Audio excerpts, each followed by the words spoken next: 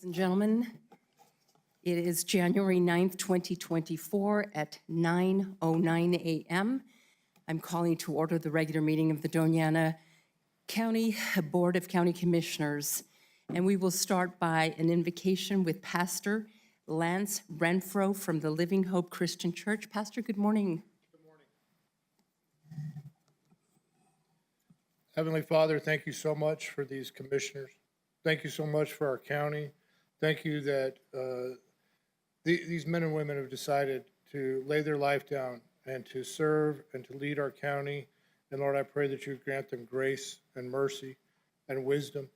Lord, I pray that they would make decisions not in expediency, but in the weight of decision to know that they are affecting generations to come.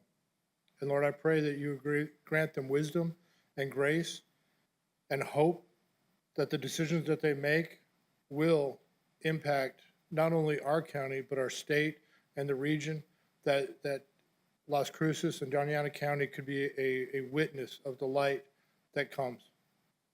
God, I pray for integrity to rise up in our political culture right now and across the nation. There's a lot of confusion, a lot of worry, a lot of mistrust.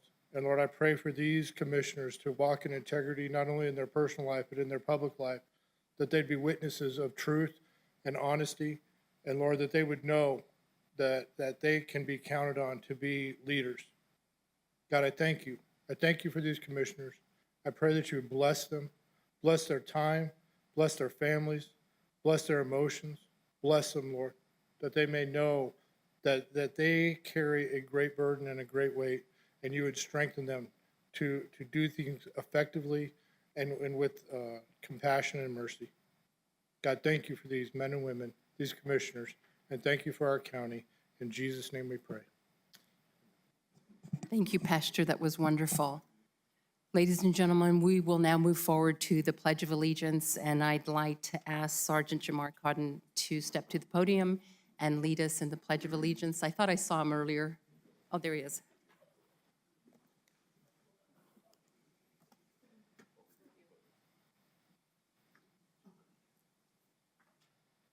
Here we go. I pledge allegiance to the flag of the United States of America and to the republic for which it stands, one nation, under God, indivisible, with liberty and justice for all. Thank you, Sergeant.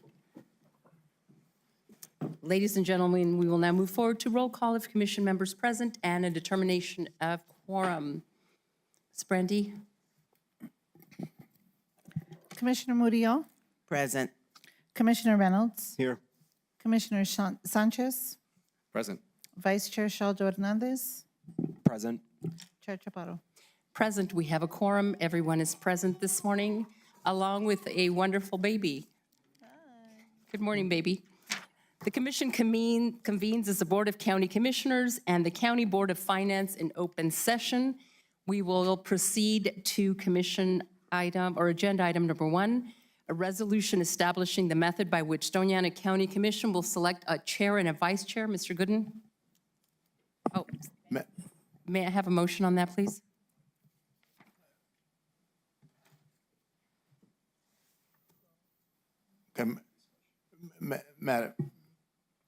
Madam Chair, I don't know if there's anybody wants any explanation of what it is before we get to the motion, or if we just want to go straight to the motion. It looks like there's not a lot of interest in this item. It was brought forward at some discussion I had with you, and I had mentioned it to a couple other commissioners, and they thought it sounded like an interesting idea. They didn't really say there was support for it or not for it, but it sounds to me like it doesn't appear that there's any appetite to go forward with it. At least you've called for a motion, and no one has made a motion unless you wanted to make the motion. But otherwise, if there's no motion on it, we would go on to the next item on the agenda. Thank you, Mr. Gooden. I move to proceed forward on the resolution. Any second?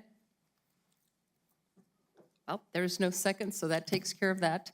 We will move on to agenda item number 2, elect chairperson and vice chair of the Board of County Commissioners of Doña County for the calendar year 2024. May I have a motion to open nominations, please? So moved. Thank Second you. that. Madam Chair, as a point of order, I don't think we need a motion or a second to move into the item. I think we just need We a- don't, we just need nominations. Thank you very much. Thank you, Commissioner Sanchez. I appreciate that. All right, so we'll proceed then to nominations for chairperson. Do I have any nominations for chairperson? I nominate Vice Chair Sergio Hernandez. I have a motion, or I have a nomination from Commissioner Reynolds for Vice Chair Christopher Shaljo Hernandez. Any other nominations for chair? Hearing none, seeing none. I think you do it by acclamation. Shall we just make it by acclamation, commissioners? Yes, all right. We have a vice chair-elect, and we will move on to voting for vice chairperson of the commission. Are there any nominations?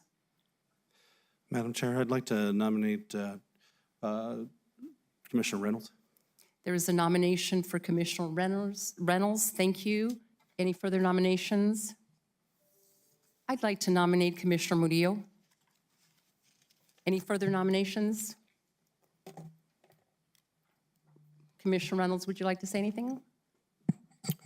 Only that I think it's an honor to be nominated, and I think with the 5 years' experience I have and the accreditations I have, I think I would make a great vice chair. Thank you, Commissioner Reynolds. Commissioner Murillo? I will gladly accept the vice chair. Eva is voted in. I've been vice chair for 2 years before, and I've been an elected official for 13, so I have quite experience as well. Thank you. Thank you, Commissioner Murillo. All right, if we can just take a vote on that, Brandy, please.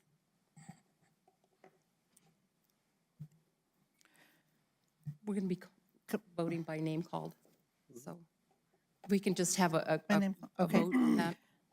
If you call the commissioner. Chair Shaljo Hernandez. Commissioner Maria. Commissioner Murillo. Myself. Commissioner Reynolds. Myself. Commissioner Chaparro. I vote for Commissioner Diana Murillo. Commissioner Sanchez. Commissioner Reynolds.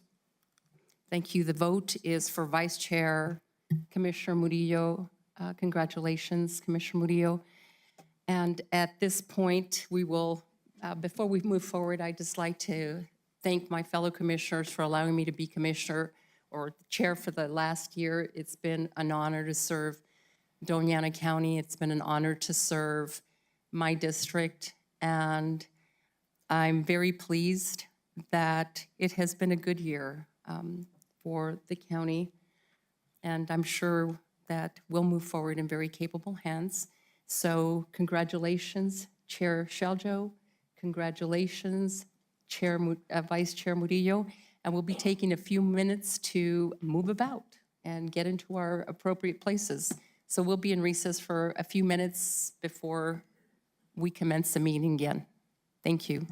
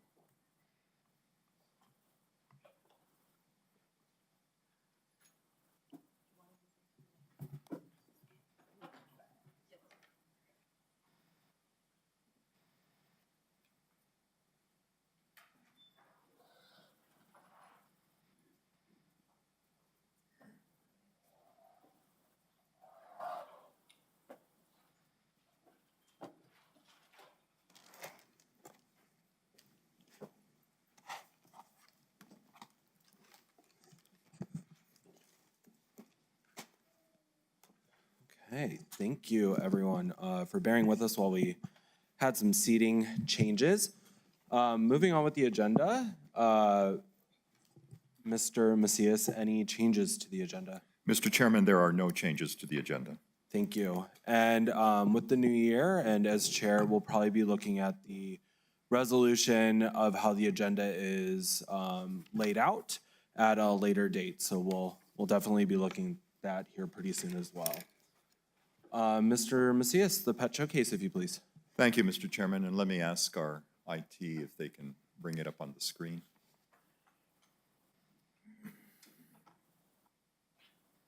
All right.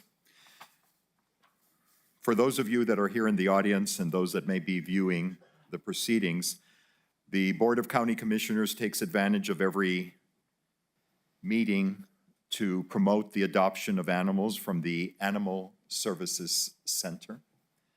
Our cat of the week is Jethro. He's 3 years old.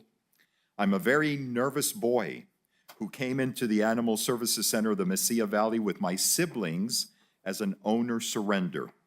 My owner said I used to be a high-energy kitty, but for the last month I've been keeping to myself as a wallflower. I'm hoping there is a forever home out there for me that will be patient, quiet and kind to let me become comfortable and come out of my shell again. Our dog of the week is Amigo. I was found as a very timid stray and brought in by someone who wanted me to get help and gain my trust. Since being at the Animal Services Center of the Mesilla Valley, I have opened up so much. I walk great on the leash. I play well with other dogs, and I've been learning some commands. I feel I'm ready for my forever home with a family that will continue to train me and shape me into the best dog I can be. So we have Jethro and Amigo, and there's some adoption opportunities that will be occurring at the farmers market this coming Saturday from 10 to 1. It'll be, of course, in the downtown area of Las Cruces, very close to the Organ Mountain Outfitters. So on behalf of the Board of County Commissioners, we encourage anyone to either consider adopting either Amigo or Jethro or some other animal from the Animal Services Center. Thank you, Mr. Chairman. Thank you, Mr. Macias. Moving on, we do have employee recognition. The commission will recognize Doña County employees for their years of service to Doña County. Mr. Macias, if you will.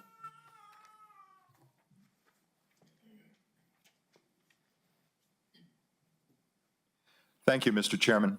I think as many of you are aware, again, the County Commission takes advantage at every opportunity related to its meetings to recognize employees of the county who have met a certain milestone.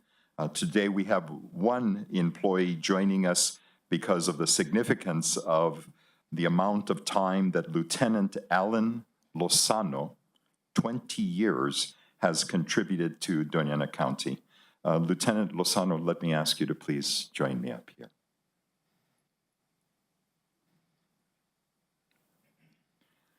I didn't have the opportunity to talk with our PIO staff about some of the items that are included in this rendition, but I'm assuming that they were okay with Lieutenant Lozano. Lieutenant Lozano joined the Doña County Detention Center in November of 2003 as a cadet and was assigned to the juvenile facility. He was promoted to sergeant in December of 2011, and in October of 2023, he was promoted to his current role. Throughout his career, he has worked in all areas of the facility, including booking.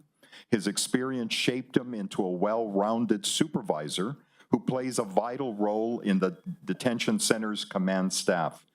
Lieutenant Lozano is one of the original members of the Special Operations Response Team, or SORT, since its inception in September of 2019. And for those of you that might not understand that, if there is a disturbance or something emergency at the detention center, this is the group of very dedicated employees who are the first to, among the first to respond. So with hard work and dedication to the team and the facility he protects, he worked his way up the ranks and earned the title of senior team leader. He is also one of the team's 6 Tier 2 instructors certified by the Tactical Operations Group of the United States. Lieutenant Lozano oversees the training and development of 5 team leaders, and he does which he does exceedingly well. He is also a mentor and positive role model to all team members. In his free time, Lieutenant Lozano enjoys watching and rooting for, is it Chivas or Chivas? Okay. I didn't know if they were talking about the whiskey or not. Okay, for Chivas, you can tell I'm not a soccer enthusiast. Chivas, a first-tier professional soccer club based in Guadalajara, Jalisco, and that competes in the Mexican League. Lieutenant Lozano is a gym freak who's working towards Cristiano Ronaldo abs. Okay.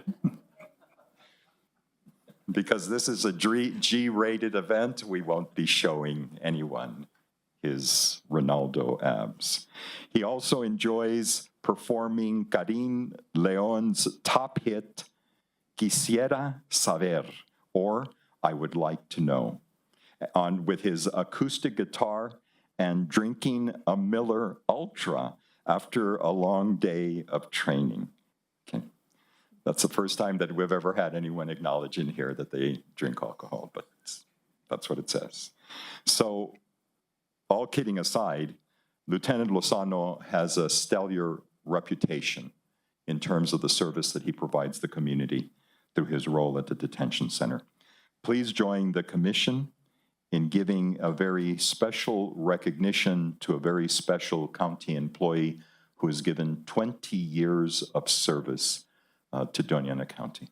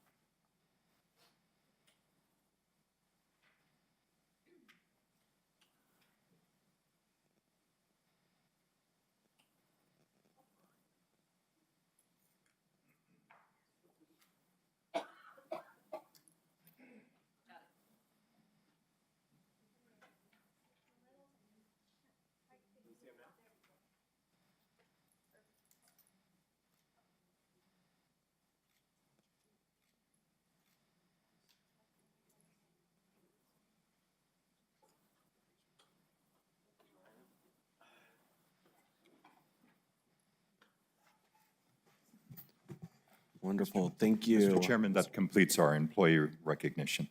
Wonderful, thank you, Mr. Macias. Moving on, we do have public input. We do have a timer on the screen of 3 minutes, if you can please abide by the time.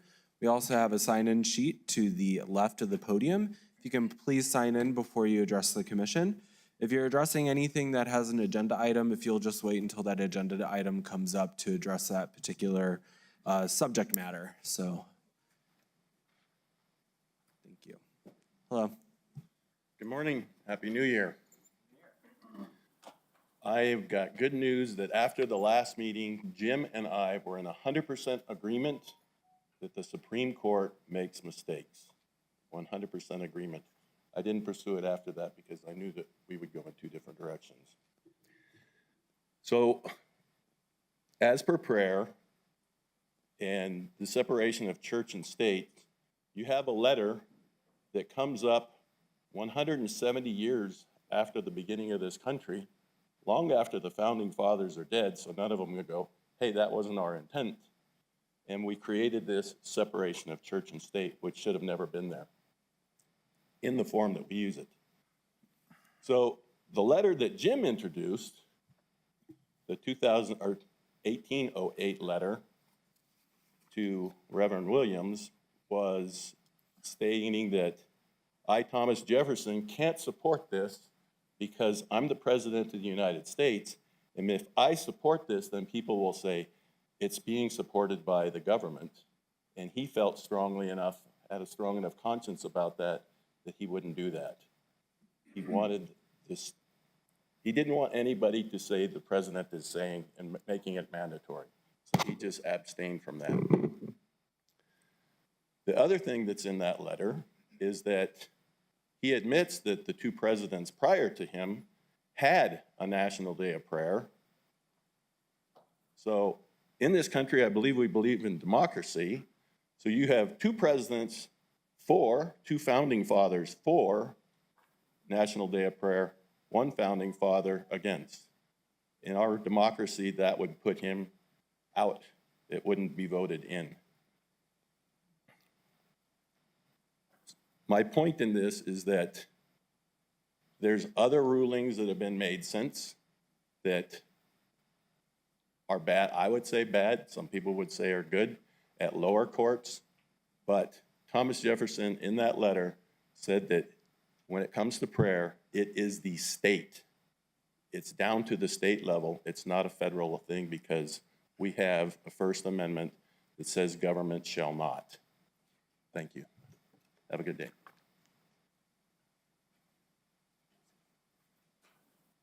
Good morning, Mr. Chairman, members of the commission. Congratulations on the election as chair, and congratulations, Commissioner Murillo, as the vice chair. My name is Travis Day. I am the executive director of the New Mexico Chili Association. We're a nonprofit organization that represents chili farmers and processors across the state of New Mexico. I'm here to speak with you today about some issues that we were seeing in the Hatch Valley that kind of came up towards the end of 2023 when it comes to the county's housing regulations. So the chili industry contributes about $450 million annually to the state of New Mexico and creates around 5,000 jobs every year. We have seen a drastic decrease in acreage when it comes to chili in New Mexico. Back in the 90s, we've seen over 30,000 acres harvested in New Mexico. We're down to around 8,500 acres. And while there is a number of issues that play into that, disease, drought, the primary driver of that is labor shortages. Chili is a very labor-intensive crop. And that forces our chili farmers to use the H-2A Federal Migrant Worker Program. And with that program, there's a number of set standards and regulations when it comes to transportation, food, and housing. Specifically with housing, OSHA sets a requirement of 50 square foot per occupant for housing within this program. To the dismay of a lot of our chili farmers in the Hatch Valley, the county came in and is now requiring 200 square feet per occupant with no grace period, with very little time to prepare to make those adjustments. And so we want to come to the commission. We have a number of our folks here that are impacted by this, and we just want to ask that we can work with the county on that because our chili farmers are attacked a number of times from the federal and state level, and we've always been able to rely on our local elected officials to support the chili industry, and we hope that we can continue to work with the administration and the commission to help alleviate some of that stress that our guys have been facing because of this recent change. Right now, they are in the process of negotiating their contracts for the 2024 season, and they're really in a conundrum right now because of this change and a real disadvantage from other farmers in other counties because they're having to address their housing concerns, and that's driving up the prices for chili. That's eventually going to trickle down to the consumers. So we just ask that we can work with the county moving forward with this because I fear the negative consequences that this housing change will have on the chili industry in the Hatch Valley. So thank you, Mr. Chairman. Thank you, members of the commission, for your time.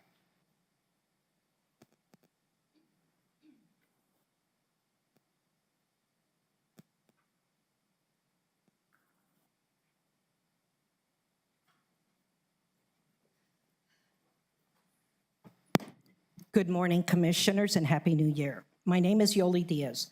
On August 22nd, 2023, I recommended that diagnostic testing be added to the Doña County Indigent Healthcare Resolution when it came before you to update. Diagnostic tests are expensive, especially when they are self-pay and not controlled by insurance disbursements, especially not controlled by Medicare and Medicaid disbursements. I would like to say thank you to Commissioner Reynolds for having an interest in adding diagnostic testing funding to benefit Doña County indigent residents at the December 12th, 2023 meeting. You said it well. The primary purpose of diagnostic testing is to detect a disease, its outlook, and its spread throughout the body. How will you know you have a disease without diagnostic testing? I truly hope you succeed. The December 12 meeting included other comments. I would like to comment on Ms. Michael's comment where she includes, quote, but we also have to be very cautious. There's kind of the push and pull.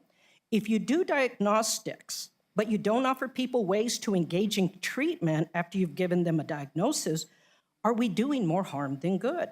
End quote. I believe this says it best and coinciding with the history of the action of Doña County since 2014 of inaction in indigent funding for specialty care like cancer and the diabetic patient I fundraised for in 2021. Expensive health services needed. I have witnessed premature deaths because Doña County indigent patients did not receive the health care they needed when they needed it, did not receive diagnostic testing when they needed it because they couldn't afford the very large upfront costs required by Memorial Medical Center, delaying services and treatment. I have met American children that were left orphaned because of this crisis. On September 29, 2023, I wrote a detailed email to the county manager and county attorney, copied you commissioners, that included, quote, I am respectfully asking that you respond to me by Wednesday, October 4th, 3:30 p.m. regarding the action Doña County will take for this indigent patient now. Doña County leadership waiting, taking the stance of no cancer treatment payment available today can kill this indigent, disabled county resident in the Doña County Healthcare Assistance Program. I find it difficult to believe that anyone on Doña County's leadership payroll wants this, end quote.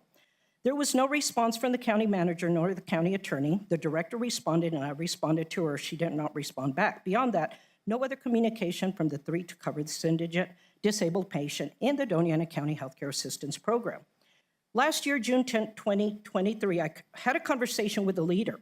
I believe the leader was trying to make me understand that the status quo should remain. The leader said, Yoli, this will open Pandora's box. And I said, open the box. You can't just let them go off and die. So I say to you, please open the box. Don't let them just go off and die. Thank you.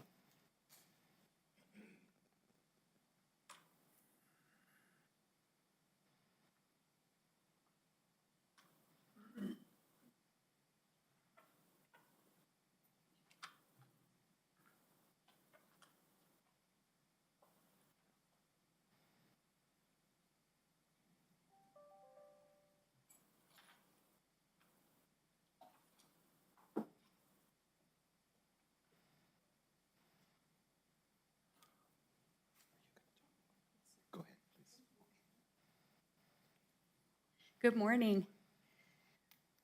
My name is Victoria Franzley, and I come from Hatch, and I'm from a long line of farmers in the area, and I just wanted to come and add on to what Mr. Day had said. First, I would just like to update one thing. He had mentioned on following the OSHA standards for our housing. It's actually 100 square feet per person, 50 square feet for where they sleep. And our company's been using this program. This will be our 9th year. And we started using this program because we did not have a consistent workforce. And the H2A program for us has meant that we have a consistent daily crew that's able to come in and help us harvest our crops. Whereas before we were like, well, are they gonna come on Monday? You know, and it's really helped our company to continue doing what we've been doing for years, and that's grow chili, grow onions, and you know, having all this housing regulations come in has really hurt us. We have decent housing that we've spent money on improving, purchasing mobile homes so that we can have that housing there for our workers.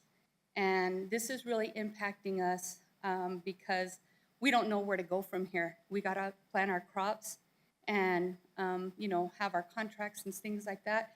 And we had, the county did come in November and had a meeting with us in Hatch and spoke to local H2A employers and told them there was gonna be new regulations and it wasn't a big deal, and you know what I mean, they were gonna work with us. And they have worked with us, but we still don't have clear answers as to what housing regulations we need to meet. And time is ticking. And, you know, we got to start planting chili in 2 months, and we still don't know what we need to do. And so what I'm asking is if you could please help us into maybe talking with some of the farmers and getting a clear answer on to what housing standards we need to meet. Currently, we're following OSHA, which is federal standards. And, you know, it's standards. You know, we have to have so many bathrooms. Our housing has to be in good conditions. And if it's good for OSHA, I don't understand why Doña County has a problem with it. And so we're asking for you guys to please help us in this. And that's it. Thank you. And Madam, if I may, your name again, I didn't catch that. It's Victoria Franzoy. Thank you. Thank you.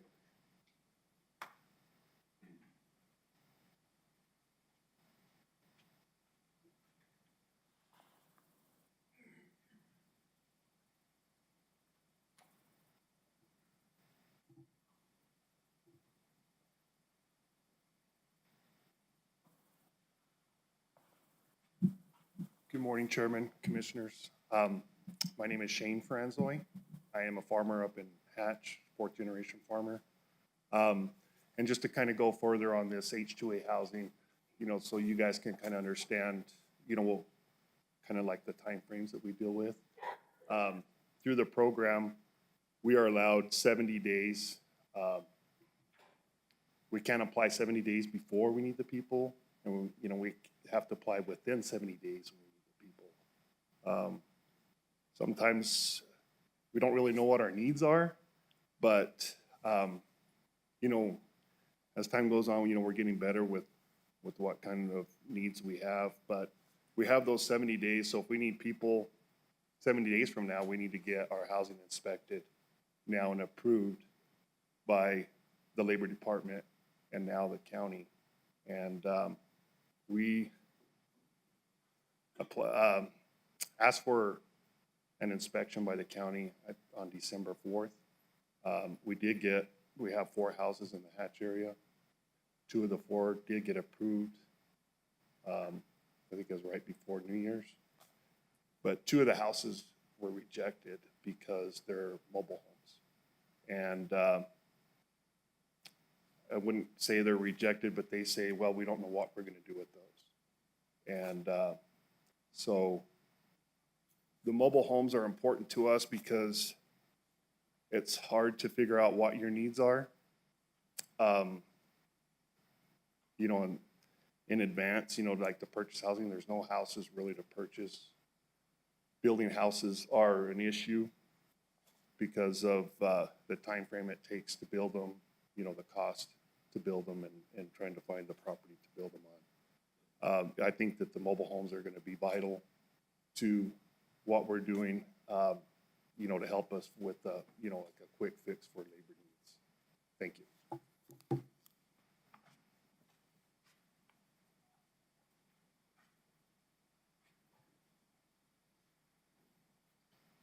Good morning, Commissioners. My name's Frank Garay. I'm also a grower, chili grower in the Hatch Valley. And I just wanted to go a little bit more of what Shane was going on. We struggle with getting the labor to harvest our crops. And chili is our state crop.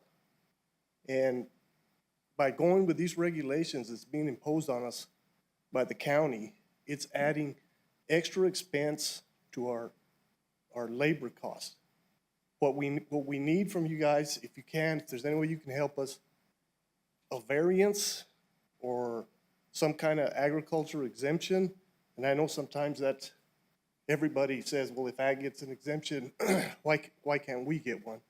But we need help immediately to get this stuff done.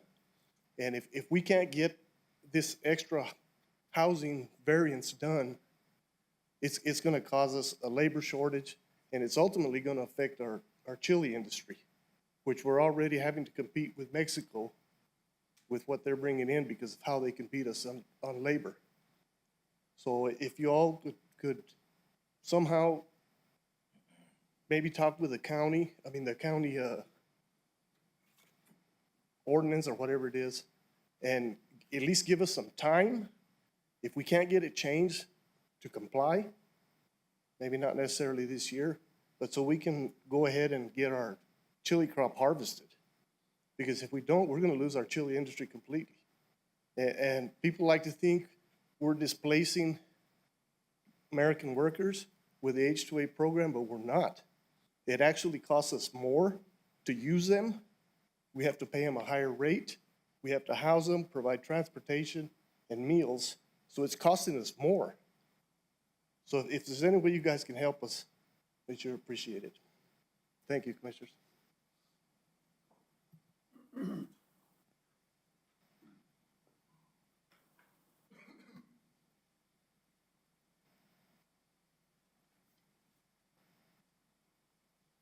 Good morning.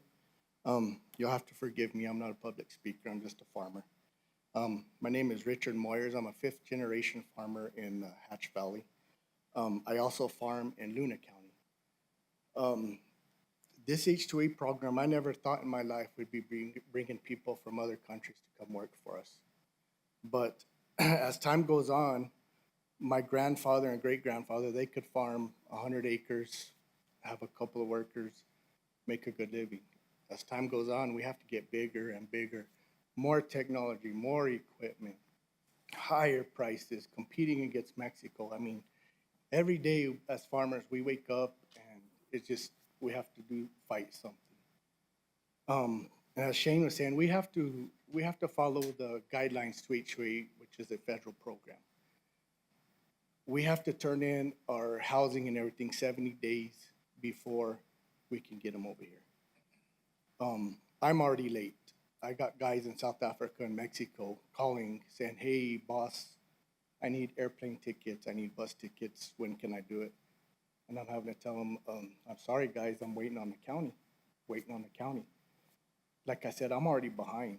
If I don't get my guys here, my land ain't gonna be prepared for chili. My land ain't gonna be prepared for onions. Onions and chili are my cash crops. I've got to have them to survive. This is starting to cause us major problems in our living. If I don't get those, I go bankrupt. So we're asking if you guys could please help us out some way. Thank you.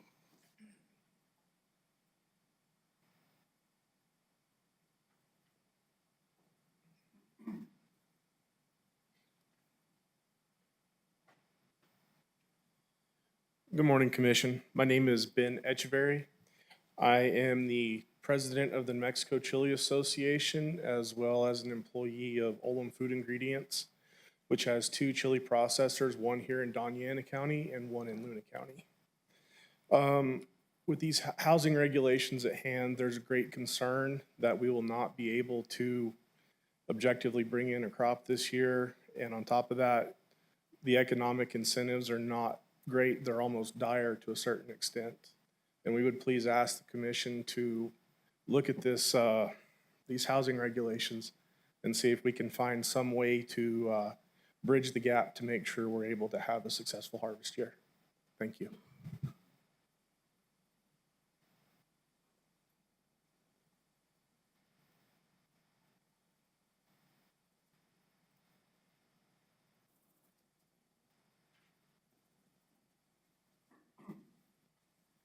Good morning, Chair and Commissioners. We appreciate all that you do for us. I'm also a farmer in the Hatch Valley, and we own a family farm. And what we're facing right now is something that we've never faced before. I mean, we do not have local labor to bring the crops out, and just like my colleagues have said and mentioned, we're at the point where we need answers immediately, or there's a great chance of farmers not growing chili.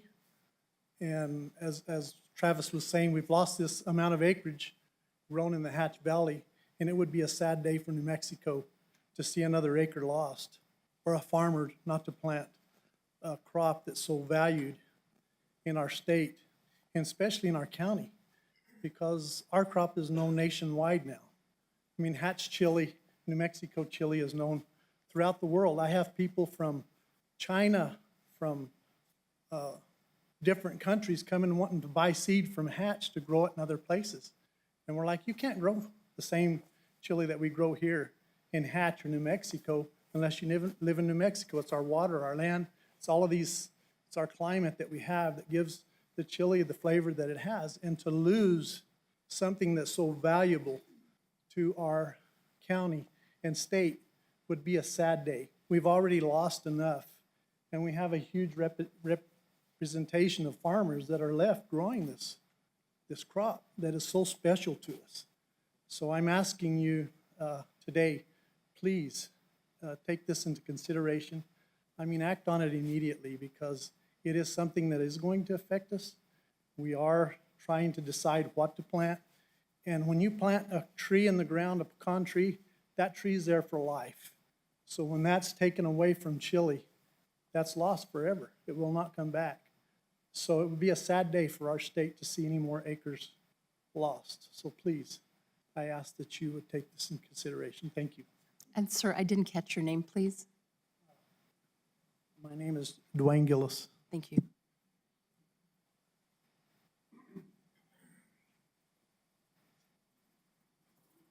Good morning. My name is Kara Franzoy, and I'm married to Ryan Franzoy. He is a fifth-generation farmer, Chile especially. But I want to broaden your horizon this morning. You know, we're not just here for Chile, as important as it is for the economics of New Mexico. We're also here because we do specialty crops, specialty row crops. We produce lettuce, cabbage, onions, chili, alfalfa, milo, cotton, and pecans. If we do not have the labor, we do not have any of these crops. We cannot prep our ground. We cannot spray our chemicals, our pesticides, our herbicides. We can't take care of the crops the way they need to be taken care of. We can't irrigate the way they need to be irrigated. And more importantly, we can't harvest them. Right now, it is such a crucial moment. We have visas that will be available March 1st. These then will be coming from South Africa and Mexico. If we do not get approved with our mobile home here in Las Cruces, which I have the last 3 years with OSHA, this is gonna hurt us substantially, because that is 5 men that I can fit comfortably in a very nice home with land, that those visas will not be, you know, taken. So we have a house in Luna and Deming, because we also farm. So we farm in Deming, Hatch, Salem, and Doña. We're very spread out, and that's what it takes for a farmer to be nowadays. You have to be spread out in order to make it. So if my house in Doña or Luna County gets approved, that's 5 men I can fit there. But I also have a house in Salem and a house here in Las Cruces. That's 10 men in total that we will lose. If we, with the operation that we have, we farm around 2,000 acres. We cannot make it with just 5 men alone. We also have 70 herd of cattle that we have to take care of. This is an enormous responsibility that we carry, a burden that we wake up with every morning. Our kids get home from school, an 11-year-old, a 14-year-old, and they go to work on the farm, because we need to have that extra man right now. We are so behind. And this H-2A program, it's not only costly, but it is, you're not guaranteed. I just brought 3 men over from Mexico. Within 6 days, one left because he had an emergency. Within the next 5 days, the other one left. 5 days after that, they left. You are not guaranteed the labor. When they get here, you're not guaranteed that they are going to be the person that they say they are. So then you have to refile a petition for that visa. It is very costly. For every person we bring over here, we're probably looking at about $1,500 a head just to get them over here. That doesn't include the housing, the transportation, the vehicles that we have to provide, workers' comp. Everything that adds up into this is extremely costly. And no American worker wants to step up and work. That is a fact. Because we also have to submit, before our visas are approved, we have to submit any type of evidence whether or not an American worker has applied. And if they have not applied, then we move forward with our process. But in the last 3 years, no American worker has applied. I would love to hire Americans, but we can't. So we heavily depend on H-2A. Thank you. Heavily, not heavenly.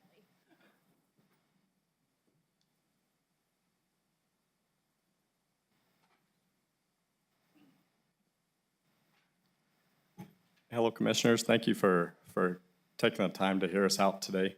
A lot of my colleagues have explained some of the problems that we're having with labor and our labor issues in this thing. And I would just like to point out where we need your help. And I think there's 2 major problems that we're facing right now. And the first one is is the county or the state has not given us a set of guidelines of what they require for this housing. You know, under the H-2A immigrant program, it's under OSHA standards, and we have a list. We have all the guidelines, everything they require, all the laws, all the regulations. We can't get that from the county. We don't mind spending the time, spending the money to get these housing up to county code or state code, but we can't get anything provided to us for that. And so I think that's one of the areas where we really need your help. The other issue is the issue of time. And you know, all these changes, they take time. And we're under the gun right now. So if we could have some kind of a grace period to get these things done, it would really be beneficial to us. And I think those two issues are the biggest ways that you guys could possibly help us with the county. Thank you. Sir, I don't think you mentioned, did you say your name? I'm sorry, my name's Cody Shiflett. I'm a farmer in Las Uvas Valley. Thank you, sir.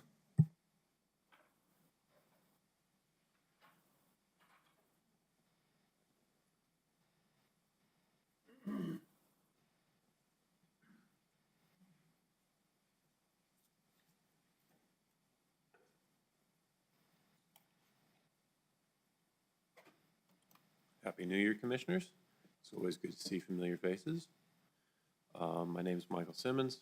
Been listening to all the farmers, and it looks like a big problem. We only have like 3 industries that I know of in our valley. We have farming, we've got the university, and we've got government, city, federal, etc. I don't think we can afford to lose farming in our valley. And I've also seen the pecan trees go up all over the valley, everywhere. And what I've heard, it has to do with labor. If you put in pecan trees, you can get equipment to do the harvest, and you don't have to rely as many laborers to do the work. But like they're saying, the row crops come and go. They're specialty, they're everything, and pecans, you never are going to get rid of them. And so it's a problem, and I really feel for these folks. To pivot a little bit, following up on our National Days of Prayer, our prayer at the beginning of meetings, I think we come back to their cultural touchstones of our community. They came in at the beginning of our nation. We've already talked about how Robert Hunt has his prayer at the beginning when he lands. We've talked about Valley Forge, the prayers of Washington and others.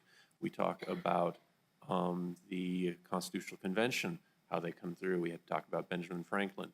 All these things in our past and our history.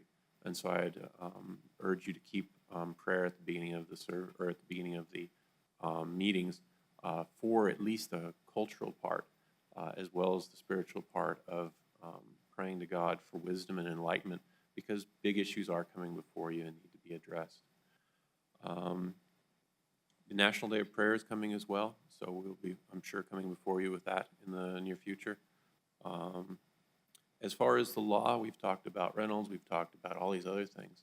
I don't think the actual law applies in this case, because here we are about 200 plus years from the effect. I'm sure many lawsuits have been filed. The Supreme Court, the various courts have not ruled on it. So us bringing the law to you, I don't think is useful. We are well within our bounds on that one. And I think that covers my points, and I appreciate your time this fine morning. And again, Happy New Year.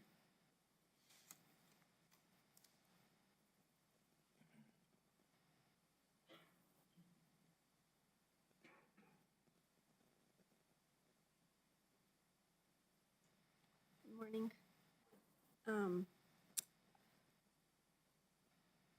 Sorry, I'm nervous. I'm not a public speaker. I think what the big issue is trailer houses. My name is Crystal Baca. We got certified through the county for 2 of our trailer houses, and then they were revoked. I brought you OSHA, our OSHA certifications, and the county, and we're just having trouble with what do we need to do to get our trailer houses certified through the county. We don't have no direction or idea, and we're kind of stuck on that, and most of us have trailer houses to house our people in, and that's causing the big problem Also, sorry.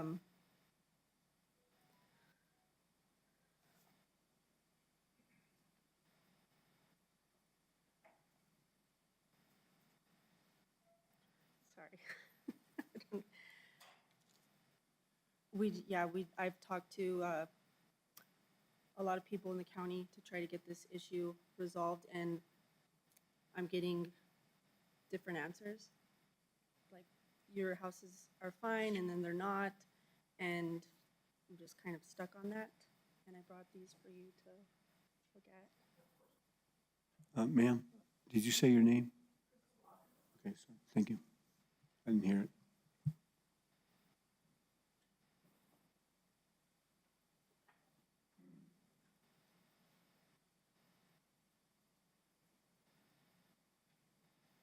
Good morning, commissioners.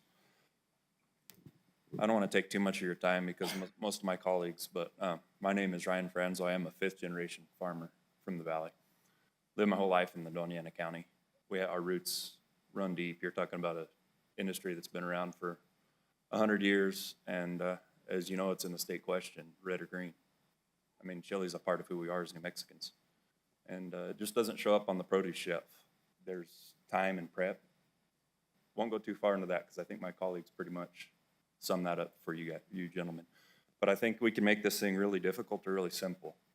The federal has very strict standards. So how simple would it be to say, okay, let's adopt the federal guidelines and let's move forward? So today I propose that we act on that, and let's just get in line with the federal system that we've already been doing, already been implementing. A lot of growers have done this multiple years before we've implemented it in our organization. And these people are happy to be here. We're not trying to, this isn't some kind of approach at slave labor or cramming people into places where they can't live. These are good, suitable living conditions that the federal government has put forward for these people to live. So I would just propose today that you would just adopt the federal guidelines, please, and as promptly as possible. Our livelihood depends on it. Thank you.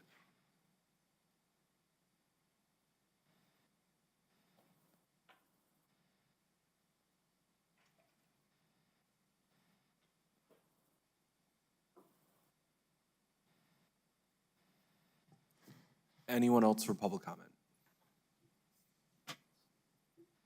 Okay, seeing none. We're going to go ahead and move on to staff input, if there's any staff input today.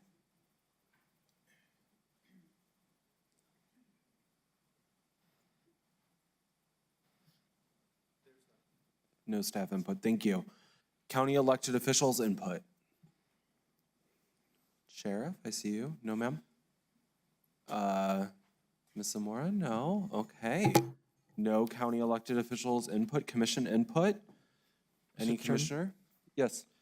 Thank you. I did hopefully want to take a moment to address the public comment.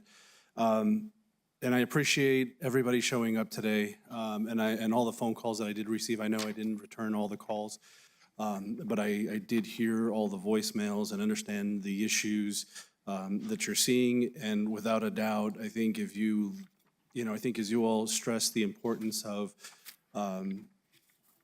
the agriculture business here locally, and I know it's even more important to you all because this is your business, your livelihood. But, I should say, but I was just gonna, I know here in Doña County, when you look at our seal, we do have the chili and the cotton. And so without a doubt, the agriculture industry plays an important part here in Doña County. So I just want to state that piece. I was hoping, and I don't know if it's at all possible, I know while the county is the very visible piece of this, and there's been discussion about OSHA, I know the piece that's also coming in with some of the issues is possibly also the state, and trying to coordinate all that. And so I don't know if it would all be possible, Mr. Chairman, to see if we might be able to look at addressing this maybe at a work session sometime next week with the community development team, That way we can have a deeper discussion, understand, and hopefully find a way that we can find a way to address the issues. Because I know we want to support the businesses, and also how do we maintain the safety standards for the H-2A workers that do come in. So I don't know if that might be possible to propose. Actually, I don't see an issue with that. I do know that we're going to be having a work session in the near future to discuss the RFP process. So maybe we can piggyback that work session with a conversation about this as well, Mr. Macias. Is that possible? Mr. Chair, it's whatever the direction the commission wants to give is possible, but I do want to, again, alert that for next week, we have a number of you that are going to be in Santa Fe for the county conference for the border industrial days. I'm not sure that you would find that week the best week to have a work session. Perhaps the week afterwards, when people have returned, would have a better opportunity. I just want to remind you in terms of if you say, well, let's do it next Wednesday, and then all of you are already committed to being in Santa Fe for various reasons. I think we tentatively had the 22nd for that work session for the RFP. So if we can also piggyback this onto that one, since we are in Santa Fe that next week, I think the 22nd would be good if that works for everyone else. Mr. Chair, if I may, I don't mean to interrupt, I just can't hear on that side any longer. I don't have anything on the 22nd for a work session on my calendar. Did we get that sent out by any chance? No, Ms. Weir? You have to get to the microphone. I know that there's nothing on my calendar. That 22nd is the Monday. Okay. We will, go ahead. Mr. Chair, Commissioners, there was a tentative schedule that went out in an email to each of the commissioners individually when we talked about the RFP process. We can go ahead and finalize that date and confirm it if it works for the rest of the commission. Okay, if we can actually take a moment, maybe through an email or something, if we can coordinate a closed session. Commissioner Sanchez, does that work with you if we can figure that out at a later time? I think that's fine. I still would, we're looking at 2 weeks out. I don't know if it's at all possible to figure out how we can have our community development team work with the businesses, so that way we can try to at least have the conversations and try to start addressing things so we don't lose any further time prior to that. And I do want the commission to know that I extended that offer to some of the representatives to basically sit down and look at each matter individually and in terms of how to address some of the concerns. So if you want, certainly staff next week can have those discussions, and if some of you can, it would be limited to probably 2 because it wouldn't be a formal meeting of the Board of County Commissioners. But a couple of you, and I would assume you, Commissioner Sanchez, would participate. If you're out of town, we would set it up at a time that you would be able to participate. Yeah, I think right now, next week, I think I'm looking at probably the 17th and 18th. I would be out of town for the conference, but otherwise, Monday, or I guess Monday's a holiday, but that's even Monday, Tuesday, and Friday, I'm definitely in town. Perfect. Okay, so why don't you, let's see, forgive me. Why not the latter morning of the 16th, which is Tuesday? We try to coordinate something with whoever can participate from the group that was addressing you today. Okay. And we have all their contact information, so we can make sure to reach out through community development on that. So thank you for that. Any again, other? Mr. Chairman, Yes. I apologize for interrupting. It would be good for the group to kind of designate 5 people that would kind of express the common interest. Nods are good. And then what we'll do is poll or take a look at the different, I believe that there's maybe 12, 13 different operations, and I can certainly have community development sit down and say these are potential problematic issues, and then we could have individual meetings, but a little bit of a broader discussion. that way we can actually have a work group discussion. Okay. It's Travis, correct? Travis, if you can go ahead and get us contact information for those individuals, and if you can please get it to Mr. Macias or contact Commissioner Sanchez so we can get that working and get that on the books. So thank you. Mr. Chairman, oh, forgive me. I was hoping, and I do apologize, I was just making sure that one of the other items on the agenda was proper, and because there is a request to do a little bit of public input, but would you allow me to go back to the staff input just for 2 minutes? Of course. Thank you. Again, please, I think that you all recall the kind of effort, the substantial effort that was made down in Sunland Park related to the distribution of water, trying to provide support to CRUA. I just wanted to give you the names of the individuals. They're not all here today, but just very quickly, we had a great response from Doña County employees to basically provide support during that period of time to CRUA.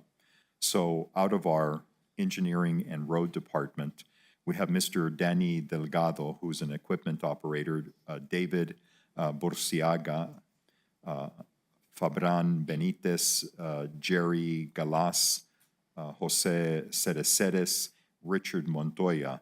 These are 5 heavy equipment operators that were giving their time to the effort.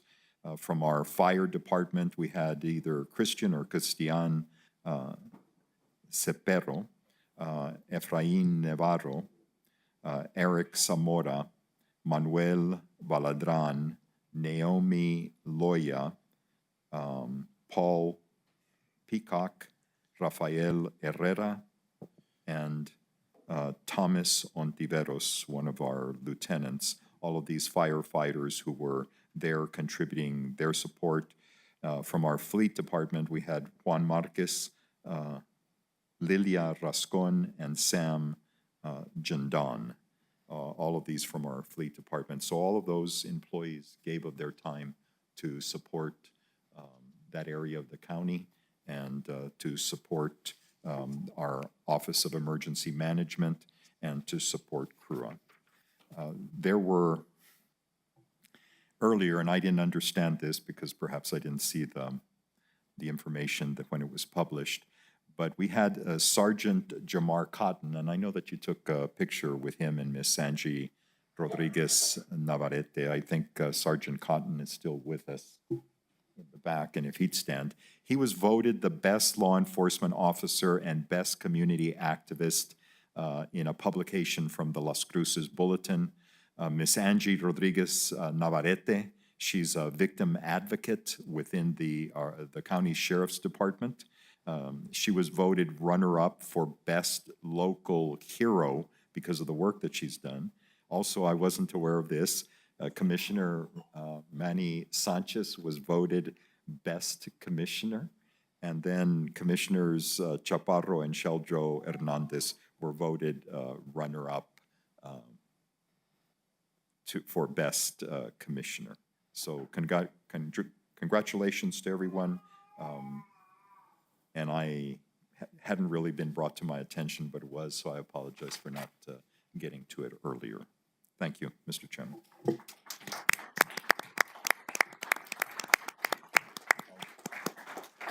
Yes, sir. Good morning, Commissioners and everybody in attendance. I just want to make some clarifications real quick. So I was second place for Best Law Enforcement. I was first place for Community Activist and first place for Best Middle School Boys Coach. And I want to say it's an honor and a pleasure to receive that, and to everybody else who received honors, congratulations as well. Thank you to the community, to the Sheriff Department, to my family, all those who are a part of this journey. Because at the end of the day, my accomplishments are part of community efforts. And I want to thank everybody for their part and allow me to be where I'm at today. Thank you. Sorry, Mr. Chairman. I read it like it's given to me. Okay. No worries whatsoever. Mr. Chairman? Yes, Commissioner. I just want to add one last thing for, and I know as we're recognizing Sergeant Cotton here, I did want to also note that today is Law Enforcement Appreciation Day. So I want to say thank you for all that you do serving the community, both outside of your role with DASO, but also to all the members with DASO. Thank you for everything that you all do to keep our community safe and how you serve the community with class. So thank you all for everything you do. But just wanted to put that out there. So thank you. Thank you. Okay, any other commission comment?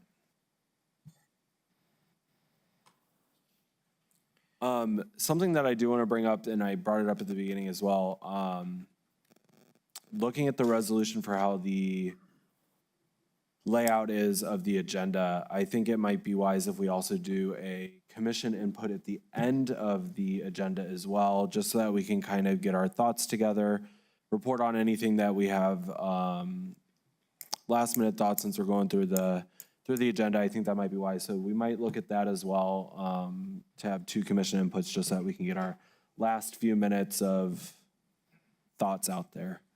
Any other commissioner input? Nope. Okay, seeing none, moving on to approval of the minutes. Do I have a motion? So moved. Second. Okay, I have a motion by Vice Chair Murillo, and I have a second by Commissioner Chaparro. Any discussion on the minutes from the December 12th meeting? Seeing none. Brandy, my first roll call, please. Are you so excited? I am so excited. Commissioner Reynolds, Sorry, yes. Commissioner Chaparro, Yes. Commissioner Sanchez, Vice Chair Murillo, Yes. Chair Shaljo Hernandez. Yes, minutes are approved from the December 12th meeting of 2023. Moving on to presentations, we have the proclamation for January 15th as Martin Luther King Jr. Day in Doña County, presented by Commissioner Reynolds. Thank you, Mr. Chair. You know, I've given this, I've actually been sponsoring this proclamation for some time, and I really feel honored to be a part of this organization and also to represent them and provide this proclamation every year for Martin Luther King celebration and day. There's something here I'm going to read real quick, and then I'm going to bring up a couple of the members of NAACP to help with this. You know, Martin Luther King Day provides an excellent opportunity to reflect on the progress made in the fight for civil rights for all and social justice, while also acknowledging the work that still needs to be done. We're not done yet, and we still got a long way to go. Organizations like the Doña County National Association of Colored People continue to work toward equitable treatment in ways such as fighting for equality in marginalized communities in terms of resources, opportunities, representation, and educational settings. Also, the need to balance economic inequalities, emphasizing the wage gap and limited opportunities for certain demographics. But let's not reduce what King's legacy says to just a few concepts like that, because we need to support everything he stood for. And it was not just these couple of items. It was so important what he tried to do and what he spent his life and career doing. And we still focus on today. We support peaceful dialogue, constructive engagement, and legislation to bring about positive, long-lasting change among all people. We encourage everyone to participate in the events and activities that commemorate Dr. King's legacy, such as the NAACP's scheduled Martin Luther King Weekend 2024 with the annual rally and the breakfast. Please, I'd like to welcome Dr. Bobby Green, President of the Doña County NAACP branch, to speak on the significance of celebrating Dr. Martin Luther King legacy in our planned events. Thank you, Dr. Green. Thank you, Commissioner Reynolds. Happy New Year, Board of Commissioners. I would like to say thank you, Chair Shalvo Hernandez, congratulations. Chair Murillo, congratulations. Commissioner Chaparro, Commissioner Sanchez, and Commissioner Reynolds. Thank you for always spearheading these proclamations. Manager Macias, thank you. It is a great honor, as always, every year, it's always an honor to stand before you. This year, I'm going to rely upon the words of Dr. King himself, who said, I have decided to stick with love because hate is too great a burden to bear. And so our theme for this year is thriving together. I believe, and I know that Dr. King believed this as well, that if we work together, we can make the world, at least our community, a better place for everybody. And so thriving together is what we're working towards this year.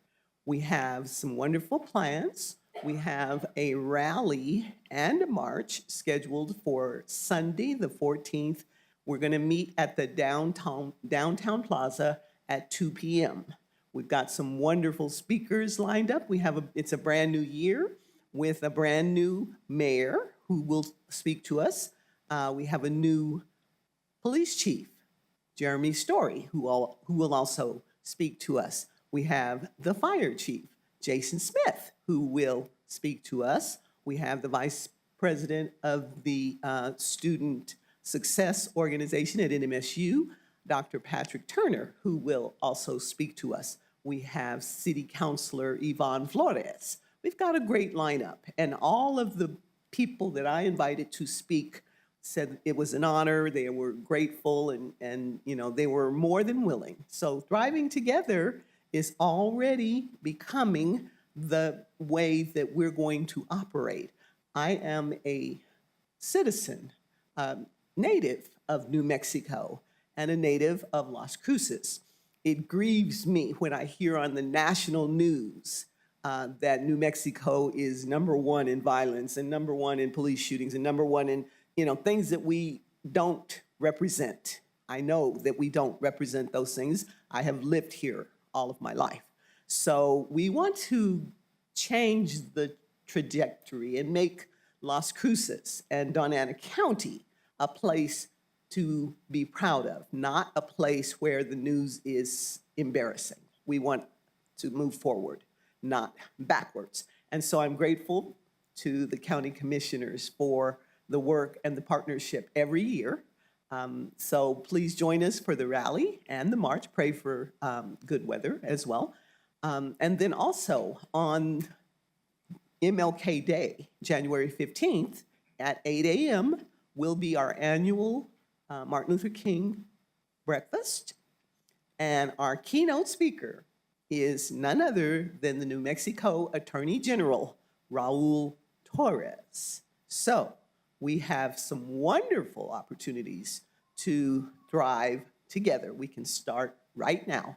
And so I invite you to join us for one or all of our events this coming weekend.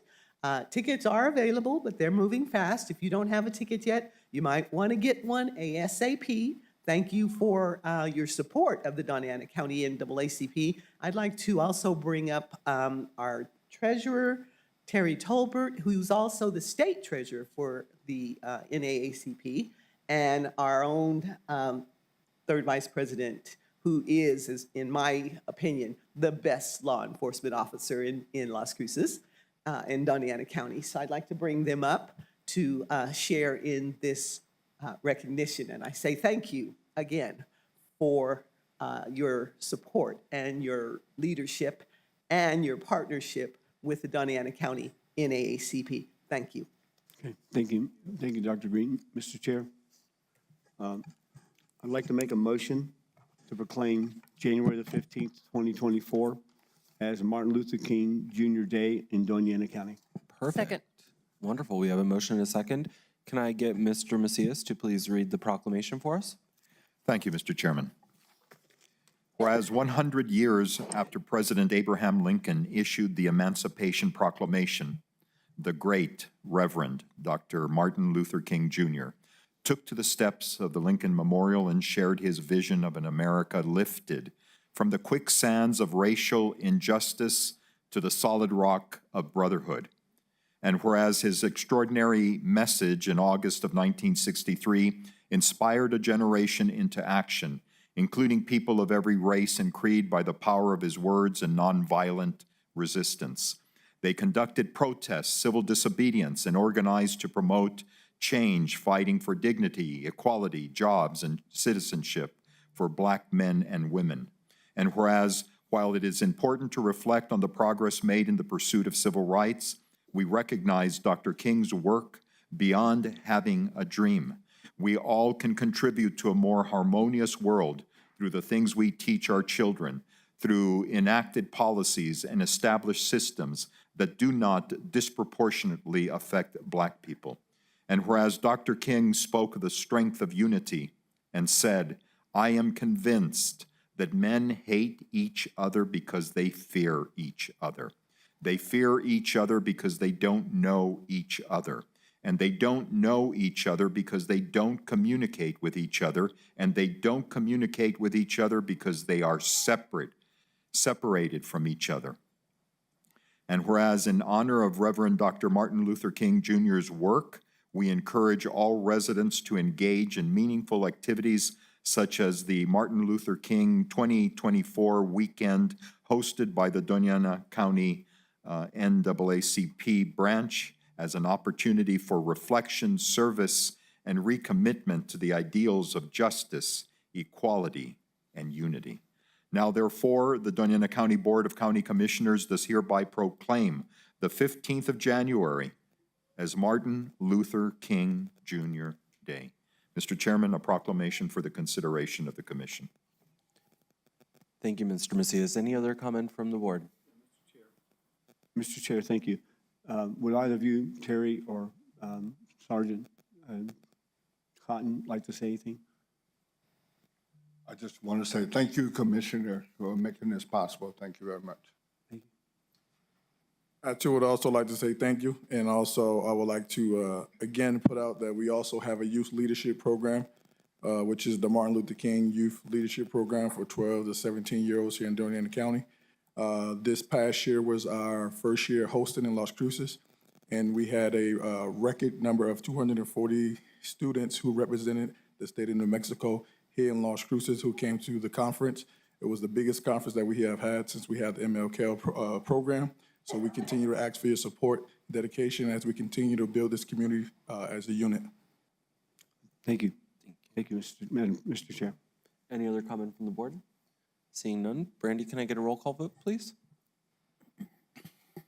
Commissioner Reynolds, Yes. Commissioner Chaparro, Yes. Commissioner Sanchez, Yes. Vice Chair Murillo, Yes. Chair Shaljo Hernandez. Yes. Motion passes 5-0. Congratulations.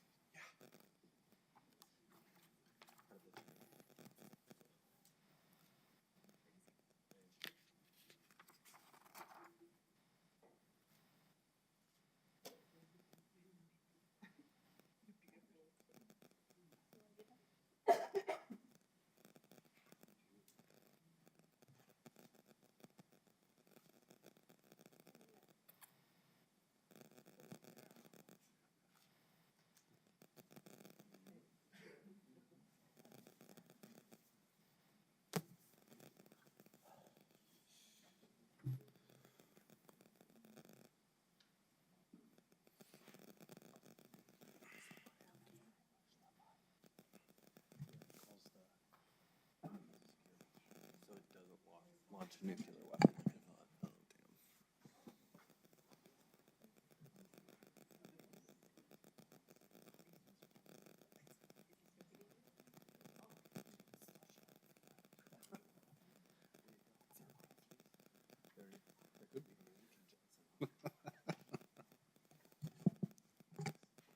Okay. Thank you again, and congratulations on the proclamation for Martin Luther King Jr. Day. Moving on, we have, Mr. Chairman? Yes. May I approach you for a moment? of course.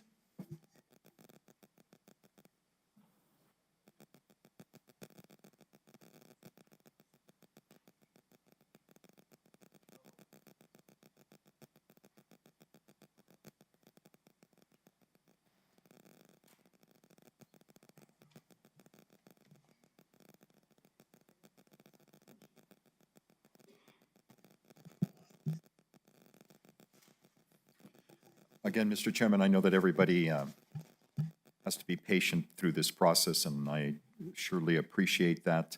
There is an item on the consent agenda that we have an individual that's here in the audience, but because of a time schedule, will need to leave. And I'm asking just to allow him to make some brief remarks related to that item. Mr. Harris.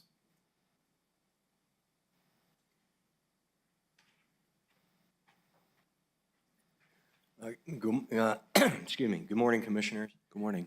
I wanted to take this time to thank a few individuals. What we're talking about here is the deed of release that's on the consent agenda. Brent, would you identify yourself? I'm sorry, I'm Brent Harris. I'm the Chief Development Officer and a member of Franklin Mountain Industrial. We've been working on this project since, I've been working on this project since June of '22. And it's been a very, very difficult and frustrating project. But we were able to see it through to its conclusion. I wanted to thank a couple people, Bill Province, Jonathan Macias, Fred Kanan, Nelson Gooden, Christina Ainsworth. But most of all, I want to thank Fernando Macias. Without his perseverance and leadership, there is no way this would have gotten done. It was very difficult working with the FAA. We went through several iterations of a final document which weren't right, and it was very difficult getting the FAA to change the documents to reflect the actual transaction. But thank you to Fernando for pushing through and getting this done. We're ready to start on our project now once we get your approval. But again, thank you again for sticking with us over this long period of time. It's taken way too long to get where we are, but we're finally here now. And again, I want to thank everybody that was involved in seeing it through. Thank you. Wonderful. Thank you, Mr. Chairman. I think we can return to item 5. Of course. Moving on to agenda item 5, presentation on curbside collection study.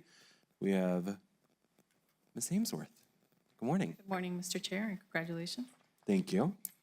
I have a presentation today that will be presented by Molly Patterson and Joel Ferguson with Jacobs Engineering, and this is a continuation of the curbside collection study. And so I will at this time introduce Molly. Good morning, Commissioners. Thank you for having us here today. We are from Jacobs Engineering, and we are here to talk about Phase 2 of the curbside collection study for Doña County. This is the inclusion of La Union surveys. So, do we control this here? Awesome. Thank you. Yes, well, thank you. Thank you, Commission, for having us. My name is Joel Ferguson. I am a PE registered in the state of New Mexico. I was born and raised in Carrizozo, New Mexico, before coming to college here in Las Cruces at New Mexico State University. Stayed here to work for a general civil engineering firm here in Las Cruces before joining up with Jacobs here for my second year. As part of this project, my responsibilities included distributing the physical survey boxes and performing the data analysis on the results that we'll go over in the presentation today. I'll let Molly introduce herself. I'm Molly Patterson. I'm a project management professional with the Project Management Institute. I have been with Jacobs for about 4 years now, and prior to my time with Jacobs, I worked for the local government in King County, Washington, in their solid waste division. Very quickly, I'll just go over the contents for today's presentation. So first of all, for those of you that don't know, the Doña curbside collection study up to this point was divided into 2 phases. Phase 1 concentrated on the community of Santa Teresa, and phase 2 is in La Union. So we'll go over the scope of work that was included for each of those phases. After that, we'll go over the data that was collected as a part of phase 2 in the La Union survey and the reporting that was done as a part of that collection. This included stakeholder interviews, an online and in-person survey, as well as an analysis of the combined results from those 2 survey results. Like I said, we'll go over the analysis from the results we found, as well as comparing those and combining them with the phase 1 results, and provide some recommendations and next steps further on in the presentation.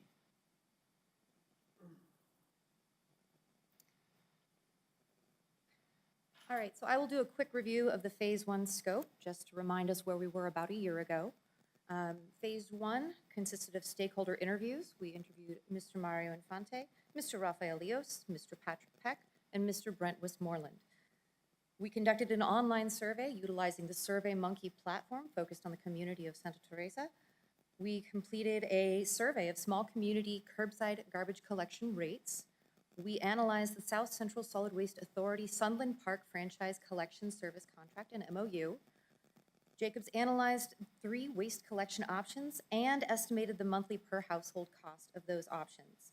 This project culminated in a final report of the research and findings and included a presentation to this Board of County Commissioners in December of 2022.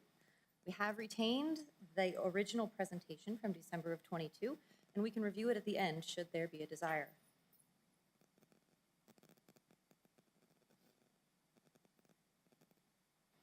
So quickly, we will review the options evaluated in Phase 1. Option 1 on the screen represents the most common type of service currently provided in the county.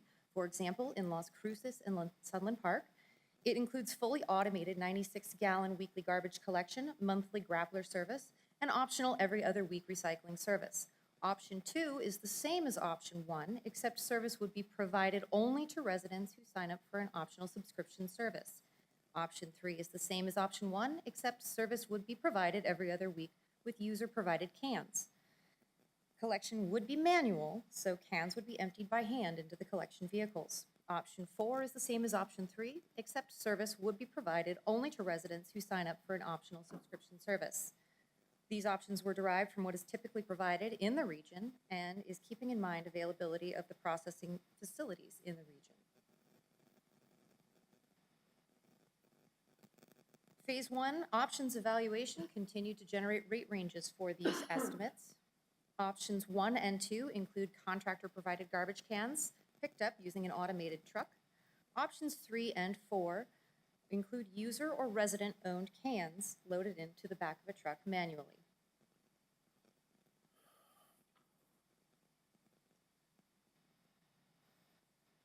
Mr. Chair, sorry, I have a quick question on the previous slide. I want to make sure I understand that Option 1, weekly and mandatory, it requires them to sign up for both services, or can they only sign up for garbage pickup and not recycle?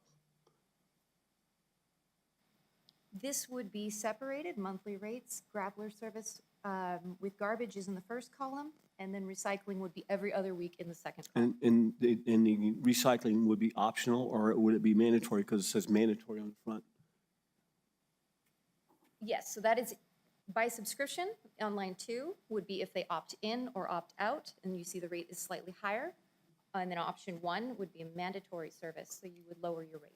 So you'd have to do both. You couldn't opt out of recycling at all. You could. So line 1 is weekly mandatory, taking into account mandatory garbage service and mandatory recycling service.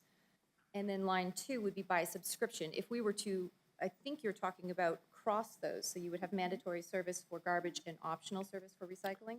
Yeah, that's what I'm asking, is if that's possible, because I think that, you know, there's some question about the value of recycling with some people.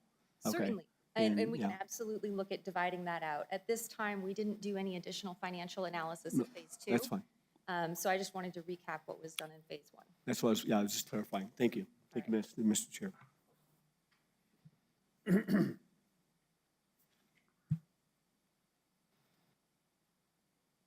Okay. And so then Phase 1, monthly per customer collection rate estimates by scenario. Again, this is really just a review of what was done in Phase 1.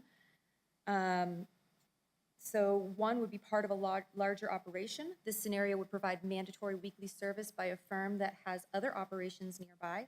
Assuming typical collection productivity for a reasonably dense suburban area, the households in Santa Teresa can be serviced in less than a single work week by one collection truck. If the service is provided by a firm with other operations in the area, a vehicle could work part of the week in Santa Teresa and part of the week elsewhere. This would allow various fixed costs like billing, customer service, labor, and the collection vehicle to be spread over a full work week rather than having off time serving Santa Teresa only. This would lower collection costs versus a Santa Teresa only option. Option 2 would be a single operation. This scenario assumes that a smaller company provides a weekly mandatory service to Santa Teresa with the associated time off for a short work week. 3 would be a subscription service, and that this scenario tests the impact of a weekly, non-mandatory, subscription-based service. And 4 is manual collection every other week service. This tests every other week service using manual collection versus fully automated with cans provided by the customer. It is intended to estimate the lowest reasonable cost of service.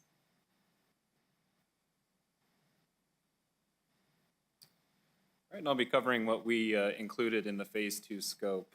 So first of all, it's important to know that the Phase 2 is naturally an extension of Phase 1. What we targeted with this part of the study was the community's interest in mandatory curbside collection. So not into as greater detail as we did with Phase 1. What this included was a data collection and review. So basically, we took the Phase 1 survey and repeated it for the community of La Union to gauge their interest. So we'd also have a consistent set of results to be able to compare and give a greater look at the county's interest in mandatory curbside collection. As a part of that, what we did is we first performed stakeholder interviews with some key individuals that were identified both by the community and by the county.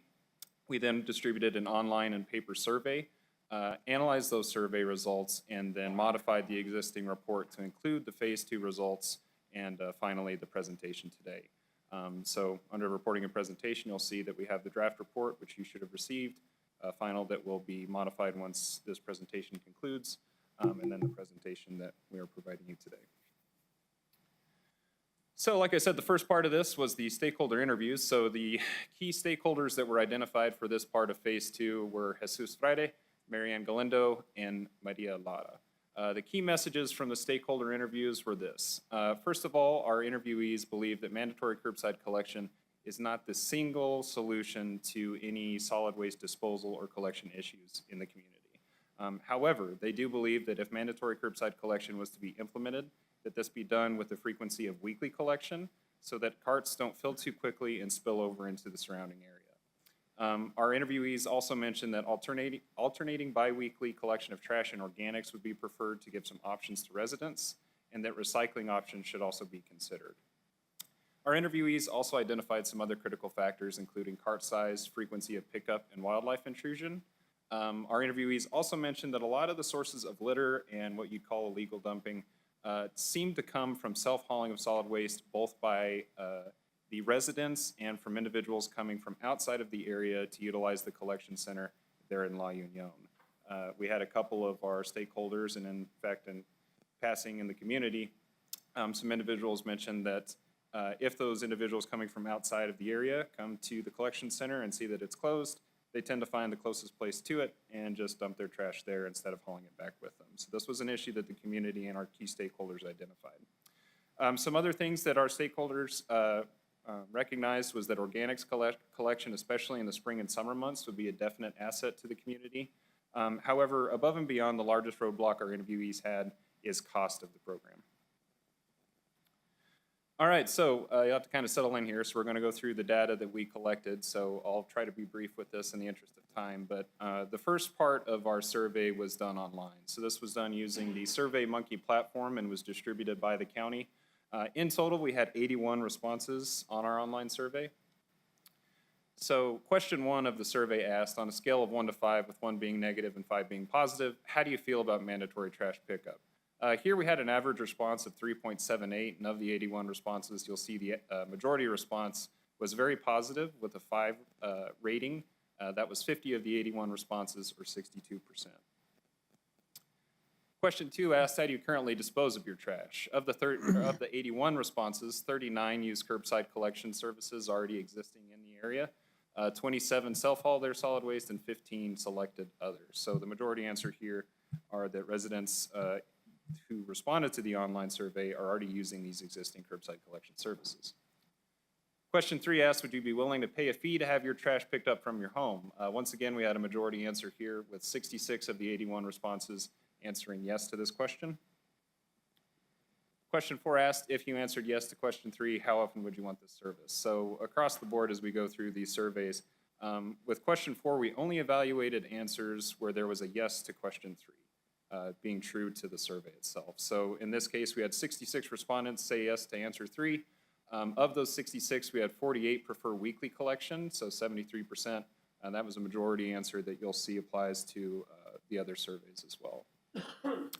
Question 5 asks, do you believe there's a need for changes to the trash collection practices in your community? Of the 81 responses, here we have another majority answer with 57 of the 81 responding yes. In the same vein, question 6 asks, do you view illegal dumping and or trash burning as a problem in your area? Of the 81 responses, 54 answered yes to this question, 67%, once again, a majority answer here. All right, so that concludes the online survey. So then we move on to the paper survey. So this was unique to phase 2. Oh, go ahead. How relevant was this study? I mean, how many surveys did you send out? This was distributed by the county. I wouldn't be able to give you the details on that myself. You have no idea how many people were actually requested? Mr. Chair, Commissioner Reynolds, I don't have the exact number, but I believe it was something around 1,500. So we sent it to all the property owners in that area. Thank you. That's exactly what I needed to know, is because if we have 1,500 people and only 80 respond, then we have to question the validity of the survey itself and the quality of the response. And so I don't know that there's a better way to do it. I'm not saying that. I'm not suggesting that. But I'm suggesting that we have to kind of consider the results of something like this with a little grain of salt. And hopefully you've done another method that will reinforce the concepts that we see here, which is not, in my opinion, a significant amount of responses to make this a valid survey. It's my opinion, okay? And I believe there's a slide later in this presentation where we can discuss the percentage of responses based on population, and we can. Thank you very talk about much. that then as well. That's exactly what I wanted. Thank you. Thank you, Mr. Chair. And also Ms. Ainsworth, thank you. Thank you, Commissioner. And that's actually a good segue into our next slide here. So the 81 responses I discussed were purely online, but we also conducted a physical survey within La Union. So the way this worked is that Jacobs distributed 2 survey boxes in La Union. The 2 locations that were selected were La Union Mercantile and Our Lady of Refuge Catholic Church. Those boxes were left at those locations from September 27th to October 13th, 2023, about a 2-week duration. In total, we had 34 surveys collected at the Mercantile and 31 at the church. Here on the right-hand side of the screen, you'll see the survey itself. You'll see it's very simple. 6 questions with preset answers, so the check boxes just have to be filled out for the respondent. And this was offered both in English and Spanish. You may ask why we picked the Mercantile and church for our locations. This was done based after some conversations with some community members through a series of phone calls and kind of half interviews. But the goal for the survey boxes was to target a location with high foot traffic for residents. There are plenty of businesses within La Union. However, after going through each of those, there was a risk that we would have individuals from outside of the area taking the survey, thus kind of skewing it and not being true to what our residents were feeling towards mandatory curbside collection.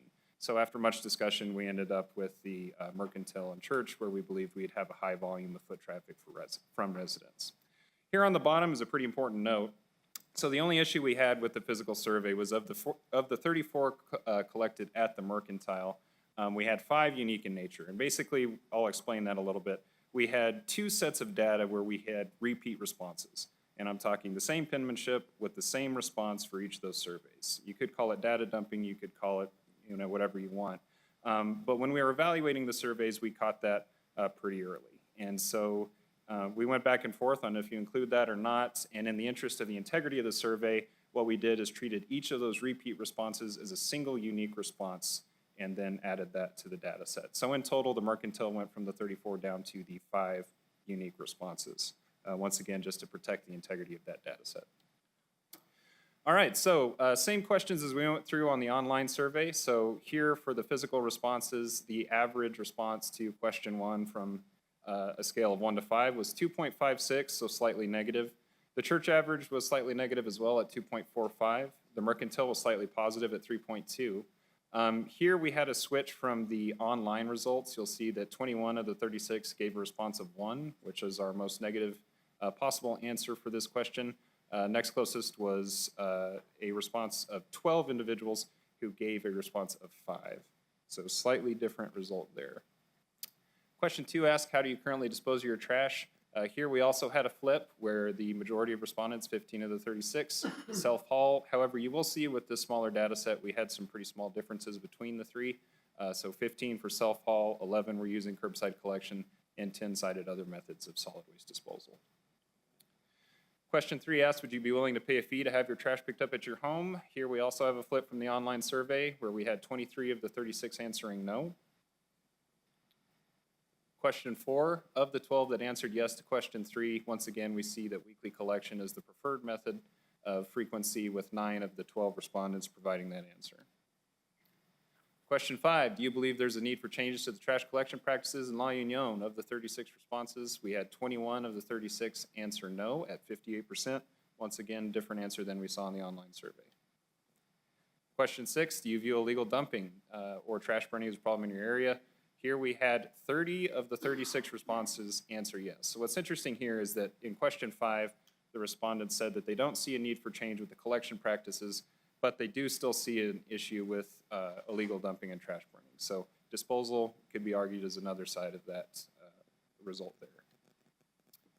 All right, so what we did next is we combined the physical and online surveys themselves. So we had 81 respondents for the online survey and 36 for the physical, for a combined 117. And I'll go through these quickly, but 62 of the 117 gave an answer of 5, which is the most positive feeling towards mandatory trash pickup in this question. Question 2 of the 117 responses, we had 42 of the 117 using self-haul, but the majority here was the 50 of the 117 using existing curbside collection services. Question 3 of the 117 responses, we had 78 that were willing to pay a fee to have trash picked up from their home. And question 4, if you answered yes to question 3, how often would you want this service? Once again, we see that weekly collection is the popular answer here, with 73% of the respondents preferring that frequency. Question 5 of the 117 responses, here we see that 62% believe there's a need for change to trash collection practices in La Union. And once again, in a similar vein, question 6, do you view illegal dumping or trash burning as a problem in your area? Here we see another majority answer of 84 of the 117, or 72% answering yes to this question. All right, hang in there, we're almost through this. We've got the last set of data that we analyzed, but this one was combining the phase 1 and phase 2 data. So here we had the 117 from the phase 2 results combined with the 77 that were included as part of phase 1 for a total of 194. Of those 194 responses, 112 gave a rating of 5, feeling very positive towards the concept of mandatory trash pickup. Question 2, we had a majority here of 111 of the 194 using existing curbside collection services. Question 3, 141 of the 194, so 73% saying that they would be willing to pay a fee to have trash picked up from their home. Question 4, of those that answered yes to question 3, 85 or 60% once again preferred weekly collection.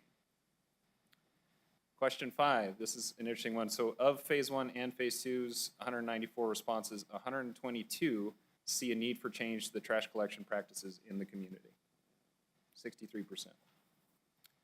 Question 6, very close to question 5's results here. We have 121 of the 194 responses seeing illegal dumping and trash burning as a problem in their respective areas. All right, so just to follow up on Commissioner Reynolds' question here, what is a good metric to decide if you've had a successful survey or not? Well, market research surveys say that if you're in the response rate from 10 to 30% of your sample population, you can consider it a successful survey. So with phase 2 in La Union, we had 117, 2020 census put the population at 997, so we hit 11.74% of the population. So based on the metric from the 10 to 30% range, we do consider the Phase 2 survey a success. All right, so the highlights of what I just went over. So overall in Phase 2, what we found is that online survey respondents tended to be more favorable to curbside collection. As a whole, La Union is somewhat positive to the concept, with the majority of residents already using or willing to pay for curbside collection services. Weekly curbside collection was the standout frequency that was preferred by our respondents, though many who already have curbside collection would like to remain on a twice per week collection schedule. Most survey respondents do feel that there are opportunities for improvement in the current solid waste disposal practices. The majority of respondents do see illegal dumping as a concern as well.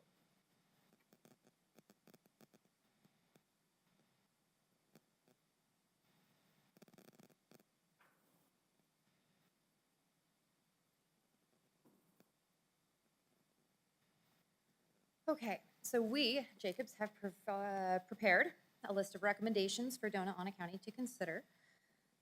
We recommend first that Doña County consider research into alternate funding sources. This could lower the monthly bill for the program to residents or could lower the startup investment from the county.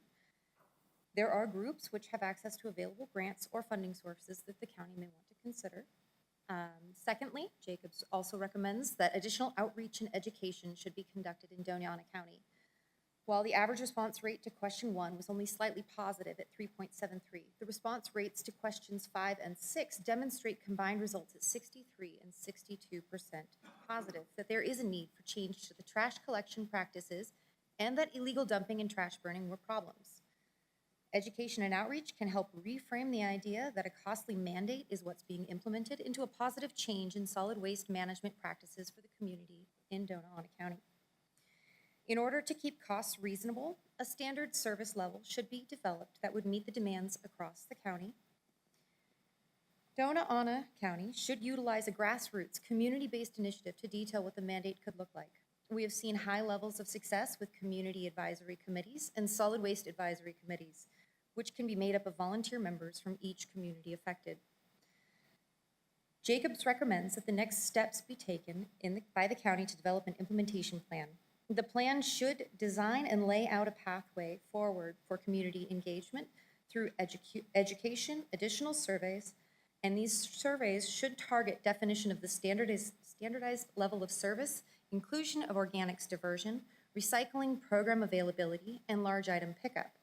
These questions should not aim to determine if there is a need for mandatory curbside collection, but should aim to shape the program. The financial data that was gathered in Phase 1 should be updated to reflect the optional pathways the county sees as most viable. This should include estimating the cost of initiation of a pilot program and a residual cost analysis for the program continuation year over year for both the county and the residents.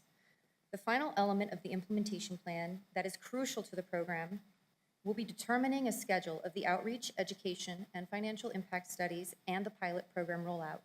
This schedule will inform communities as to the progress of the program implementation, as well as allow stakeholders and the county to track performance to plan and replan if necessary. Any questions?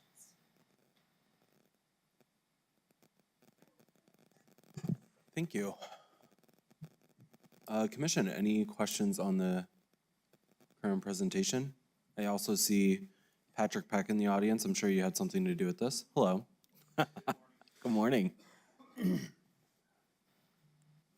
Any questions? Mr. Chairman? Yes, of course.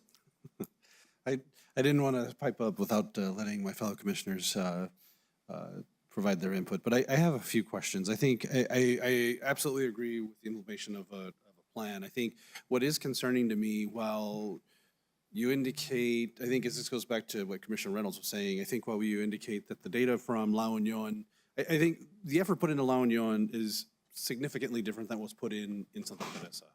So, you know, I think the claim that the data from La Union is statistically significant, that, you know, I know that's kind of on the edge based off of the return. But I think, like I said, I think the effort is there to have.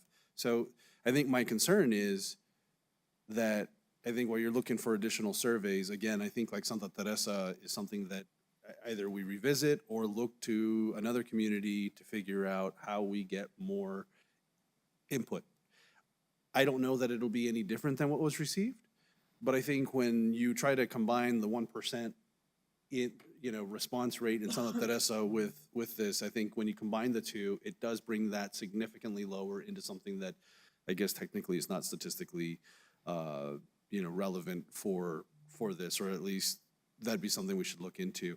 But I do believe, I would love to see as you move forward, whether, moving a plan, trying to come up as you're talking about what might be the best ways to go about it. I think one of the questions that I have that I would love to maybe have further discussion on, not to be answered here, is going to be if we talk about reaching out to certain firms to bid on this possibly. But the question I think I have is, do we go out to private haulers, or do we look at our, local public with South Central Solid Waste, who already provides services to Sunland Park and to the city of Las Cruces? And so those are, I said, I think there's a lot more questions here, but I would love to have more, if it's a committee or something that we can figure out over the next few months that might be able to help develop this plan and come back to the commission with something we can approve. I would support something like that. Absolutely. Thank you, Mr. Chair. Thank you. Any other questions, commissioners? Mr. Peck? Oh, I have another question. of course, Commissioner Reynolds. I wanted to let Manny say his piece first. Yeah, I'm still a little concerned with the significance of the results, and I think we have to come up with some sort of a hybrid plan, and say some people can have full-time coverage, some people can have optional. I mean, I think we have to be a little more flexible here to continue this process by offering a menu of options first. And I know it's going to cost more, I know it's going to be harder to implement, but I think we have to see if we get more interest in what we're trying to do. I think right now there's not enough interest in actually changing, to make the change and force it on everybody. So I think we have to say, for some people who want regular service, maybe we can maybe we see how many people sign up. And if there's not enough sign up, then we say, well, we're going to go to optional, biweekly or even monthly service. So I think we have to start out by offering something that we can actually manage on a short-term basis and see how many people actually get on board before we start saying we're going to make it mandatory for everybody to get on board this train, or not mandatory. I just don't think we have enough options yet, and we don't have enough data to really support it. And I don't know, more studies are going to help us, but I think some sort of offer that we can allow them to see how many people sign up. If we get enough people significant that sign up that we can afford to do it, we do it. If we don't, then we say we go back to the drawing board and say, we got to look at other options. That's the way I would approach it if it were my business. Okay, thank you. Thank you, Mr. Chairman.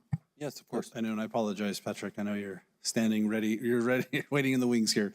I did, while I'm definitely open to how we want to move forward. I do disagree with Commissioner Reynolds.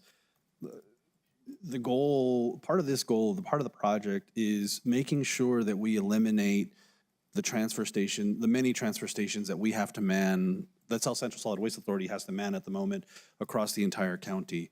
I'm not saying, and I think that's been part of the stated goal of South Central Solid Waste, and maybe I'm wrong, and Mr. Peck can correct me on that. But I think as we move to larger, more sophisticated transfer stations, like we're working, like the one on Amador, the one we're working on Holman Road. And so the reason I state that is only because I believe if we're going to eliminate them, we have to make it mandatory so that we don't have people that are going to hold their items and wait on going to a transfer station that we're trying to eliminate. I think if we don't go all the way and make it mandatory, I do believe that we won't achieve the goal of reducing those transfer stations across the county. So I understand where you're going. I understand the suggestion on trying to provide options while we go through the pilot program, but I think if we're trying to go understand the goal of at least where we're trying to achieve, I think we have to go full mandatory. But like I said, I think I'm open to the suggestions. I think as we move forward, I don't want to say no to anything, and so I just put that out there. I said, I hate to, I don't want to be negative, so I appreciate your comments. I just want to at least put that out there, understanding that that was part of the goal with this mandatory trash service, is reducing the number of transfer stations across the county. Mr. Chair, and Commissioner Sanchez, I appreciate that because I don't really understand what all the goals are here. So if this goals are different than I understand, then yeah, absolutely, you might want to look at it more differently. Thank you. Thank you, Mr. Chair. Thank you. Mr. Peck. Hello. Thank you, Mr. Chairman, members of the commission. For the record, Patrick Peck, Director of the South Central Solid Waste Authority, and I am a public speaker, so you can shut me down at any time. I want you to think about the survey question as a house from households, not individuals. We looked at La Union, I had a guy run out, and we've got about 250 houses. Normally, trash service is only handled by one person in the house. So if we've got 100 and some respondents out of La Union, correct? 100 out of 250 houses, that shows a much better response. So there's just another way of looking at it. So possibly what I suggest we do, the best thing that came out of this, as far as I'm concerned, is that we prove the point on the surveys on how to get the respondents back. So simply we can put out a Survey Monkey again and get response back. We can actually take the same survey and put it out in the community centers for 2 weeks, pull that back and get more data. That's very easily done. Maybe we put a simple thing, are you a household or an individual? Are you representing? Simple question like that we change on the print form, and then we understand better, but we're looking at the number of households. What I took from the whole report was the fact that we have enough interest to keep moving forward. That's what I think the recommendation is. When we started the illegal dumping partnership in Doña County, we started with the grassroots organization, and that was one of the recommendations I had from another consultant. And I think that we go back to the IDP and find community leaders and hold some community meetings and see if we can get some kind of idea of what service levels they want. What does it look like? Yeah, I keep using Sunland Park as an example, but really it's Las Cruces. We present that and see if that's the level of service that we offer, and there's interest, which it did show up on the surveys. So I'm pretty optimistic about this. I think it taught us a lot of things. Are we ready to pull the trigger tomorrow? No, but I think it's enough to where we can move forward. But to answer the question about is it statistically significant, I think if we look at household, then it becomes much more. So thank you, Mr. Chairman. Thank you. Any other questions, commissioners, for Mr. Peck? Mr. Chairman, I just say, yeah, we need to move forward with something. And if we are talking about households versus people, that is a more significant, I agree. Thank you. Mr. Chairman? Yes, of course. I think just to kind of add on to what Commissioner Reynolds is saying, can we get a consensus on, or at least an understanding of what we're going to do for next steps? So that way I think there's a clear direction on what we want to have presented to the BOCC and when and so on, or who will be taking the action items moving forward? I think that's right.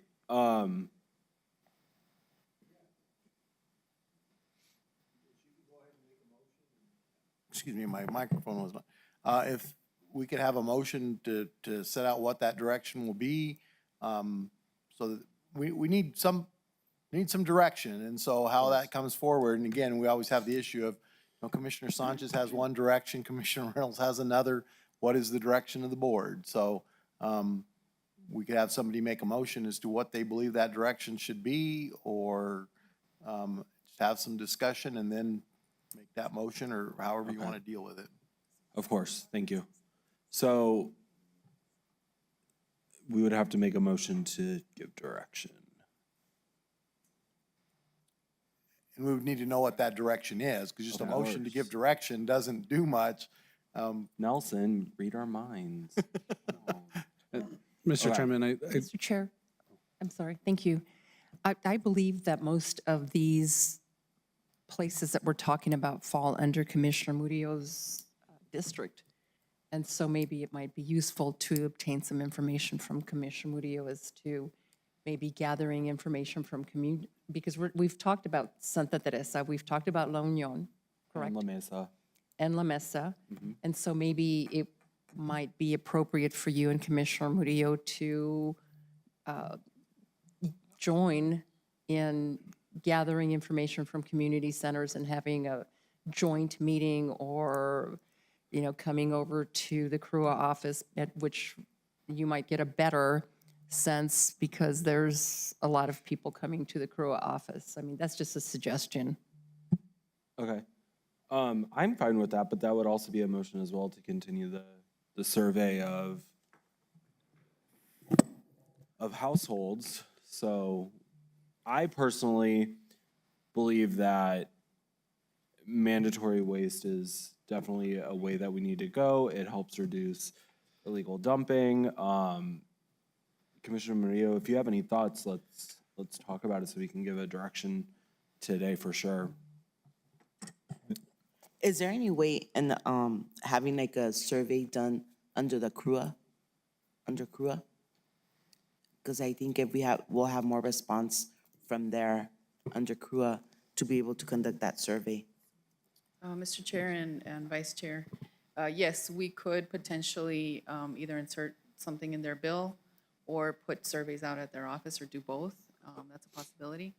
From the department's perspective, what we're looking for is also direction on whether or not we should proceed with the implementation plan. We can always continue to conduct surveys and receive a stronger response from the community, but I think we also need a decision on whether or not we need to move forward with more substantial steps to develop what that pilot program is going to look like.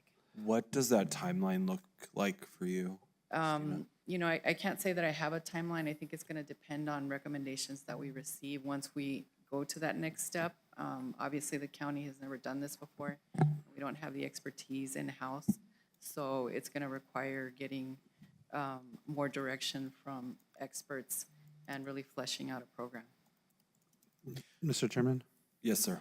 I'd like to suggest and that if there's a way, I don't know, Christina, if we can figure out how we can convene like a committee or a group that can help advise on this implementation plan and then bring it back forward to the commission, say in 90 days or 120 days.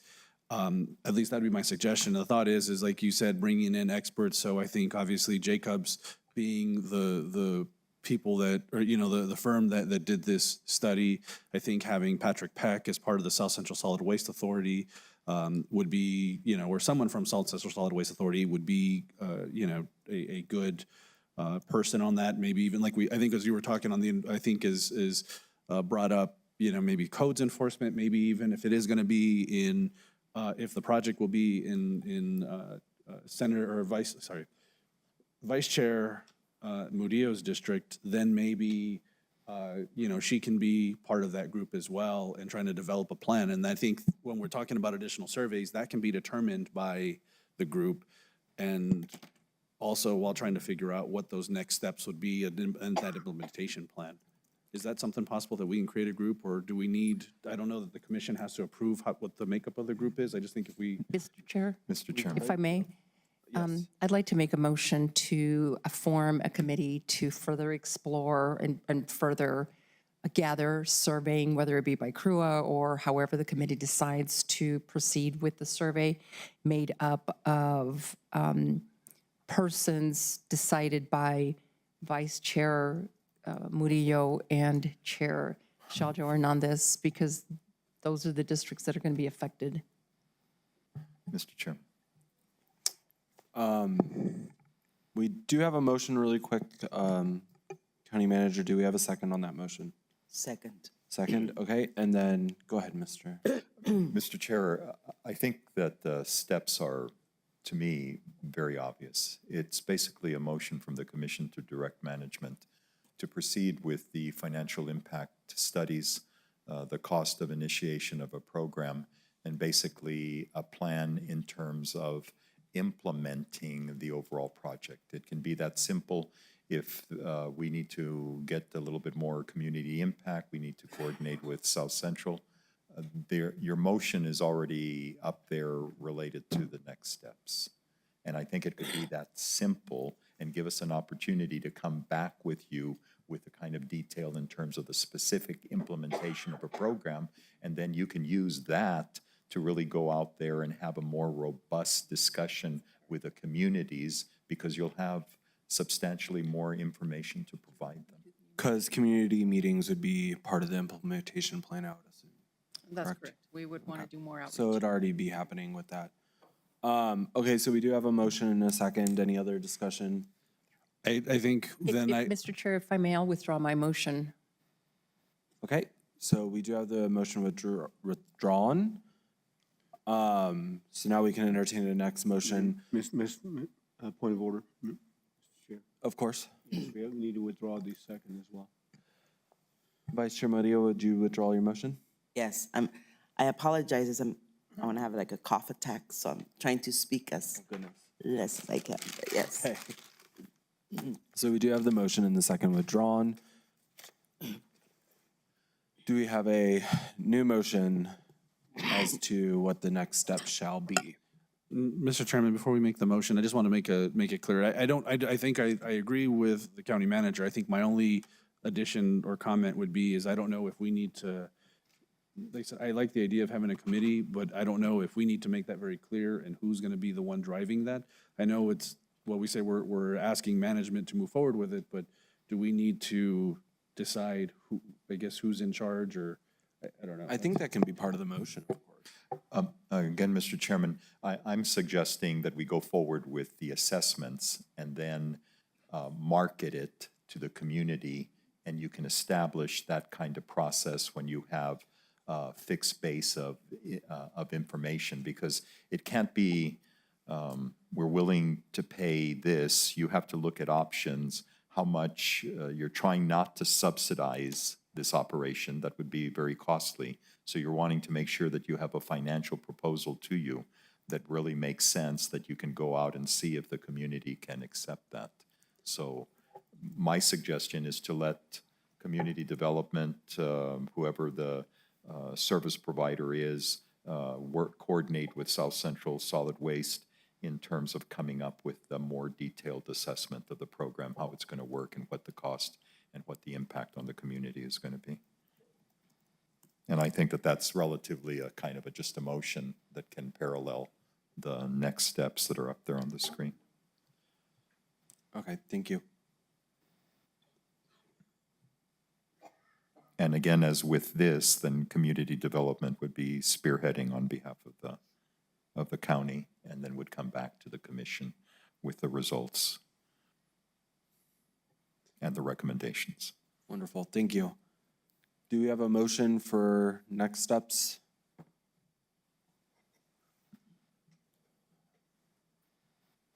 Mr. Chair, Yes, Commissioner Chaparro. I'd like to make a motion to commence to develop an implementation program and allow community development to spearhead that, along with suggestions from Commissioner Murillo and yourself, Chair, as to getting a more detailed assessment of perhaps matching funds or other things like that.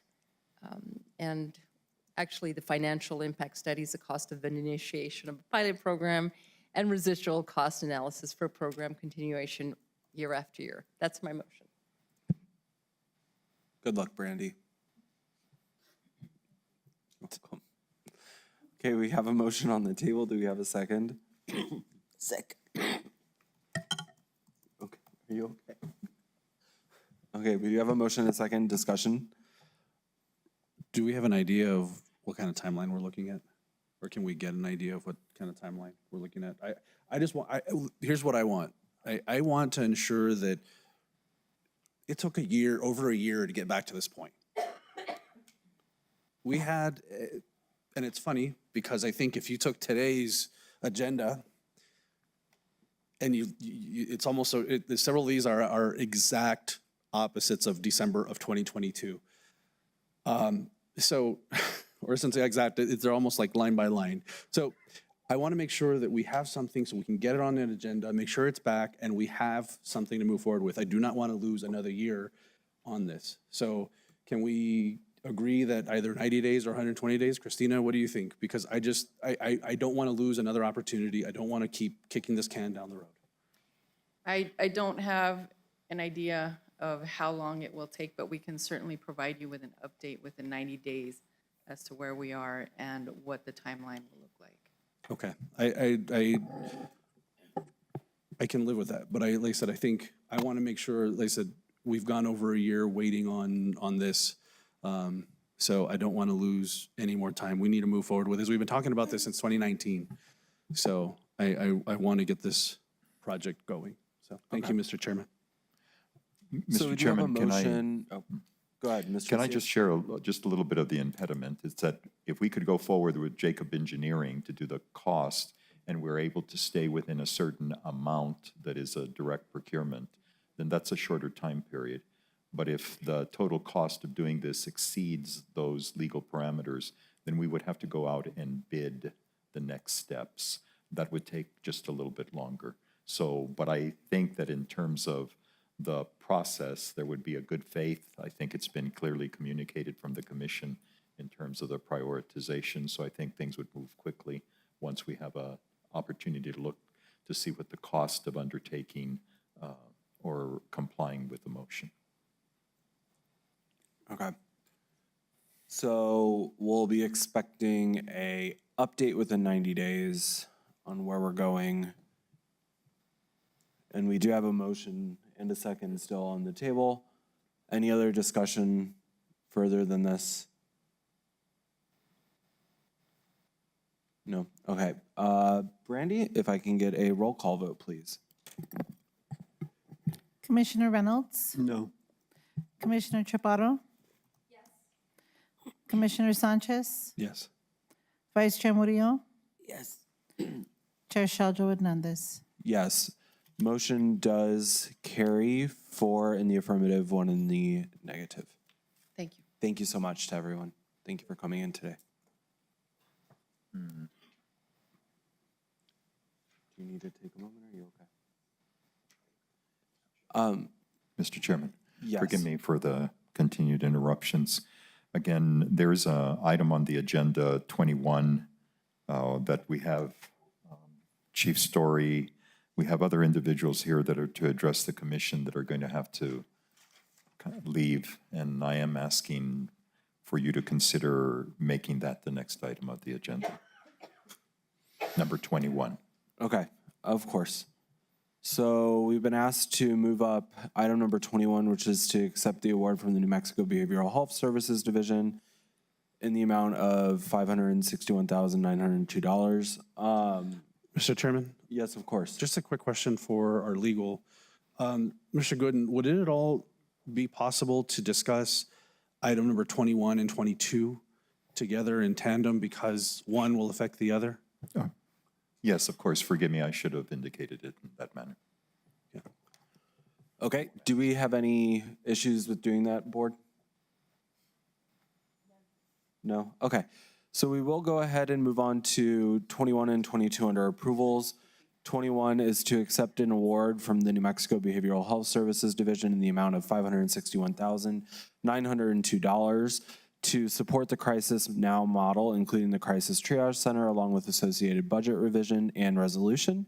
And we are also going to talk about item number 22, which is the amend the Recovery Innovations Inc. contract 21-032 to increase by $561,902. And we have Ms. Jamie Michael from HHS Director. Good morning. Thank you all for making the adjustment to the agenda. Jamie Michael, County's Health and Human Services Department. With me today, I also have via Zoom the Director for Behavioral Health Services for the state of New Mexico, who was unable to get out of Santa Fe yesterday because of the snow. I have the Las Cruces Police Chief with us.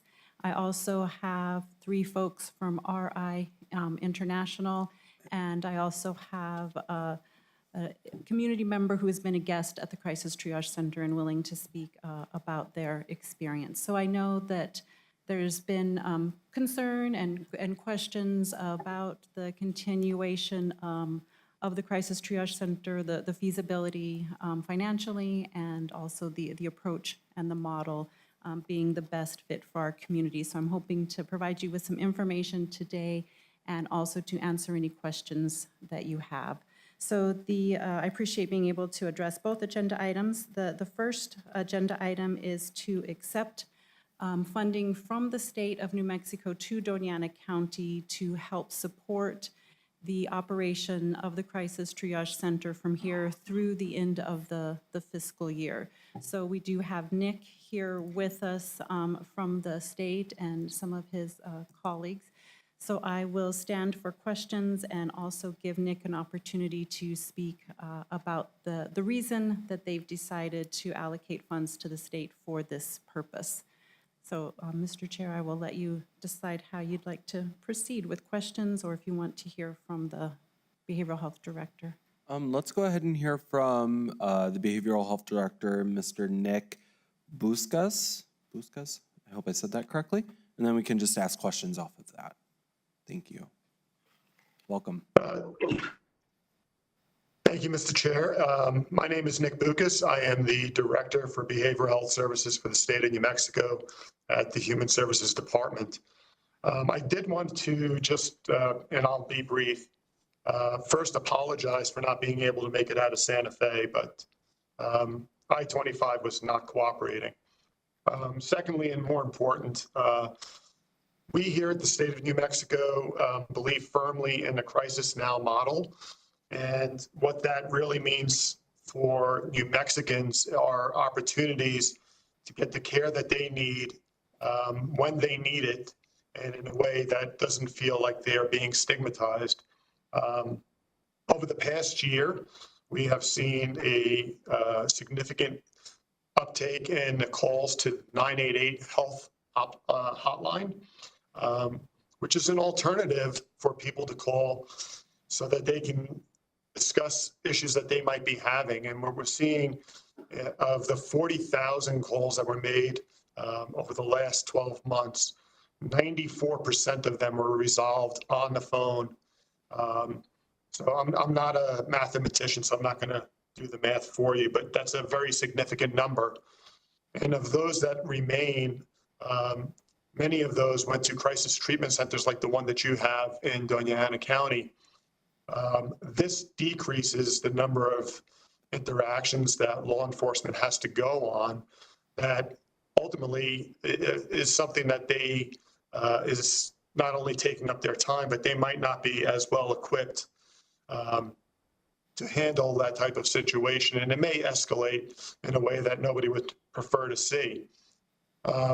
We look at the Doña Ana model and what Jamie and the team have built as being a very successful model and one that we frequently use as people are looking in their communities to emulate and start up their programs.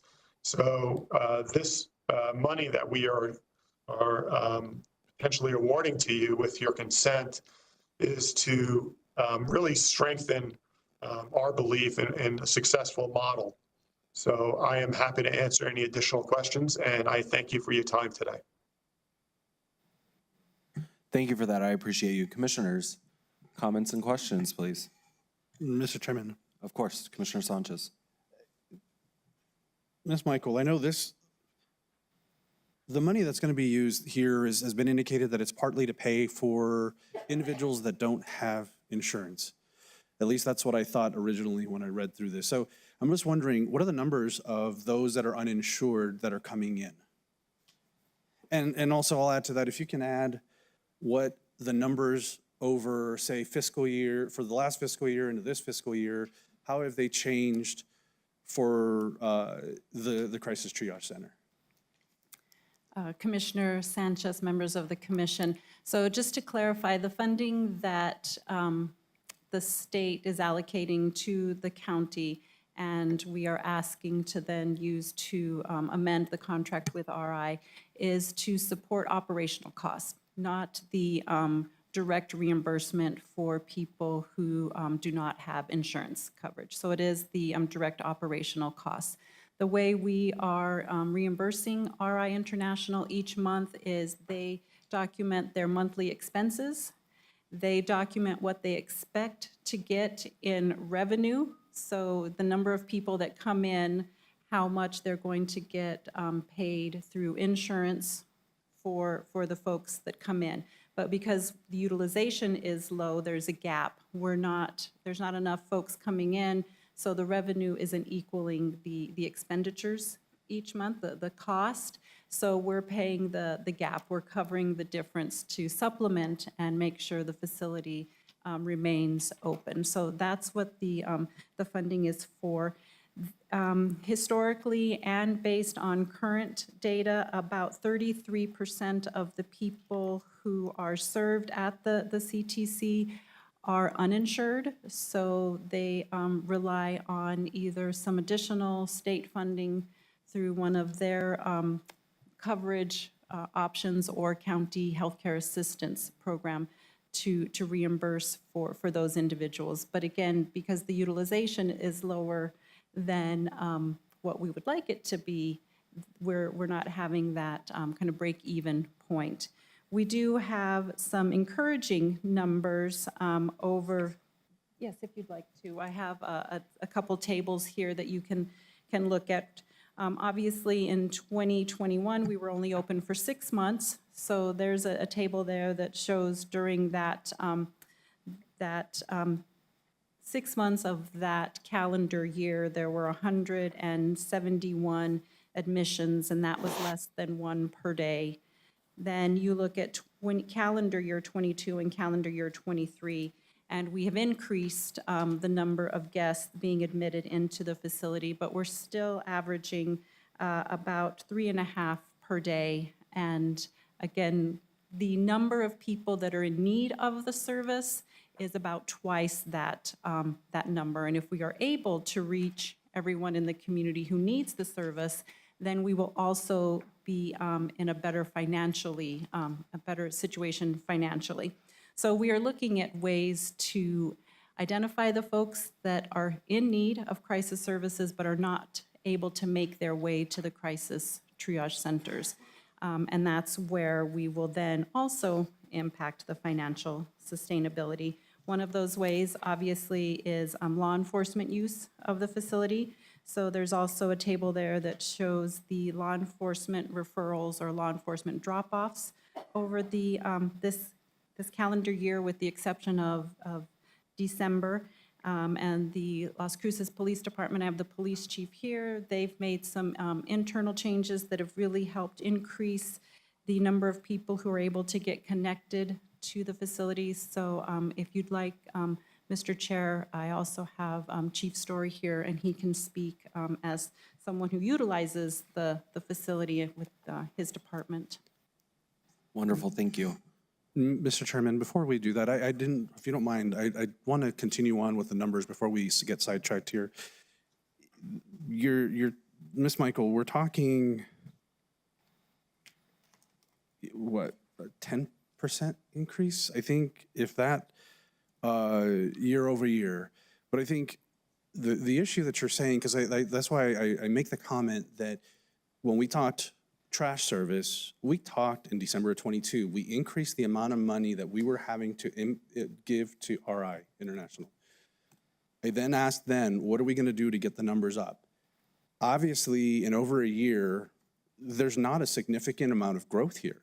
So why are we going to continue to throw money after money after money? I understand this is the state money. But one of the things I made clear earlier in the year, last year and before, is we need change. And when we had one-on-one conversations, I asked, it's okay if we need to rethink whether RI is the right people to implement this or not. But yet here we are a year later. I don't know, unless there's some significant changes, we're just going to be throwing money at the same thing with the same results, and we're going to continue to put this down a money pit. And while I absolutely support mental health, we need it in our community, we need to have somebody, a service provider that, I don't know that, we talk on the crisis now model, that's fine. But I think the issue is that the service provider is not coming up with anything different. The county is not coming up with anything different. I understand we came up with was it Sergeant McCord last year that came and spoke in December of 22 that spoke. I appreciate the partnership we have with LCPD. We don't have a partnership with DASO. We don't have, I would love to see and understand what we're working with Fire Chief Smith and their light program. I don't see that. I see us operating in a silo, and like I said, I think just cutting to the chase, I don't support this because there are no changes. At least I'm not aware of any. And I think what we've seen is since the original contract was signed with RI, we've gone from paying $261,000 to now almost fourfold. And we keep being told, oh, we're doing this, it's gonna change, and it hasn't. 4 times as much money we're putting in with no changes. So I don't support either accepting the money from the state or not. I know generally we take money from the state, readily to support our programs. And I would say yes, but at some point, the state can't be bailing us out. We've got to start making changes, whether that's I don't know if it goes to advertising, because I don't know, people know it's there, but what happens? What changes? I don't see it in the community. When I talk to constituents, they don't see it. So what's going to change this time, Ms. Michael? So Commissioner Sanchez, members of the commission, we have several things that I can describe to you that we've worked on over the past year. We have done traditional advertising over the radio. We've purchased airtime on the radio. We've done other types of earned and paid advertising into the community, which can or cannot be effective. It was difficult. We tried to ask people, did you hear about this on the radio? And it wasn't an overwhelming response. So I'm not sure if that did much good, but it was getting the word out about the crisis triage center.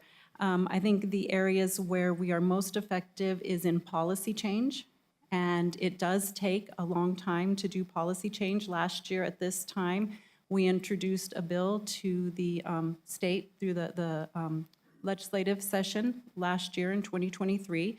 So that took the entire legislative session for that to get passed. We were successful. We had great help from folks at RI International with the state Behavioral Health Division advocating and educating legislators on the need for changing policies related to who can use a crisis triage center. So we successfully passed a bill that directed the state to change the licensing regulations, allowing both voluntary and involuntary admissions.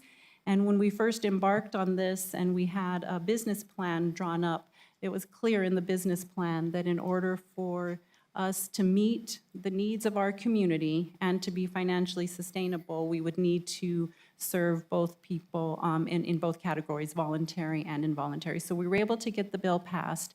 That then directed the New Mexico Department of Health to begin to change the regulations, that the licensing regulations for crisis triage centers.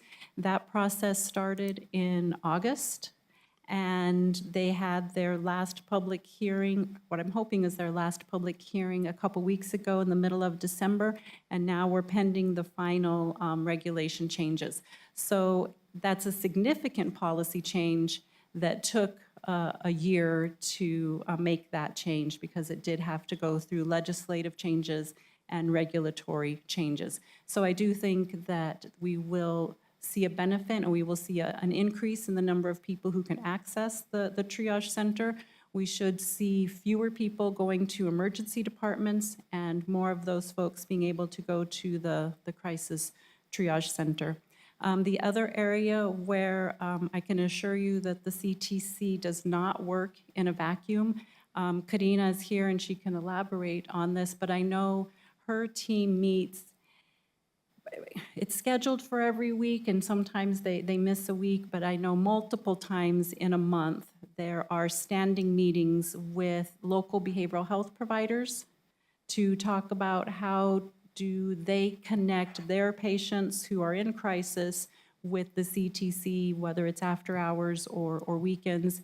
Karina and her team meet regularly, again, at least once a month, with the director at the 911 center at MIRVDA to talk about how do we get better coordination and diversion from 911 over to 988 and crisis triage.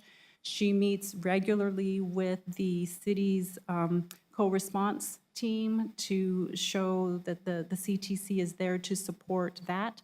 But that's as much, I think, as they can do on their own. So unless we collectively decide to look at the MIRVDA board and give different direction to MIRVDA and say 911 will begin diverting, I think that having a co-response model and having a crisis now model it's two different models in our community that's probably not going to make either one of them 100% successful because we're sending people down two different paths to connect to services. So there are still some things that I would recommend that we work on related to policy and programs that are in the community.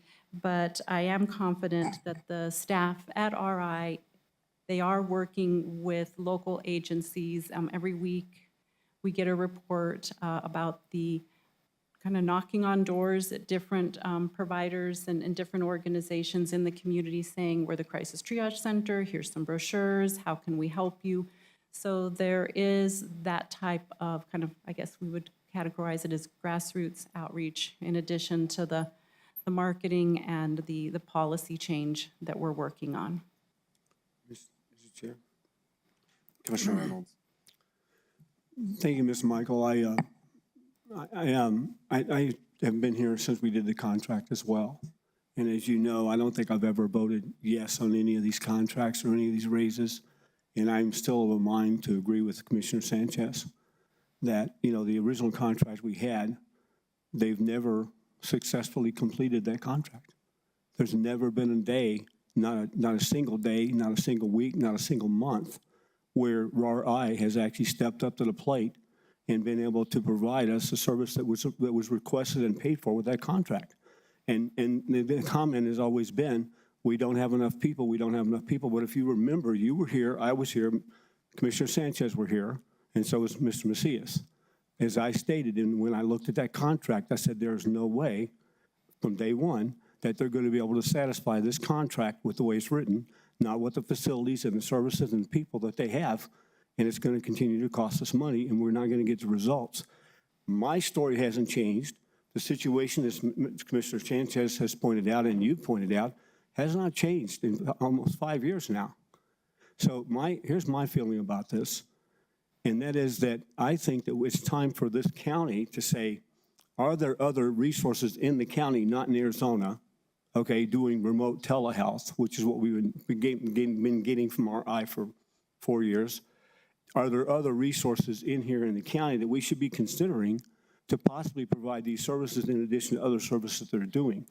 Now, another problem, and I have, and I'm going to stick with this, even though now we can do involuntary admission, do we have security there? Do we have resource officers there that are actually able to secure people who are involuntarily arrested and then put in a facility? Because if we don't, we're still looking at a potential lawsuit if something really happens there, because we took somebody who was in handcuffs for 2 minutes and then dropped them off at the Crisis Triage Center, and that's why the sheriff has a problem with it, is because her policy is to always cuff everybody they put in the car. So if she wants to cuff them, then takes them over there, drops them off, and there's no security and somebody gets killed, the county's going to be liable for that. So that's why she's not doing it. I know that the city is doing a different practice, which is they don't cuff the people they take there so that they have not actually arrested them in the process, so they don't qualify for the involuntary admission. I believe the whole program, in my opinion, needs to be reevaluated before we continue to invest in double, triple, quadruple the amount of money we've been giving them for 4 years. with lackadaisy if invalid results. I also remember, and I think we've had this discussion, that they follow under Chapter 7, or Title 7, Chapter 30, Part 13, point 1 of the Health, Family, and Children's Services Crisis Centers Triage Center guidelines. And I think I've also said in the past that some of the processes they put in there, as far as admitting people without using a qualified nurse practitioner or a qualified psychologist to do the admittance, has been a violation of this document. And I don't think we've had any audits for that. Have we done any audits to see if they're actually following the guidelines here? I just believe the whole thing's been run from a hip pocket type situation, and we're just not getting the results we need. We're not getting what we paid for. And I agree with Commissioner Sanchez. We continue to put more money in there without a guarantee of better results and real qualified quality product that we paid for already, that we should not support this anymore without having some more evaluation and better understanding exactly where we're going to go in the future. Okay, and thank you very much. Thank you, Mr. Chair. Commissioner Reynolds, I'm going to try to address the items there. First, I want to talk about RI fulfilling the contract, the original contract that we have with them. Nowhere in the contract did it say, build it and they will come. Nowhere in the contract did it say, as soon as RI opens the doors, they will guarantee that everyone in the community who needs the services will come through our doors. It's always been, the contract talks about it, and it's always been approached as a collaboration among county government, local providers, local law enforcement, the state of New Mexico, and RI International and their team. I am still very confident that the folks that we have running the facility are the most qualified for crisis care in the United States. I think I can even speak that boldly. The Deputy CEO who is here today helped co-author the national guidelines for crisis care, including the Crisis Now model and how crisis centers should operate. They operate many other facilities in multiple states, not just Arizona, and they've been very successful in their operations in other communities. New Mexico has different regulations. We have a different practice around crisis care. So we've all been collectively working together to figure out how to change systems, how to change policies, so everyone who needs the service can receive the service. I am very confident that the service that is delivered there is good quality service.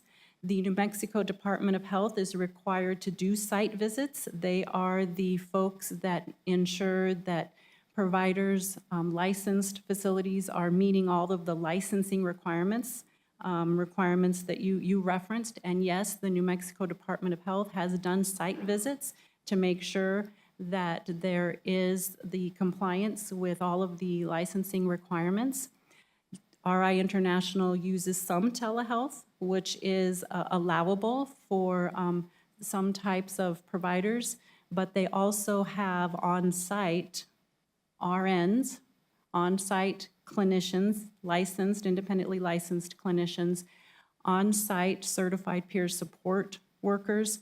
So the majority of the service is delivered face-to-face in person, but we also have the backup and the support through telehealth. So if they weren't meeting all of those requirements, the state would have shut them down for violating those requirements. Additionally, not required in New Mexico, but additionally, our Crisis Triage Center through RI International is in the process of applying for JACO accreditation, which is what hospitals do. That's one step higher than other crisis triage centers and what is required in New Mexico. So I am confident that we have a competent provider who is delivering quality service. Once the state finalizes the involuntary, the regulations to allow involuntary, there will be some regulations around how to do that. And you may not have an armed security guard working in a behavioral health facility. The state would close us down if that were the case. There are regulations through the state, through the Center for Medicare and Medicaid, through the joint accreditation that dictates how a facility serves people who are there involuntarily, and RI is working with us to make some changes to the facility so people are unable to, less likely, can't guarantee anything, people leave the emergency department and hospitals all the time. We can't guarantee, but we can make it less likely that they are able to leave the facility against medical advice or leave the facility if there is the certificate of evaluation and the need to keep them in protective custody. We have met with the police chief and explained to him some of the changes that we are making, and we do want to make sure that everyone, law enforcement, is comfortable using the facility, that the staff there are safe and comfortable working in the facility, and most importantly, that guests who are there voluntarily or involuntarily are safe and protected as needed. So I do stand behind the county's selection of RI and the services that they are doing there. They've admitted they're not perfect. It's not going to always be perfect, but they've always been a partner who's willing to learn and grow and educate us and learn from us as well. Mr. Chair. Mr. Chair. Thank you. I do have a question really quick, and then we'll hit Commissioner Reynolds and then Commissioner Chaparro. I'm just going over the packet that was given in the scope of work. Can you describe the scope of work a little more in detail? I see a graph here, and it looks like the $561,000, and maybe we can get RI up to kind of go over this as well. It looks like the $561,901 is going just to staff. Sorry, Commissioner, Mr. Chair, got to get my titles okay. correct. Yes, the state agreed to cover direct operational costs. So those costs are primarily related to staff. There's still county funding that is continuing to support the operations. The additional funds from the state are dedicated to covering the cost of staff, and that, again, is the largest cost each month. So the money that was allocated from the budget to go towards staff before this money kicked in, what are we going to do? Is there any plans with that money of how to further reach or further increase the reach of the Crisis Triage Center? What are we going to do with that? We've talked about radio. What else can we do to show that we're going to put that money at work to further this? Because, yeah, having $561,000 going towards salary is great to have, but it's also one of those things that we need to see what that money that's being allocated from the budget is going to go towards. Thank you for asking that question, Mr. Chair. We've also entered into a small consulting contract to help work with the other agencies in the community to help spread the word about the Crisis Triage Center, and specifically to help create some of these transition plans for providers. So if you have a client who needs crisis care, how do we make that connection seamless? So the people in the community who are being served, they don't care who's operating the service. They want their continuum of care to be seamless. They want to be able to go from the emergency department to the Crisis Triage Center, or from Mesilla Valley Hospital or the Peak to the Crisis Triage Center, or vice versa. So this consultant is going to help us create some of these transition plans and referral pathways that will hopefully help better connect people to the service. She was in Arizona last week visiting with the team there to learn about how it works really well in that community, and then bring back some of that work, some of those ideas, and work with our community. So we are also looking at other ways to reach out and make it easier for people to find their way to the triage center. And I'm hoping that working with this consultant, and she just retired from director of the emergency department at MMC, who historically has seen most people who are in crisis care and in protective custody. So I think she'll do a great job of helping us redesign our system locally. Thank you for that. I think those are great plans. I think another, something that we probably need to look at, since whether or not this money gets allocated or not today,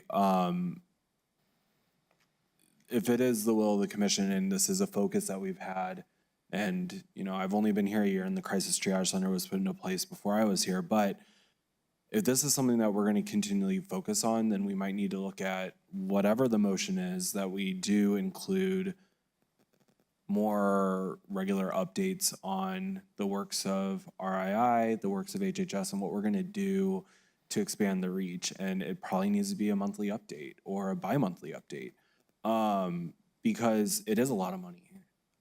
It truly is. And, you know, maybe we need to focus back on, you know, what is the crisis triage center going to do for our community? How are we going to reach out to our partners? What we as commission can do to help further that, and what we need to do, whether it's having a meeting with all these entities and having everyone at the table, like, great, let's do it. But I think there's a lot of heartburn up here, and you can feel it, but we need to do something to address the heartburn, or else we're not going to move forward. At least that's my personal opinion. Commissioner Reynolds, I know that you asked to talk as well. Thank you, Mr. Chair. Just one comment. I think you stated that they can't have a security in a mental health facility. Did I hear you say that correctly? I said an armed security. Okay. There are, actually, this is outside of my wheelhouse, so Okay. it's not one of the requirements in the licensing, and I would be very cautious and rely on experts before we hired security inside of a behavioral health facility. Okay, I think, well, that's for another discussion.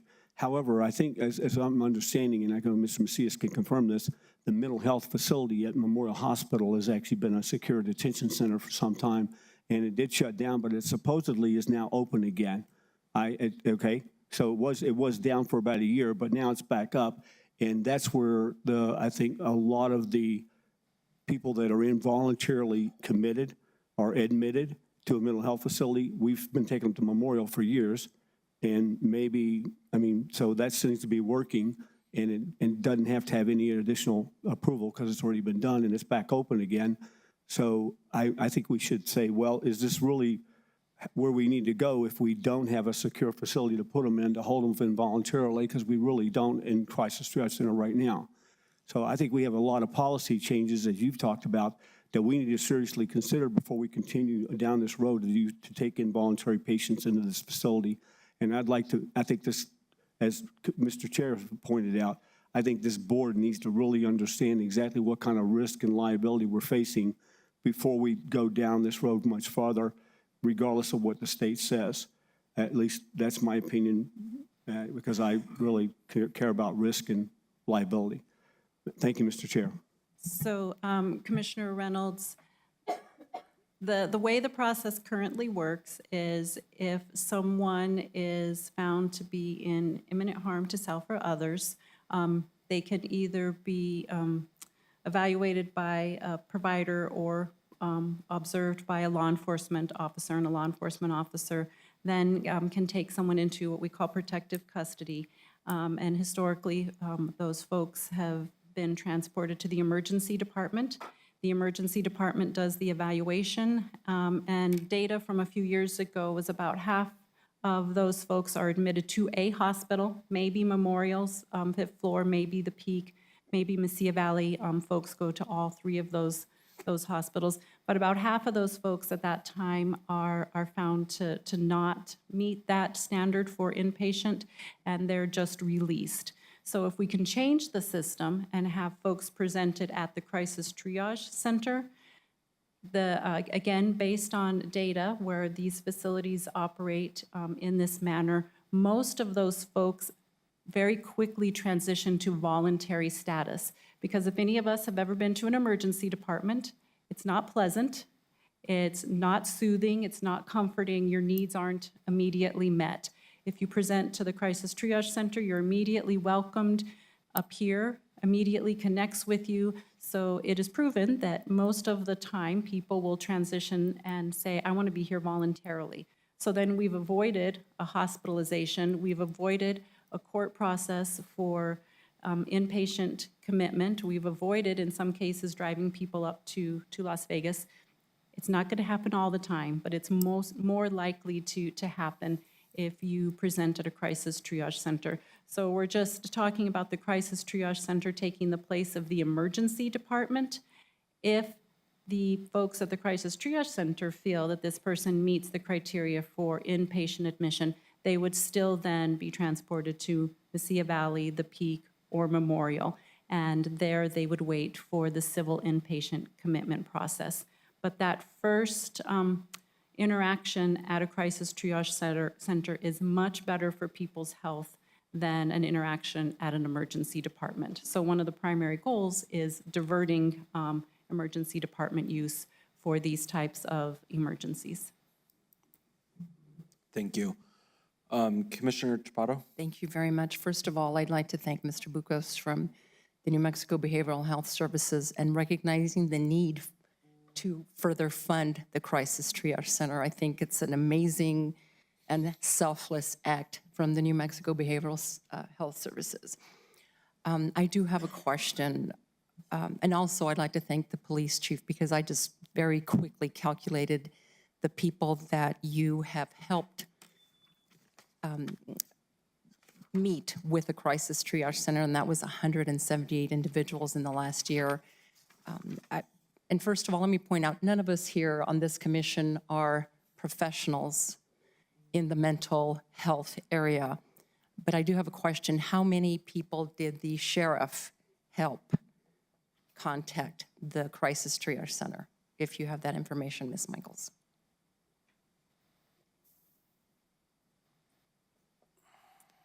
If you'll give me just one moment, Thank you. Commissioner, I believe I do have that data. Unless, Karina, do you have it more readily available than I do?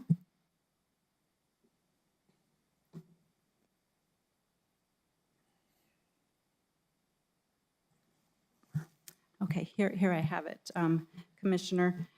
Since the facility opened through November of 2023, there were a total of 432 referrals from law enforcement in our community.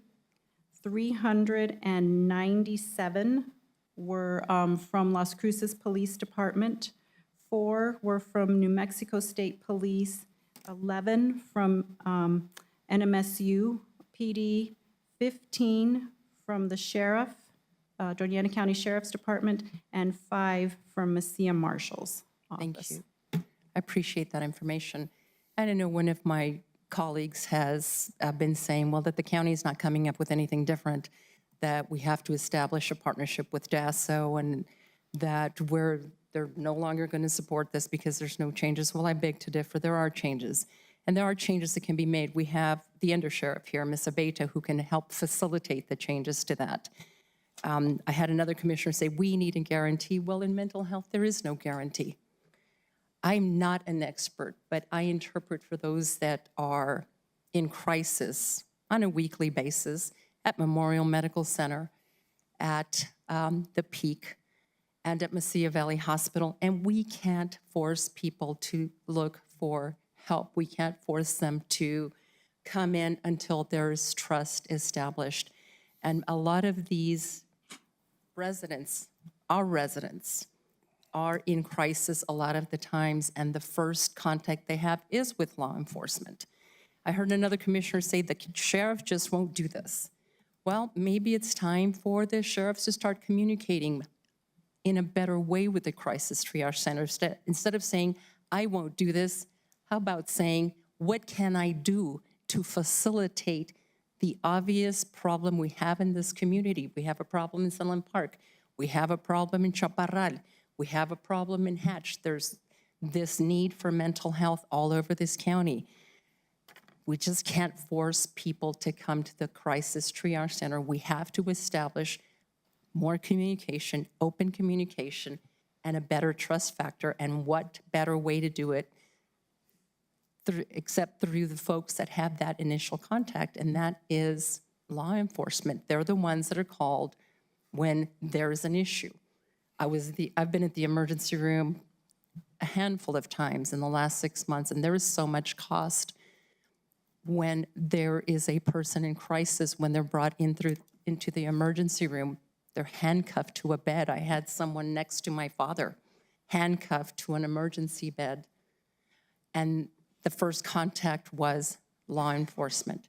So I say, let's meet with the sheriff and see what we can change in that policy. Maybe sitting down and talking with the chief and seeing how he is addressing these issues out on the streets of the city.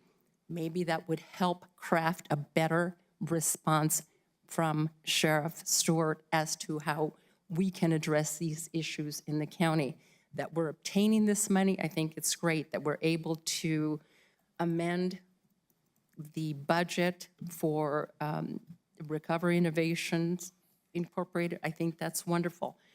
But as you mentioned, Commissioner Sanchez, there has to be a better way of all of us working together instead of someone saying, no, I'm not going to do it just because.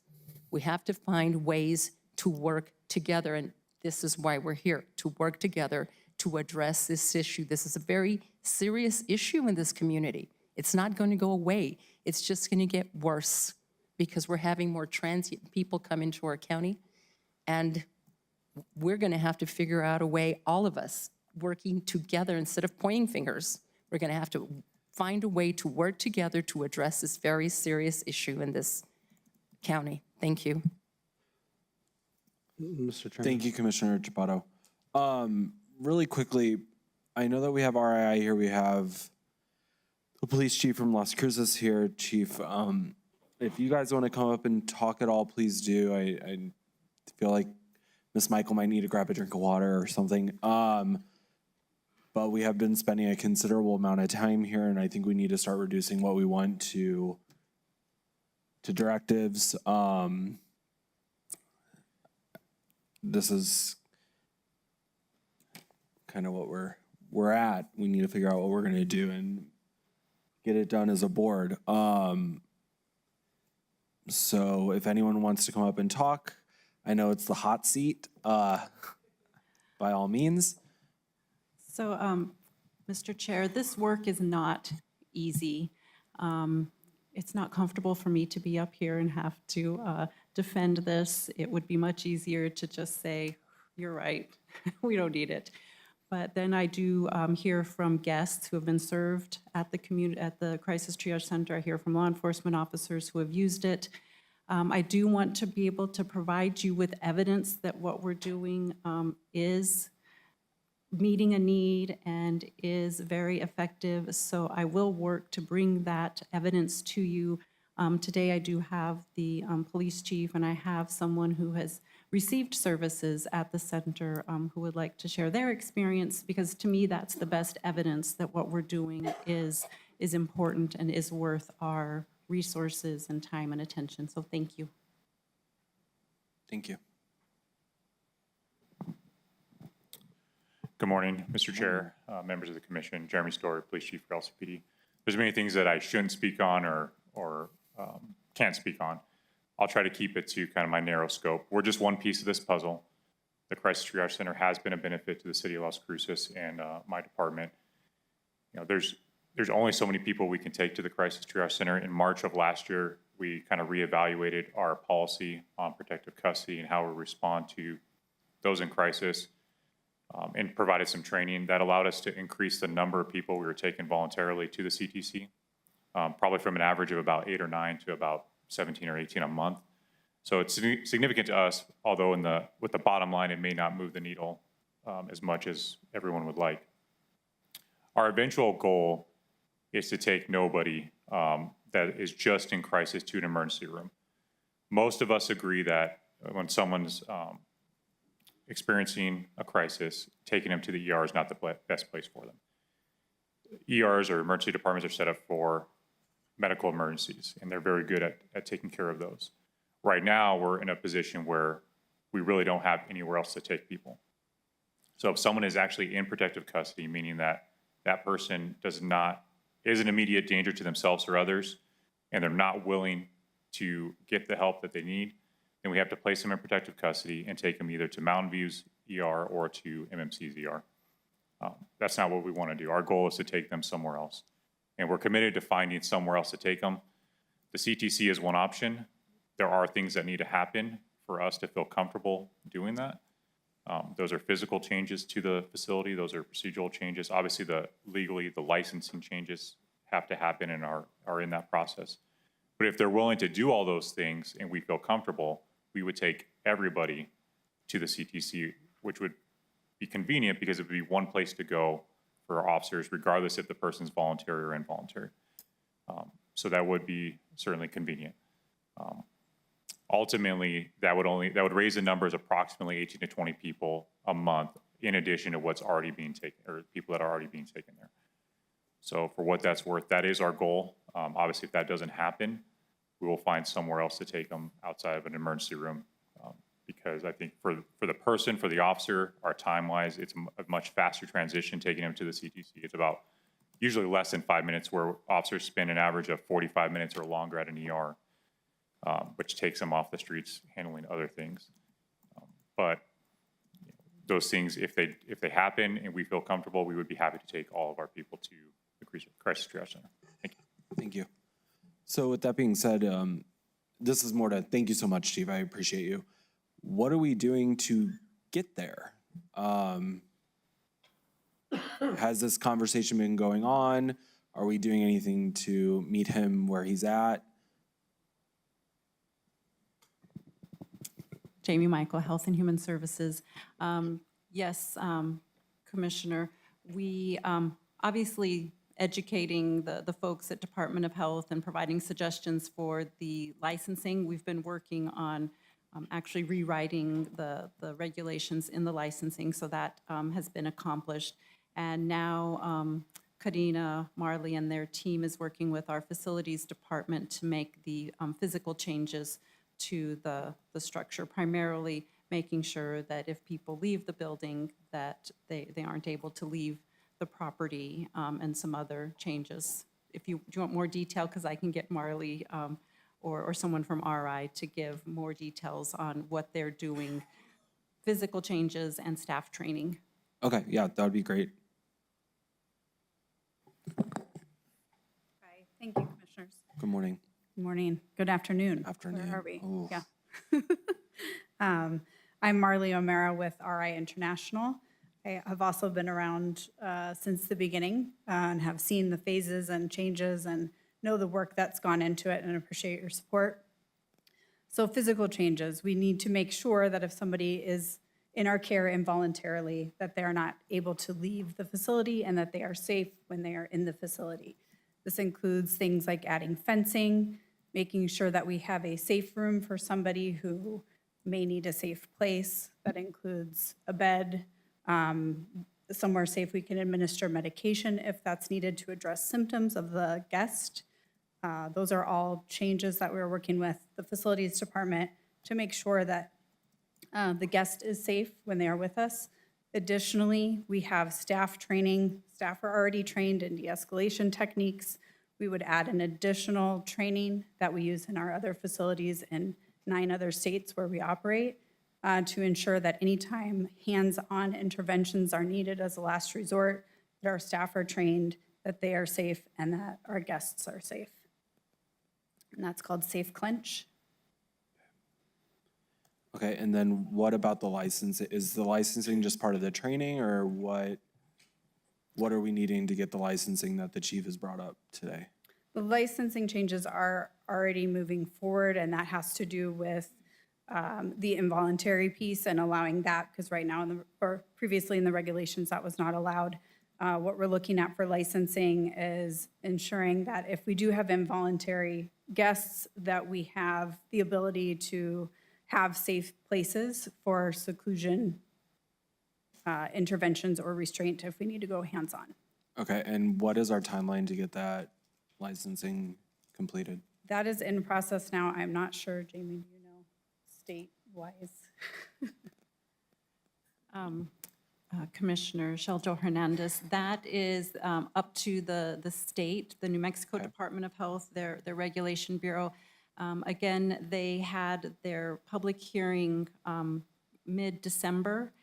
So I'm expecting before the end of January, maybe middle February, so 30 to 45 days after that, they would roll out the permanent change.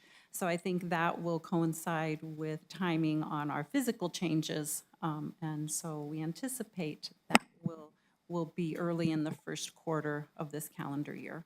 Both changes will take place close to the same time. Perfect. And Mr. Chair, I think a little clarification, there's talking about being licensing changes. It's not really that there's licensing of RI or the county that's necessary needing change. There are rules. Last year, the state legislature passed legislation that would allow different changes. And then it put it on the burden of the Department of Health to formulate the rules and regulations that would apply. And that is the process that I think Jamie's talking about, is there was the public hearings. So it's going through that rulemaking process. So it's not something that the county or RI can run in and say, try to push through some licensing requirement or to get some license they need. The rules that are even out there to do that licensing is what is being set out by the state at this point. And so I just thought that might be worth clarifying a little bit, because we're talking licensing, but it's really regulations that would apply to that have to be promulgated by the state as kind of that first step. Okay, wonderful. Thank you. Mr. Chairman? Yes, of course. On the topic of licensing changes, I don't know if it's appropriate now to talk about it, but I feel it is. We invested a decent amount of money going after or talking about a 14-day center.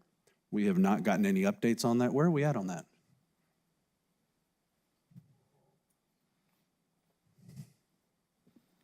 Again, Jamie Michael, County Health and Human Services Department.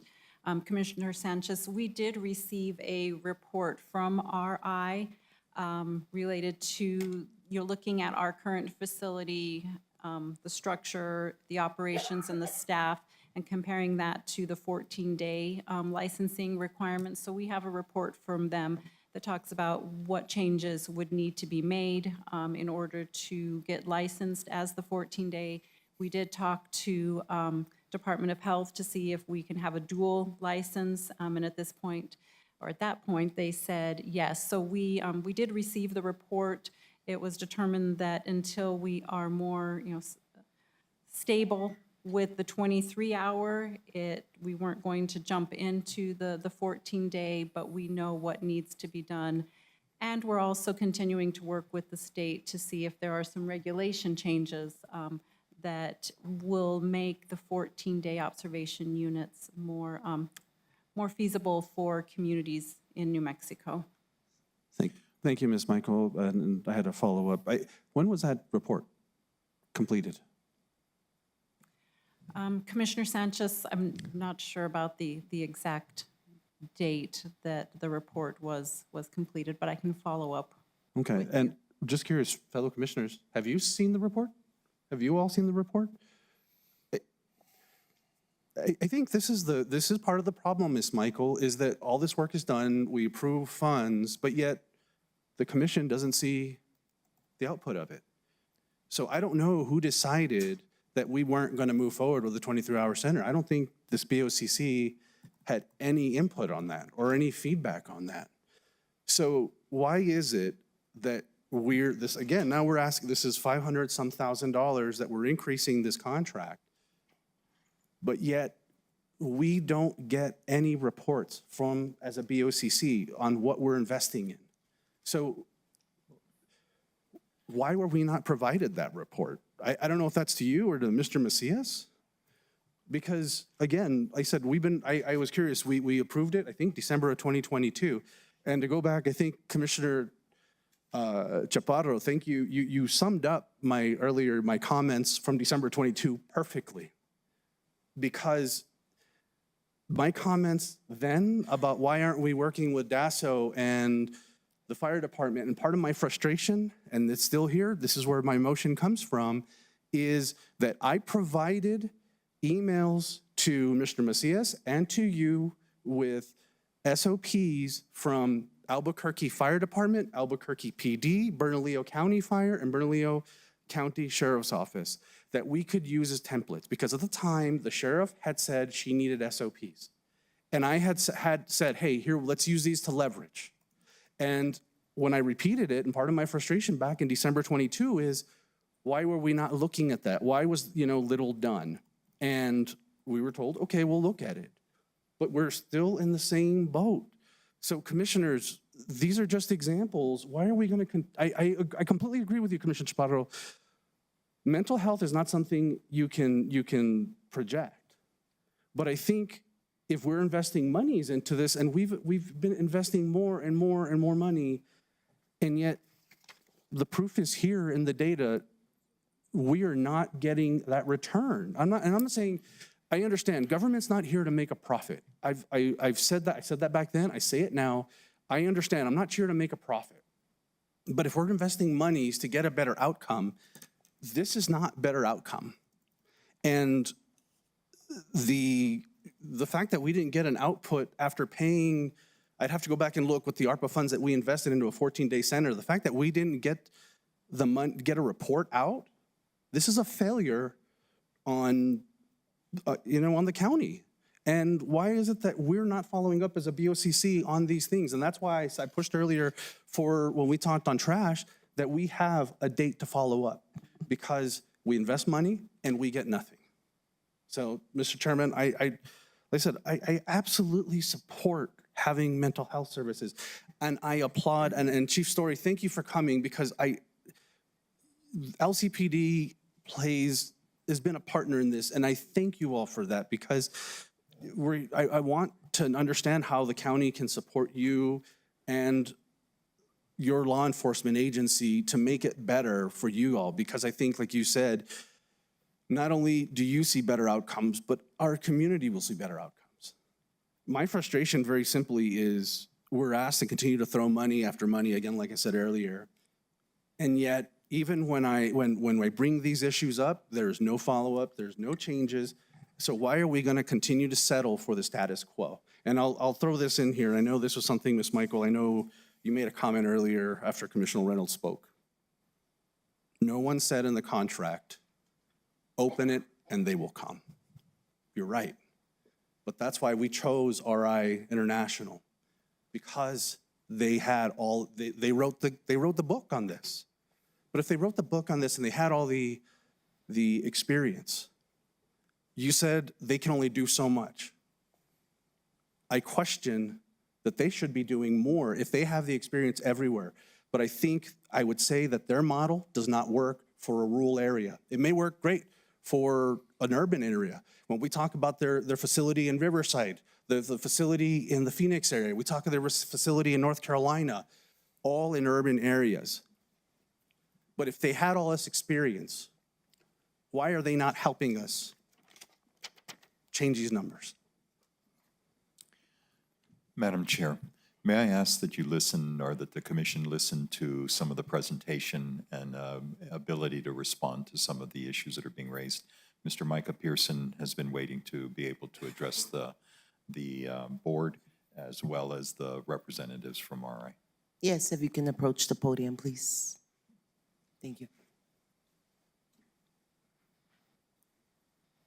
I'd say thank you, Chair and members of the commission, but the chair left. So thank you, members of the commission. For those who know me, just going to give a quick background for those who don't. Brief rundown for my credentials. For those who know, I'm a community advocate. I'm going to brag for a quick second. I'm a nationally recognized advocate in terms of peer support and the intersectionality of the social determinants of health in terms of rural access to care and mental health, and race and access to care. I've been published in academic journals for the American Psychiatric Association and the National Alliance of Mental Illness. I've been invited as a keynote speaker at national conferences for numerous agencies. I'm telling you all of this for two reasons. A, I like to brag. And B, that on February 24th, 2023, none of that mattered when I started hearing voices telling me to kill myself in the middle of a special board meeting for NAMI. And I knew that even though I'm one of the most privileged people on the planet for having fantastic social supports, because my parents, who have supported me for 12 plus years of my recovery, and have taken all of the NAMI classes for family supports, and I've taken all the peer classes for peer supports, and I was a certified peer support specialist myself. And in 2019, I received the New Mexico Behavioral Health Star Award, bragging again. And I even have friends who are behavioral health providers in the community. I knew they were not going to be enough to keep me alive. And I spent 8 years fighting to get the Crisis Triage Center. You want to talk about reaching out. At that time, I forgot they were here. My parents, I called them. I knew they were not going to be enough to get me help, to help me. And they had to remind me they were here. So I went down to the Crisis Triage Center that day. I drove in, drove down, hearing voices telling me to kill myself the entire way.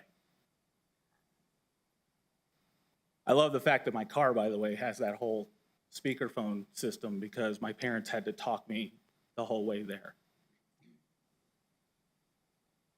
Now, I've been a guest of the emergency department and the criminal justice system as well, by the way.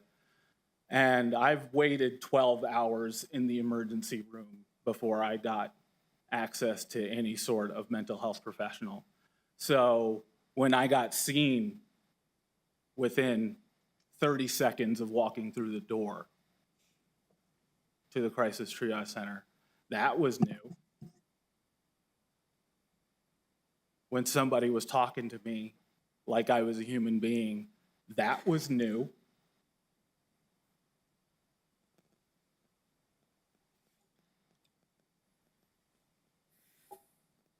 Now, I was promised I was going to get a little bit more time because I've been doing this for a long time and this was still hard.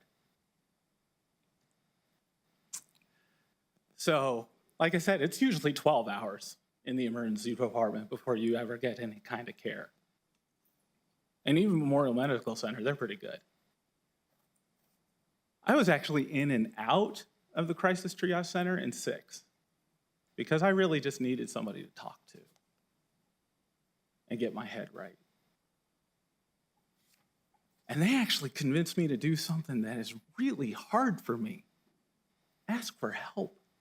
They made me call my sister and get her to give me a ride home. And then they did something really incredible. They called me in like 2 or 3 days. I can't remember. My brain was still a little foggy.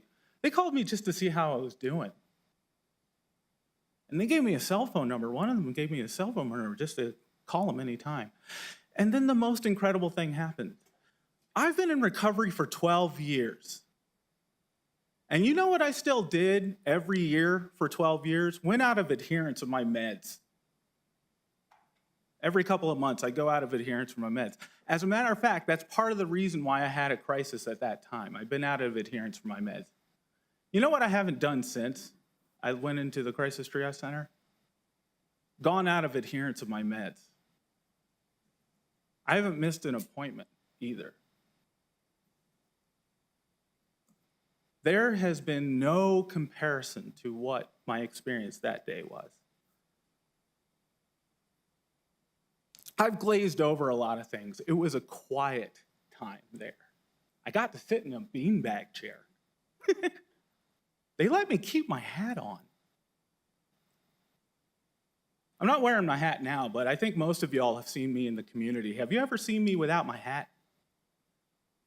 No? I don't go anywhere without my hat. That's my comfort blanket. I'm actually feeling deeply uncomfortable right now. My head's actually cold. But my hands are shaking, thinking about that time. I have the best support system in the world.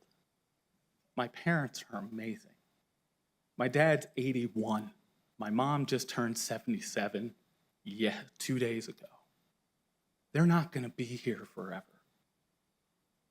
I need the Crisis Triage Center to be here, hopefully forever, because I have bipolar type 1 rapid cycling with psychotic features.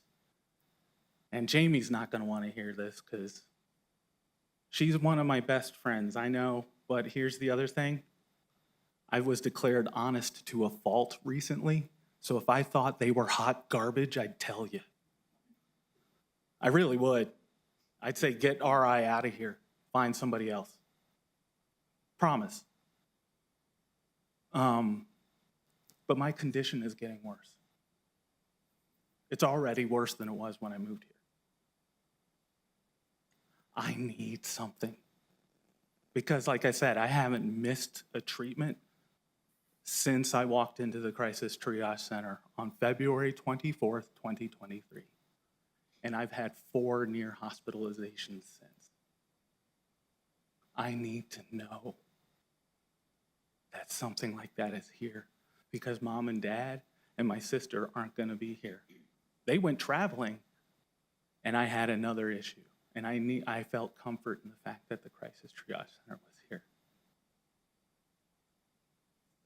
So seriously, I don't care if nobody shows up this year, and I'm the only one who goes in. I know I'm supposed to care about money. Hell, I run my own business. I actually developed the messaging that the state is using for the Crisis Now model now. I actually helped develop the implementation for 988 nationally at NAMI National. So I understand what this stuff is. And I actually hear you on the fact that we need to do better outreach because I'm a real big believer in the Crisis Triage Center and more people need to know about it. Like I said, I was in crisis. I spent 8 years fighting to get this facility open, and I forgot about it when I was at my worst. So I hear you on that. What can we do to make it better? I work with a lot of providers in the community, and they don't want to use it. So why? We need to ask that question. We really do. Is that an RI problem or is that a provider problem? Is that a question we're asking? I'm actually asking. Is that a question we're asking? You've asked us a lot of questions. Is that a question we're asking ourselves? Mr. Chairman, may I respond? Micah, absolutely. I think that's the perfect question to answer or to ask. Like I said, I think that's the most honest comment. No, I'm not trying to say, like I said, your story is, and I appreciate you sharing. I just mean in terms of this policy and what we're doing, because that comment right there is at the heart of what I'm asking. And I think you're right. I think, is it an RI problem or a provider problem? I don't have the answer to that. But I think the question is that if that's what's being seen, why is it that RI or Jamie or anybody else in the community is not asked that? I have, and it's the lack of education. But why are we here from over a year ago barely asking that question when that's what I was asking for, policy changes or figuring out. And if that's the question, whether we go use the LC3 collaborative or others to try to start getting answers to that, we're way past that to me. And like I said, because I do believe, like I said, I completely agree with you, Micah, because I think you've been an advocate. I know you've been an advocate for this, and I know, and I'll tell you, because what got me to vote yes on the original proposal is your story about and how you compared the CTC to urgent care for mental health. That always sticks in my head. Yeah. And so like I said, I know we need this, but I think as we continue to put money into this, we need to make changes because I want people in it has to be across the whole county, but even in my district, in Hatch, Garfield, Doña, those areas, we need to reach out to them. And I want to make sure we're bringing them in from the rural areas and figuring out how we do that. But guess what? We eliminated our mobile crisis teams. And because I know the answer to that question. You know I know the answer. The reason why we had to eliminate the mobile crisis teams is because far too many people still think the co-responder model is the right model. When we have evidence nationally and all over the place that that is not the answer. I trained a lot of CIT programs, crisis intervention team model programs, if people don't know what that is. And I've done a lot of trainings. I did that for NAMI National. I did that, Sam Cochran, the guy who helped develop CIT as a model, good friend of mine. And as a person who has direct lived experience with the criminal justice system, that's how I got involved with this. The police chief, nice guy, love him to death. Uniforms still scare me. Not the right model. I'm not the only person with the mental health conditions that is the wrong answer. That's why the Crisis Now model exists. And yet, even when I was talking to La Clinica de Familia about the Crisis Now model, when I was doing education with them, they still thought they needed to call 911 first instead of 988 first, because they were still looking at mental health conditions as a public safety issue. They thought that 911 would de-escalate down to 988, not knowing that it was the other way around. They're not trained to. 988 is trained to escalate up to 911, not the other way around. So they were still looking at mobile crisis backwards. Yeah. And that's the provider being the problem. And that's where I want to invest. I would invest money in that right there. How do we start educating? How do we change? I will say the health department did invest in that.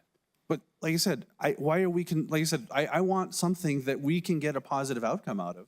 But throwing money without any change, where is it going to go? Like I said, I think you're absolutely right, Micah. I ask the questions. Please. I agree. Again, Jamie Michael, County Health and Human Services, Mr. Chair, Commissioner Sanchez. We have, for the last 3 years, been asking those questions and then following up and doing education, and change happens slowly. We go out, we provide education, we provide brochures, we talk about it, and then 3 months later, there's a change in staff, and we need to go back out and re-educate and redo that outreach. The emergency department at Memorial, I think, is a great example. Went out, built relationships, tried to figure out how to have more providers at the ER, transition people to the CTC, so you see a little bump in utilization. Then that medical director has left, or the providers have changed, and the utilization is down. And then you reach out again. So it's happening. The effects, the results are incremental, so it happens slowly. That's why now we are trying to look at systems changes and policy changes so we can avoid some of that up and down. We've looked at data from 911, who is still calling 911 for behavioral health emergencies.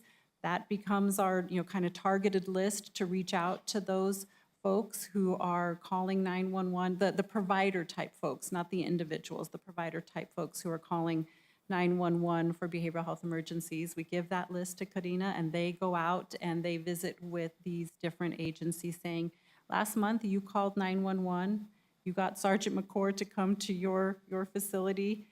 Instead, let's talk about this process. And they go, great, that sounds wonderful. And then we get, it's happening very slowly. I think I understand your passion and impatience with wanting it to happen faster, but we are trying to change what the community, people, organizations, and systems and processes have been doing for decades and decades. So I've realized that change is going to take longer than we want it to take. Thank you. Commissioner Reynolds, you had a. Just a couple of quick things I think are important. First thing, I want everyone to know that we are not against what you're trying to accomplish. We are in favor of providing good mental health in this county. If you think we're not, because our attitude about this item, this is not the case. As a matter of fact, when we first looked at the contract, I was all in favor of providing good mental health and using the Crisis Triage Center to do it. Okay? But when I looked at the actual details in the contract and the plan, I said it's never going to work. It's not going to work the way the model is being built here. Okay? Now, we've gone 5 years at least and almost, $3.5 million to prove what I said was right. And I don't want to be right. I would rather be wrong. Okay? But I agree with Commissioner Sanchez, and I also agree with Commissioner Chaparro. She said, and I think she meant to say this, she said you can't force people into mental health. And in the involuntary model we're considering, it kind of does that, number one. And number two, and I would say the sheriff is happy to take people to the Crisis Triage Center, except for one problem. She has to have an officer stand there until she's sure that they're safe, which takes sometimes 30, 40, 50 minutes, 2 hours to do it. Not just, but the problem is once she cuffs them, she needs somebody else to take reliability and responsibility for the fact that they could still be dangerous. That's the problem. She actually has picked people up and taken them there, and I've talked to her about this, and she does it, but it's more of a taxi service for her. When she's got several other things that she needs to deal with her police, with her sheriff's department, putting people and taking them right over to the Crisis Triage Center is not what her model is for being successful as a sheriff. Okay? Now, the units you were talking about, the units that we had that we proved to go out and pick them up, that's what those units are for. So no, we don't disagree on what our goal is. I don't disagree with anything we're trying to do here. I disagree with the fact that we cannot continue to pour money into a hole and not get the results back. That's what my concern is. And I believe I saw that in the first contract, and I'm seeing it every year that we've tried to support you guys. So, and my comment is that if we do have services in the county, maybe we have somebody else that can provide the service with less overhead. Because right now, you guys getting all this money and not providing the results we want is just continuing to add additional burden to the county without getting what we're paying for. And that's where my concern is. Otherwise, is this going to fix the problem? That's what I want to hear. If I give you another $587,000, you're going to guarantee me results. Because when I pay somebody to do my roof, when I pay somebody to fix my car, they don't bring it back to me and say, hey, you gave me $500, but it's not fixed yet. This is the problem I'm having with this whole thing. It's a responsibility problem. We have a contract, we have a promise, we have an agreement, and you guys aren't meeting your agreement as the way we wrote it the first place, and you're asking us to continue to change the agreement and hope and pray that you're going to be able to meet our requirements, and I don't see it. So we need mental health. Trust me, we need the Crisis Triage Center for this guy and everybody else, but we don't need to continue to pour money into something that's just not working. That's my concern. And thank you. No, Sorry thank about you. the interruption. So, yes, Mike. So one of the positions I serve is on the Governor's Behavioral Health Planning Council. And on the adult services, all adult substance use and Medicaid committee. And one of the biggest issues, Micah Pearson, other things. And one of the biggest issues we talk about all the time is one of the staffing shortages in New Mexico. And one of the biggest issues we have in this community is staffing shortages for local providers. You keep talking about local providers who can provide services other than RI. My curiosity is, who do we think that might be able to do that? That's not my expertise. Right. How do we? I've been asking a lot of open questions, so I'm continuing to float those open questions. Well, and I think just to add some context, I think this was a sole provider bid when we bid this out. So we didn't even open it out to anybody else to bid on this.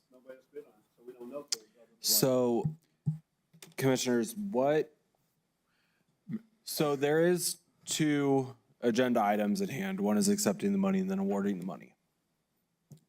So my question is to move forward, are we accepting the money and then looking at how it's awarded, or what are we doing? How do we move forward how do we move forward from this point? Because I don't think we're going to get any answers that we're wanting to hear today. There's definitely going to have to be more follow-up throughout, but where do we go today on these two agenda items? Mr. Chair, if I might, if we accept this money and it's delegated from the state, I think we are obligated to put it toward what the state gives it to us for. Am I right, Mr. Macias? Yes, of course, that would be. So if we accept the money's already allocated for a specific line item, and so we'll have two options. We can accept the money, not give it to them, and then return it back to the state, or we can accept the money and apply it to what it was actually given to us for. So by accepting the money, we pretty much default on actually approving the second item to give the money to Crisis Triage Center. So I think we have to decide the first item first, what we're going to do with that. Mr. Chairman, I think the comment was made about maybe not getting answers, but that's what RI is here for, and they haven't been given an opportunity to address the commission and respond to some of the points that have been made. I appreciate that. Marley spoke. I think Marley came up and spoke earlier, so I don't know that we haven't had an opportunity. In response to a specific question that was asked. So what if we accepted the funding and then put provisions on how it's handled? I mean, that's in our purview. Mr. Chair, I think it's a great thought. I just don't know how to do it from the bench. Okay. Well, let's figure it out. Yeah, I think. Mr. Chair? Yes, Commissioner Chapato. I believe, and correct me if I'm wrong, Mr. Nelson, but I believe, Mr. Gooden, I believe that this money is specific to, from the New Mexico Behavioral Health for a specific use, and we can't change that. Well, we because don't it's, need to. if I may, am I correct on that, Mr. Gooden, before, I didn't mean to interrupt you, Chair, but isn't that correct? In looking at what I'm seeing, it is, the purpose of the grant is to fund the operational costs, operating the crisis triage center to do the specific task that's there. Now, I don't know that it specifically says it has to go to RI International, but it's set up as being, and I pulled up the wrong one, agenda item, I think. But it is for the Crisis Now model, I believe.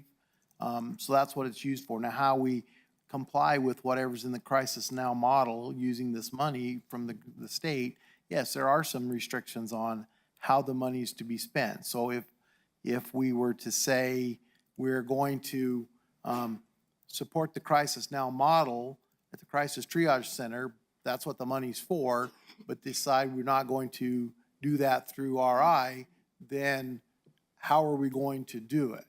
And my understanding is this is a grant that then would need to be used by the end of the fiscal year. And so do we have time to move to the next step of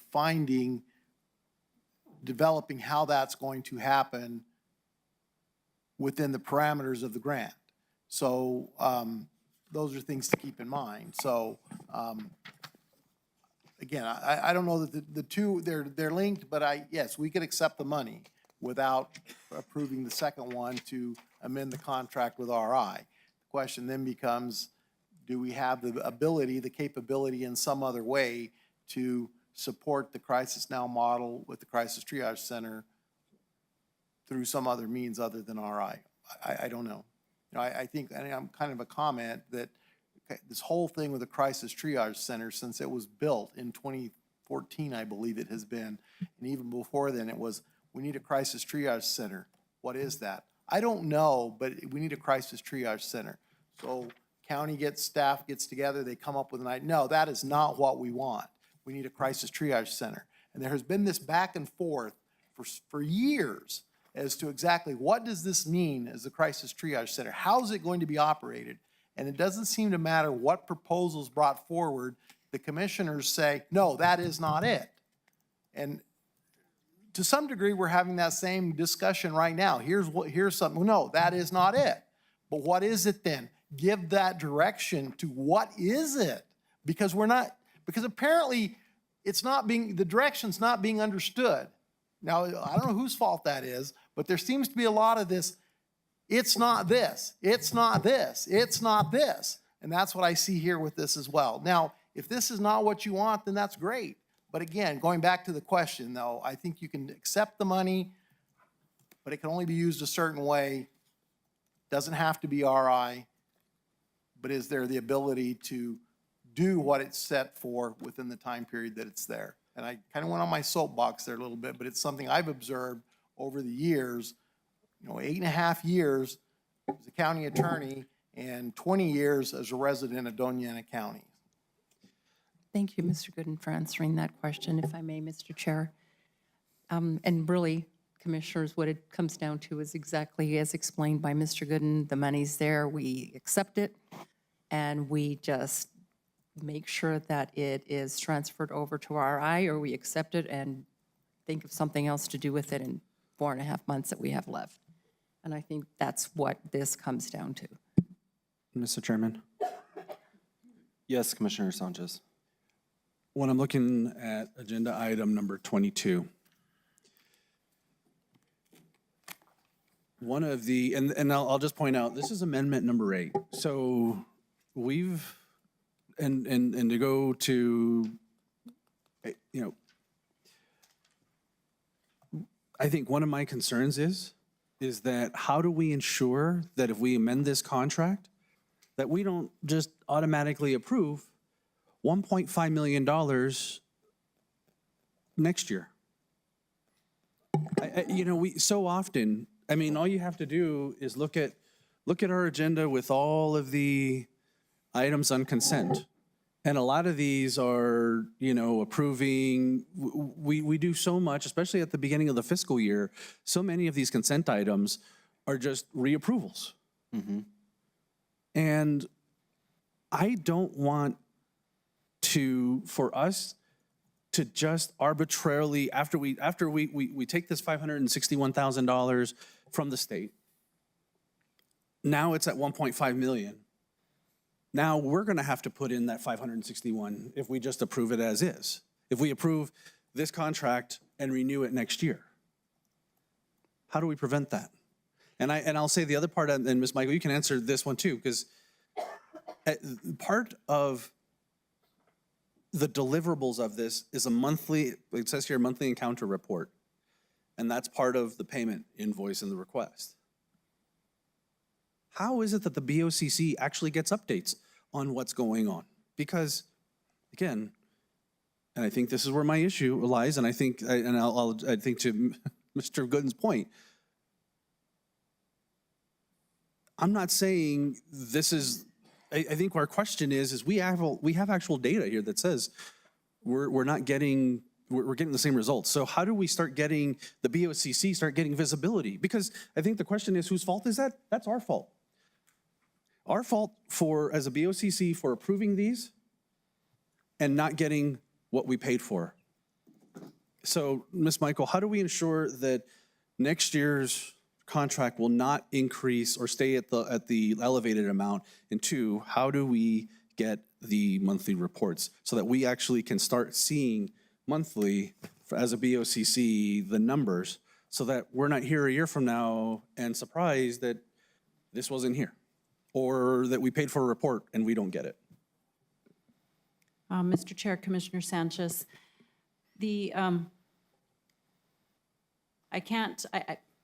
in July, we will have, or before July, we'll have to make a determination how much money is needed to keep the Crisis Triage Center operational, and that will appear in my budget request to you. So the commission will approve the amount that's allocated to the Crisis Triage Center for next fiscal year as part of the budget process. And I can't say it will or will not include this additional $500,000 if the state is not funding it.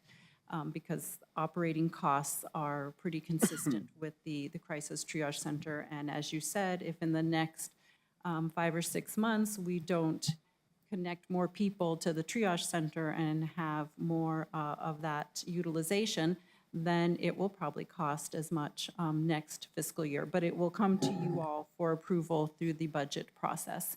As for the monthly reports, just ask. I'm happy to share. We get monthly reports with the invoice that talks about number of admissions, number of transportation, number of outreach activities, and periodically, usually every quarter, we also get the nice tables that show where the referrals are coming from and where people are transitioning out of. So I'm happy to, at whatever interval you all would like, I'm happy to provide you with those reports. The chief asked the Crisis Triage Center, and for a while he was getting weekly reports on number of admissions. So that data is there, and I'm happy to provide it to you as frequently as you would like. I think that would be great to get those updates on a monthly basis, to be honest.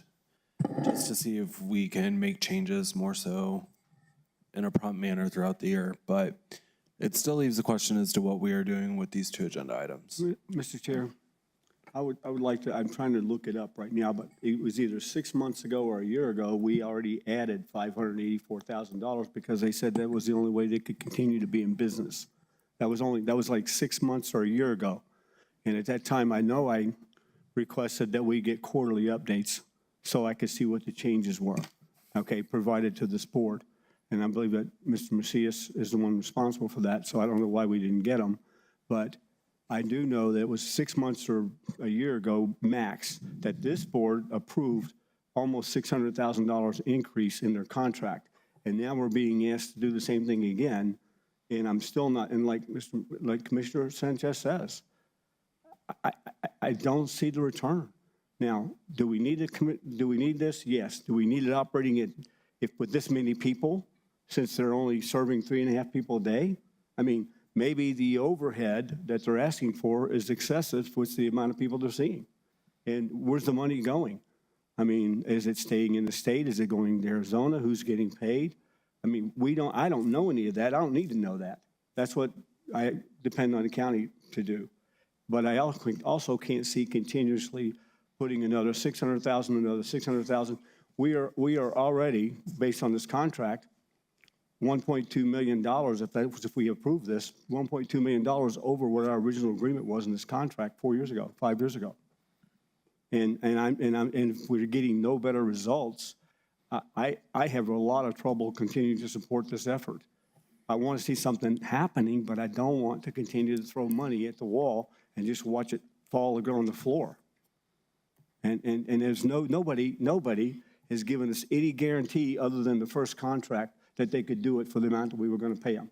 And RI said 280 something or 268 for 16 by 7 and go to 24 by 7, 330 something. We gave you that money within 6 months without coming back to this board. And then it's just continued to go up from there. When's it going to stop? I'm like Commissioner Sanchez. At what point do we say enough is enough and they're not providing their part of the agreement that we have? And I'm like, I would like to say, look, give me a good plan. Show me the money. Show me the results. And by the way, there's somebody else in this room that's sitting here, Jessica Lynn, from Mavita, and we're asking them the same thing. This is not us asking you guys because you're unique. It's because we ask every organization we give money to show us the money, show us the results. And I'm agreeing with the commissioner. Until we see something's going to change, I'm not willing to continue to throw money at this personally. That would be, if it was in my bank account, I wouldn't do it. But look, I'm only one vote. You guys, you get 3 votes, you get what you want. Thank you, Mr. Chair. Mr. Chair, I went back, I'm reading the scope of work on this from the Department of Health, and I think there probably is more tie-in directly to RI than I had originally thought there might be on the ability to use it elsewhere, because in the scope of work, it mentions the Doña County along with IR, operate the crisis triage center. And then it sets out the cost, coming up with $561,000 that they're giving for it. It seems to be based directly upon the costs of, from RI and managing it. So I think there may be maybe even more difficult than I might have thought to say you can take the money and use it somewhere else. I don't know how you do it in the time period, but I think it is more closely tied to RI. So I don't know that you can accept the money and then really not use it for specifically with the next agenda item. So I think they're a lot more tied together than I thought, that I may have originally indicated. Mr. Chairman, let me again appeal to you to listen to RI.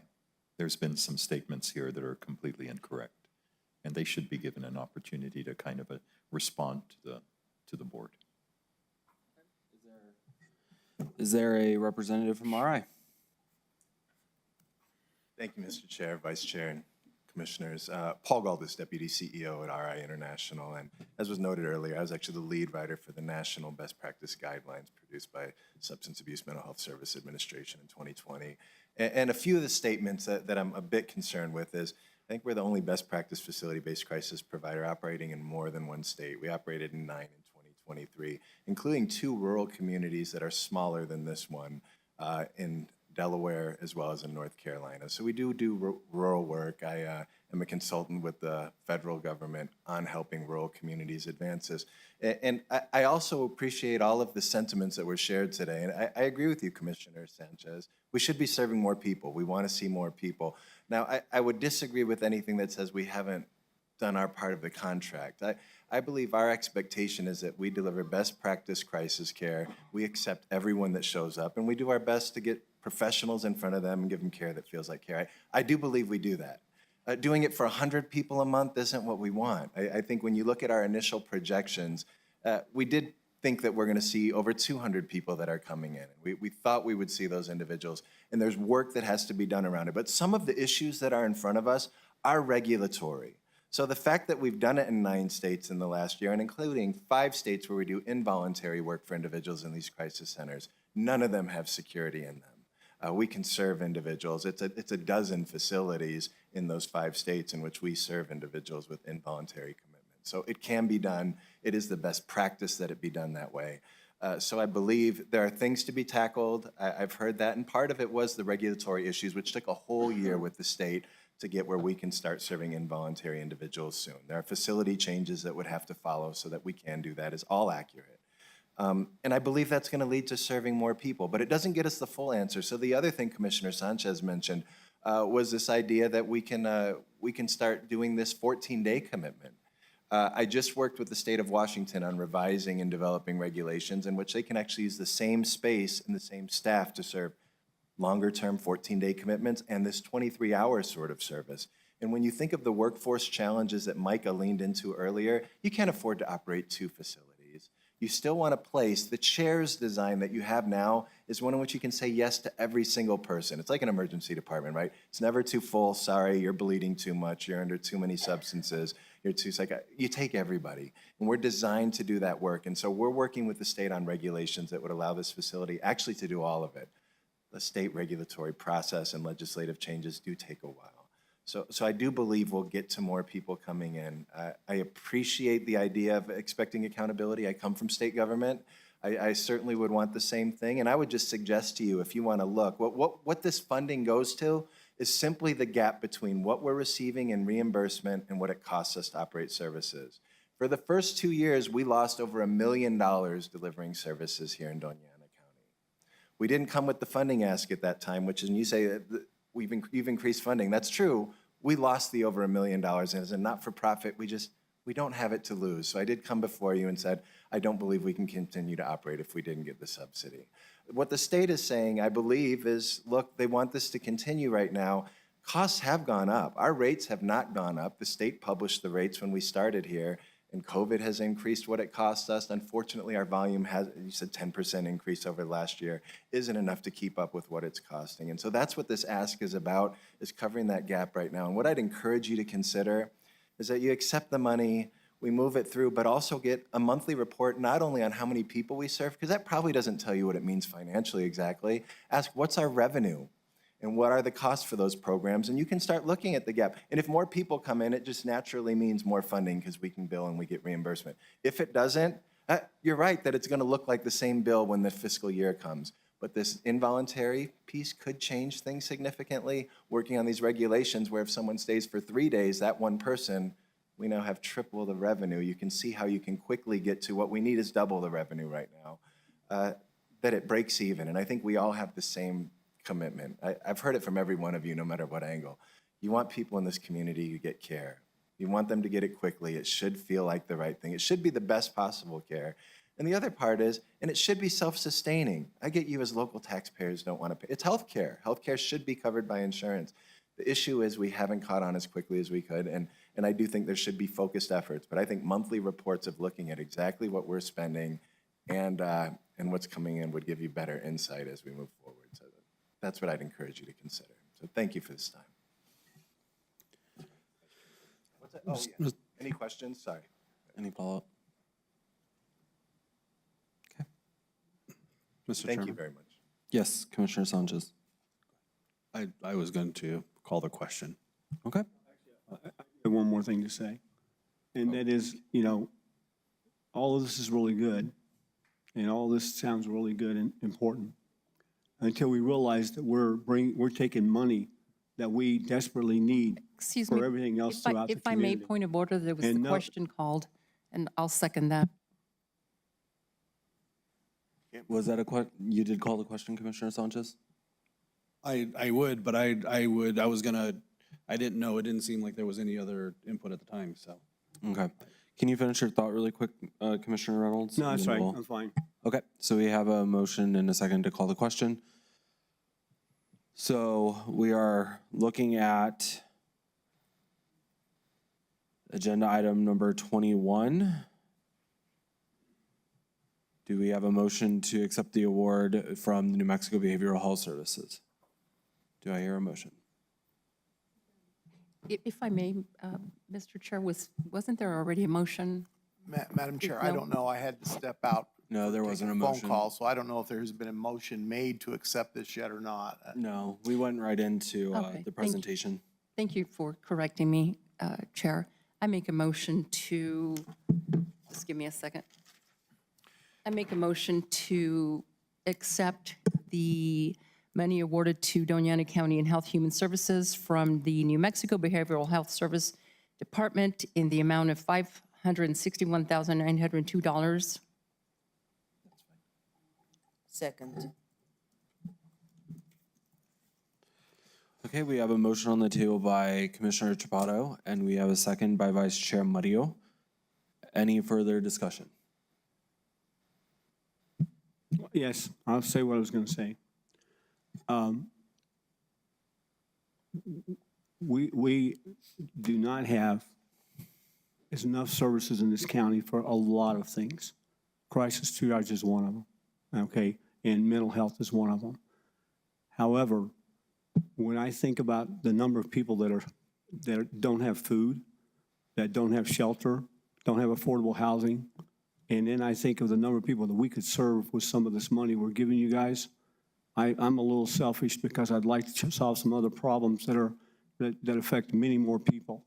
And I would recommend that we reduce the services here until your all's business grows to the point where we can afford to increase it to keep up with the demand. And I don't think your policy, your contract, or your company has the ability to do that. So the reason I'm not in favor of this is simply because we have other places that we desperately need that money that we could use it for if we could do it. This grant doesn't allow that, but still, I'm not, that just puts me in a bad place, and I'm sorry. Thank you. Any other discussion before I ask for a roll call? Seeing none, Brandy, if I can get a roll call vote, please. Commissioner Reynolds? No. Commissioner Chaparro? Yes. Commissioner Sanchez? No. Vice Chair Murillo? Yes. Chair Shaljo Hernandez? No. Motion fails 3-2. Nelson, do we have to take up item number 22 now? Well, it's on the agenda, so, Okay. but, well, there's no money to fund it, but, because it is, unless the county puts up the money on its own, I guess it could still be, the amendment could still be done. Okay. But it would still require a different funding source at that point. So, yeah, I guess it probably does need to be. Okay, Mr. looking at Chairman? agenda, You can ask for a motion. If there's no second, it would fail. Okay. And we wouldn't have to move Well, on. and if there's no motion, it would fail, so. of course. So looking at agenda item number 22, amendment, the Recovery Innovations, Inc., contract 21032 to increase by 561,902. Do I have a motion? Seeing none, motion fails. Moving on, I was asked like an hour ago for a break. I'm done, so you can go ahead and move forward. She's good. Okay, moving on to item number 6, which is under presentations. We have the report by Vice Chair Mario and myself for the annual inspection of the Doña County Detention Center for 2023. We also have Director Brian Baker here, as well as Mr. Gooden. Mr. Chairman, at your convenience, there is food that has been brought in for the commission. Okay, and then Mr. Gooden, do you know when we have to get on with the closed session hearing with the? With the attorney, I think it would be as soon as he says he needs to be, he'll be driving it too, and said he can do it by phone, but if we get him on the video, so. Okay. Maybe we do this one and then we could go into closed session and you eat during that time period. Perfect. Too many people are waiting. I think that works well. And it's suggested too, maybe the consent before then. I don't know if there's items that people want to pull off the consent that would put that longer, but. Okay. We'll do that then. We'll try to run through this. As far as it goes with the commission on the annual inspection, Commissioner Murillo and I did go to both the adult and the juvenile detention center.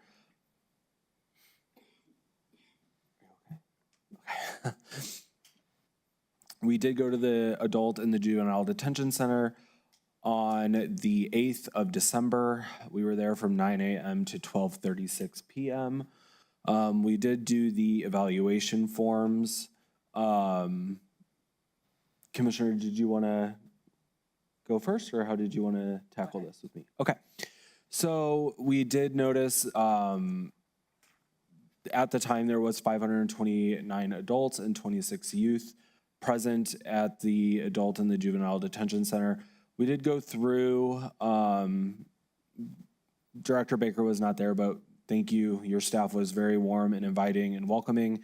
They took us through the entire facility, top to bottom. I loved to see the changes in the kitchen. It was great. There was a few things that I noted. Cleanliness of areas, whether it was a reception, break room, and offices, they were clean. Of course, they're a little outdated, which we knew last year as well. I just made notes of that. But it was clean. The medical area was spotless and clean as well. Cleanliness of individual cells were great. So I didn't have any issues with that. There were a couple things that I did notice that I wrote down. Of course, we said it last time, the employee break rooms in the adult facility needed a facelift. They're dated. We brought that up the last time as well. I think I did that with Commissioner Chapato. Needed new desks in the control rooms. They just looked out of place. I think we brought that up as well the last time. Shelved in the laundry storage area looked old and rusty. They needed either a fresh coat of paint or maybe a replacement at a future date. I was told that the kitchen did need some equipment updates with hot well, soup holds, flat top, and grills. So it'd be really nice to see that worked into the budget for next year. I did have a safety concern. I did see on the dishwasher that water was going directly onto the floor into a floor drain. And there wasn't exactly a pipe going to it. I think that might need to be looked at. I did see someone that was back there helping out did slip. So I do think that we need to do something with that. And then I did note that a contingency fund or something for the walk-in cooler maintenance, I do know that those have been giving you guys issues over time. So looking at how we can get that to where they're better maintained and or getting ready for replacement if that does come into play. It was noted by a couple of your guys that the rec yards are going to need a fresh coat of blacktop at some point. So I think looking at that. Besides that, the youth area, the Yes Care storage areas looked good. There was always need for shelving and storage. I mean, I'm sure that's definitely on their list. Youth area looked good. The shower enclosures looked good. They are tile. I do know that you're doing the updates very soon on the adult facility, putting in the stainless steel walls. I just don't know if we need to start planning for that in the youth facility. They still looked good. There's probably some life there. But just looking at that, and then a roof leak in the juvenile area, which I believe you guys are planning on getting fixed as well. Besides that, everything looked really great. I did make the notes. I'm sure Mr. Gooden did give those over to you, but everything else looked really good. The food looked great. The portions looked great.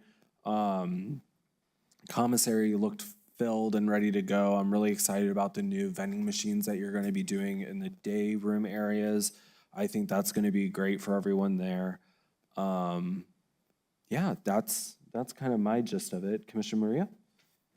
I was pleased with the detention kitchen.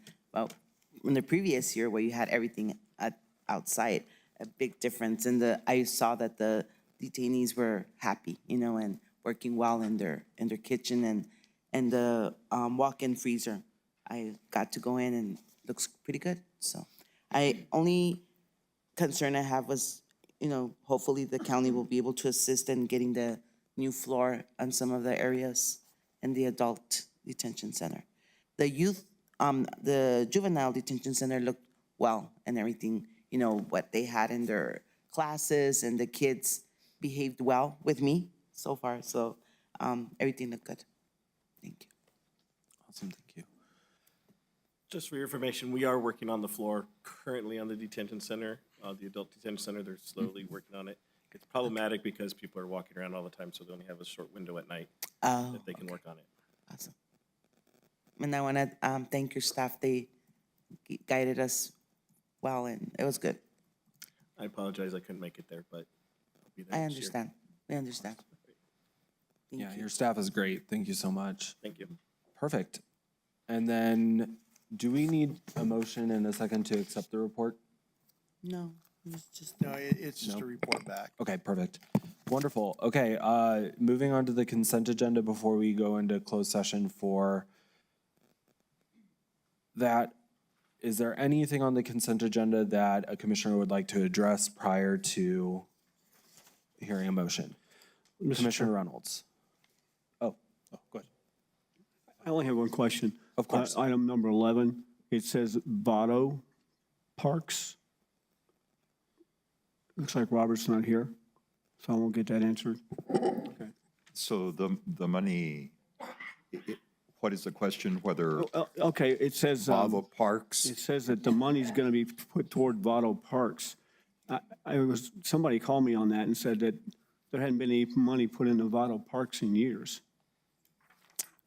So according to the agenda, it says $150,000 to plan, design, purchase, install, and construct a playground, park structures, and landscaping at the Vado del Cerro Community Center. On number 11? Correct. Number 9. If you look at page 145 Okay, I'm of looking at 413. I was looking at the agenda item. Yeah, it's in the Yes. packet. So, okay, so in the agenda item, it says Votto Parks, and then that change on, I'm sorry, I apologize, I didn't look at the exact. I'm sorry, the executive summary, it's pretty clear, item number 9, that's what it refers to on the agenda, $150,000. And it's basically for playground, park structures, landscaping at the Vado del Cerro Community Park. That was the legislative allocation. Just a minute, I'm trying to get to that, I apologize. Again, it's page 145 of 413. There's Robert.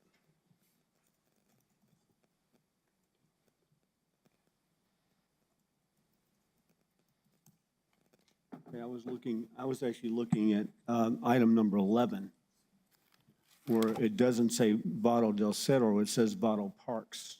I'm sorry, Commissioner, I'm just trying to be explanatory. Item number, the item that deals with Vado Parks, it Number is 11. listed, it is listed on page 145 if you'll look at it. And what it's talking about is Vado del Cerro. And it's a $150,000 legislative allocation. It may not have said that on the agenda, it says Vado Parks, but it's Vado del Cerro Community Center. The playground. Okay, I guess, let me ask Robert, do we have a park in Vado proper? Good morning, Mr. Herrera. Afternoon. Good afternoon, Commissioners. Chair, Commissioner Reynolds, we do have a park at the Valle del Cerro Community Center. It's behind it. Actually, it's to the southwest of the corner there. Somebody told me we also have a park in Vado proper, the community. I would have to double check that. Okay. Yeah, could you check on it and get back to me? I mean, that's all I was wanting to know, is whether or not we were actually going to do something with the Vado Park. Yes, sir. Because we hadn't for years. And when it said Vado Parks, I was wondering what we were going to do there. And now it looks like this is supposed to be Vado del Cerro, but I still think we should look at the park and see what we need to do there as well. That's all. Commissioner, yes, sir. This particular allocation is for the Valle del Cerro Park. Okay. And I will get back to you. Yeah, I'd like to meet with you on the Vado Park thing. Yes, sir. Yeah, sometime, thanks. Sorry, that's in Commissioner Maria's area, but somebody called me on it that it's in my area, so I was trying to answer the question. Okay, Yes, I will get back to you. Thank you, sir. Thank you. that's all. Commissioner Sanchez. Mr. Chairman, I'd like to pull items 14 and 15 for separate consideration. I have a couple of questions on those items. Did you want to ask the questions before we poll, or did you just want to pull them, Commissioner? We can do it either way. I can ask questions now, or I can ask questions later, whatever suits the board. Yeah, let's go ahead and, Ms. Michael's here, let's go ahead and ask those questions. Good afternoon. Good afternoon. Jamie Michael, County's Health and Human Services Department. Hi, Ms. Michael. Quick question on both of these items. The $125,000 to help with housing programs and the $75,000 on agenda item number 15 for homeless services. What specifically is the plan for these monies? Commissioner Sanchez, Mr. Chair, the plan is in development. We did not request these funds as part of a state allocation. We did not request them as part of the junior bill. So, and we weren't sure until just recently if the money was coming to county government. So once we discovered that the funding was requested and is coming to county government, we started looking, exploring some plans, some opportunity to use the funds, because again, we have to use it before the end of the fiscal year. So some opportunities that we currently have a contract with Community of Hope, and they provide services to people experiencing homelessness. So if they have any need to receive additional funding to expand what they're doing, we can amend the contract with Community of Hope. The current contract really looks at supporting people who are involved in the criminal justice system and in need of housing services. So that is one opportunity for some of the funds. We've also been in discussion with the county manager and other county leaders to look at some of the modular buildings that the fire department had previously used and repurposing those to be transitional or emergency housing for people leaving the jail or recently discharged from a hospital before they can get into permanent supportive housing. So we may have an opportunity to use some of these funds to help with that effort as well. But again, since we didn't request these funds and we recently found out that they were coming to the county, we are still looking at that process. If there is an amendment to the contract with Community of Hope, just to expand their current services, that amendment will come to the commission for approval. Thank you, Ms. Michael. And I would,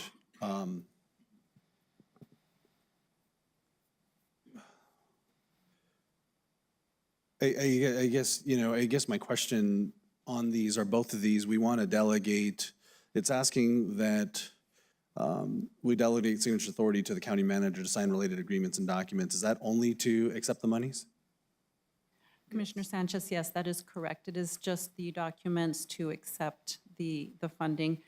There is a separate process for sending the money out or utilizing the money. Okay, thank you, Ms. Michael. Is that all the questions on those two? Any other commissioner? I have a question on item 14 or 15. Mr. Chair, Yes. I make a motion to accept the consent agenda items 7 through 20. Okay, there's a motion to accept all consent items from 7 to 20. Is there a second? Second. So I have a motion by Commissioner Chapato and I have a second by Vice Chair Murillo. Any other further discussion? Seeing none, Brandy, can I get a roll call vote, please? Commissioner Reynolds, Yes. Commissioner Chaparro, Yes. Commissioner Sanchez, Yes. Vice Chair Murillo, Yes. Chair Shaljo Hernandez. Yes, consent agenda is approved. We have Brandy, if we can multiple. get those resolution numbers, Are you guys ready? we're ready. Item number 8, 2024-1. Item number 9, 2024-02 and 03. Item number 10, 2024-04. Item 11, 2024-5. Item 12, 2024-06. Item 13, 2024-07. Item number 14, 2024-08. Item number 15, 2024-09. Item number 16, 2024-10. Item number 17, 2024-11. Item number 18, 2024-12. Item number 19, 2024-13. Thank you so much, Brandy. At this time, we are going to try to get into closed session to handle a matter, and then we will come back to continue on with the approvals. Mr. Chair, Yes, Vice Chair. I move that the board convene in closed session to discuss pending or threatened litigation in the matter of Arturo Marquez versus Doña County Board of Commissioners, case number D-307-CV-2018-2312, as authorized by the Open Meetings Act 10-15-1H7. Thank you. We have a motion on the floor. Do we have a second? Second. Okay, any discussion? Okay, we have a motion by Vice Chair Murillo and a second by Commissioner Chapato. Can I get a roll call vote on going into closed session, Brandy? Commissioner Reynolds, Yes. Commissioner Chaparro, Yes. Commissioner Sanchez, No. Vice Chair Murillo, Yes. and Chair Shaljo Hernandez. Yes, motion carries. We'll adjourn to closed session. I just don't understand why we didn't, with Jamie here, we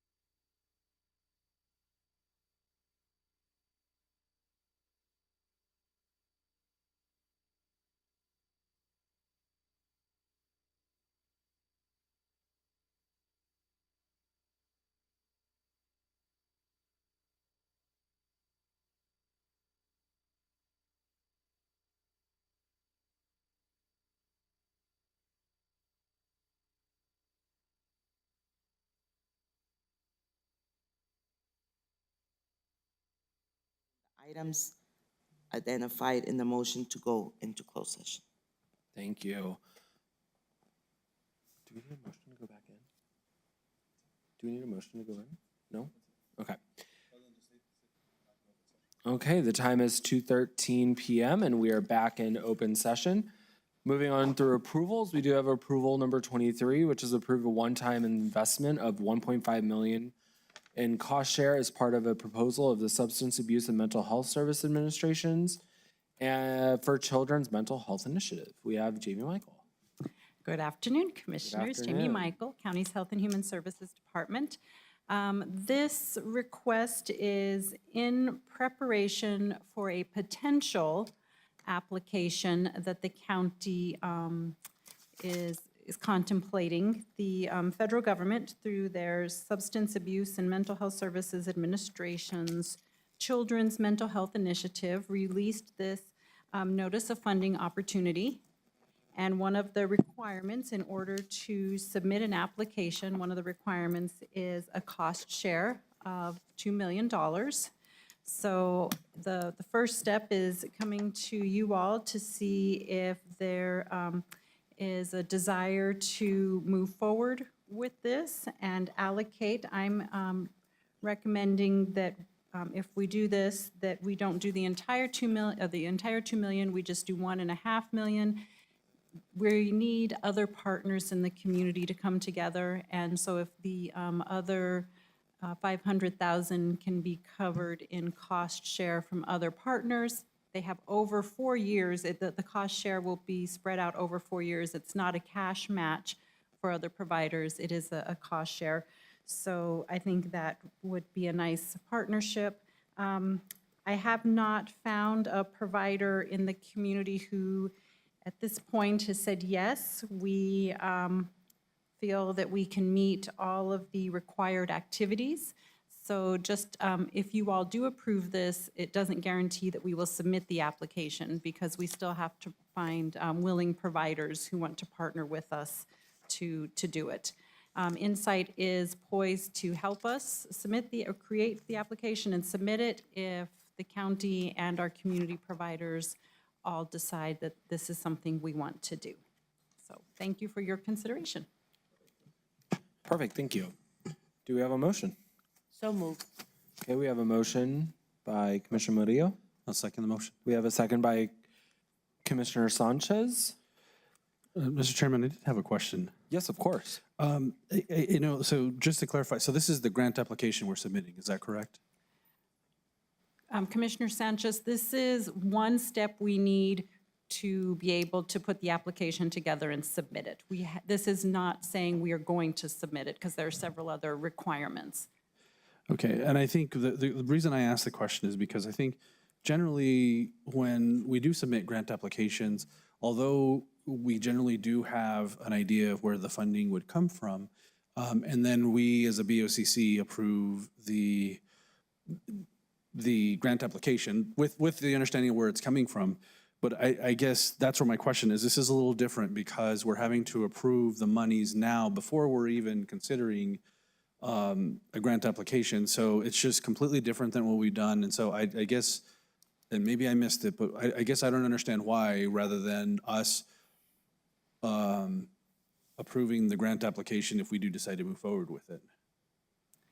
Commissioner Sanchez, developing this grant application will take a lot of time and resources for the grant writers, and it will take commitments from the treatment providers in our community. So I feel like before we ask people to invest their time and energy to help write a proposal and put together the application, that we have the approval from the county commission that they are willing to contribute this as part of the cost share. If we did it the other way around, I may not have much luck getting people to apply with us. Okay, thank you, Ms. Michael. I'll just say, for what it's worth, while I know I support the effort, I do have issues approving the monies now before even a grant application is submitted. I have so many questions. This You're asking for $1.5 million without having had any type of education about what's intended for this process or the project, what stakeholders are there, how things will be managed, et cetera, et cetera. And I understand, again, this is the very beginning steps of it, but again, I don't know that I can support committing funds to something that this is the first time that we're getting any type of view into this, and it's $1.5 million, and I understand it's still at a restricted fund, and I probably wouldn't have any issue approving it as part of the grant application, but I feel like I do, without having the full understanding of the project and the scope and understanding the different stakeholders and how we're gonna manage that process, for the very reason we talked about earlier with the CTC and putting money towards that, and I feel like I need more information to feel good that we're putting money and it's gonna be effective in the community. So, thank you, Mr. Chair. Commissioner Sanchez, just a little bit of clarification. This notice of funding opportunity, I don't know the exact date it was released. I didn't find out about it until after the December meeting, and we have to submit the application by February 14th. So it gives us a very short time. That's why this meeting, the timing of this meeting that's why this is on here. And the application, the process would be, the county says, yes, we're willing to do this. The next step is if there are local providers that say we're willing to do this, then we all come together, write an application, submit it. If it is funded, it would come back to the county commission to accept the money. So there would be the opportunity for the county commission to accept the money.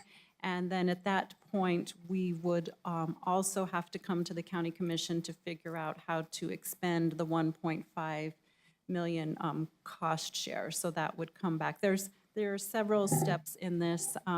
This was just something that caught my attention because we know the limitations of the Crisis Triage Center is 18 and up. And over again from the community, from commissions, current and previous, there's always been a desire to address childhood crisis services. So this is an opportunity that the federal government notified us of, and I just wanted to give our community and county an opportunity to apply if feasible. Mr. Chair. Mr. Chair. Yes. I think I understand what we're looking at here. We actually approved money. We said we would match like $4 million with the money with the state, or $5 million, whatever it was, if they gave us the funding necessary to build the extension to the courthouse. This is kind of the same thing, and we can allocate the money now, and if we don't actually apply for or we don't get the grant, we don't have to spend the money. Am I right? Okay. You are correct, Yeah. Commissioner See, Reynolds. This is the same thing where we say we're going to allocate the money if we get the grant. If we don't get the grant, then the money goes back into whatever resource we bring it from. Now, and so we aren't obligating the money unless we get the grant. And if we get the grant, I kind of do lean, what he's saying is I'd like to know what the grant's going to do for us too. So that's kind of interesting to know what exactly are we going to apply for. I know you're right. The Crisis Triage Center can't provide it, but there are a lot of needs and requests in the county for young adults or young teenagers, older teenagers that actually have abuse problems with, what do you call it? Well, alcohol. They also have smoking, some other abuse and other drugs that we need to consider. And I'd like to know what the program's going to be, but so if I want to be kept abreast of that before we actually apply for it if possible, but I see what you're trying to do here, and I can support this, yes. Sorry, Commissioner Reynolds, the required activities are listed here in the executive summary. So the funds that the federal government would award to us, if awarded, the funds that they give us, and this cost share would all be dedicated to this bulleted list of required activities. What we don't know is who would do each of these activities. So I'm talking to FYI, La Clinica, the Peak, saying, is anybody interested in all of these required activities, and that's what the LC3, proposal will lay out. So yes, there will be a lot of detail, but it is fairly scripted. These are the activities that money will fund, including the cost share. So how does cost share exactly work with the county? I'm sorry, Commissioner, can you? How does the cost share work? Like, what's the mechanism behind it? So this cost share is, I believe, 2 million, I'm sorry, I believe a million within the first year, and then the second million spread over the next 3 years. And the cost share just says if we are going to, one of the requirements is 24/7 crisis care for children. So if we're going to use part of the grant money to operate that service, we would also use part of the cost share money. And cost share can be a variety of things. I'm proposing a cash cost share, but if an agency is operating a mobile crisis team and they're using the grant to fund 90% of it, and they're using different money to fund the other 10% of it, that 10% would also be considered a cost share, because you're sharing in the cost of operating that service. So all of these required activities, there's a lot here, and we know that even if we're awarded the full $12 million, there's going to need to be some cost sharing across agencies, and hopefully, county government as a funder as well. Okay. Any other questions from the board? Mr. Chairman, just to clarify, I think as Commissioner Reynolds was talking about it, I think the concern, Commissioner Reynolds, is you're right. Like I said, I think it's similar to what you talked about for the third judicial district courthouse. The only difference is that was an actual grant application we were submitting to the state. This is not a grant application. We're just asking, she's asking for the commitment of monies without having a grant application, without having any other details, and without further, and like I said, this is where, again, I have my issues, Jamie, is we didn't have a talk about it. And I emailed last Tuesday, or last Wednesday, I'll double check, and I got no response on questions I had about this and the CTC. And this isn't a case where a commissioner's not doing their homework. I'm trying to reach out and get educated, but I'm not feeling any type of effort to try to educate us. So you're asking me and the rest of the board to approve $1.5 million without being educated? I say no. So thank you, Mr. Chairman. Thank you. Any other comments or questions from the board? Yes, I have a question. Oh, sorry. Yes. And forgive me, although I certainly understand the no, I'm looking at the wrong email.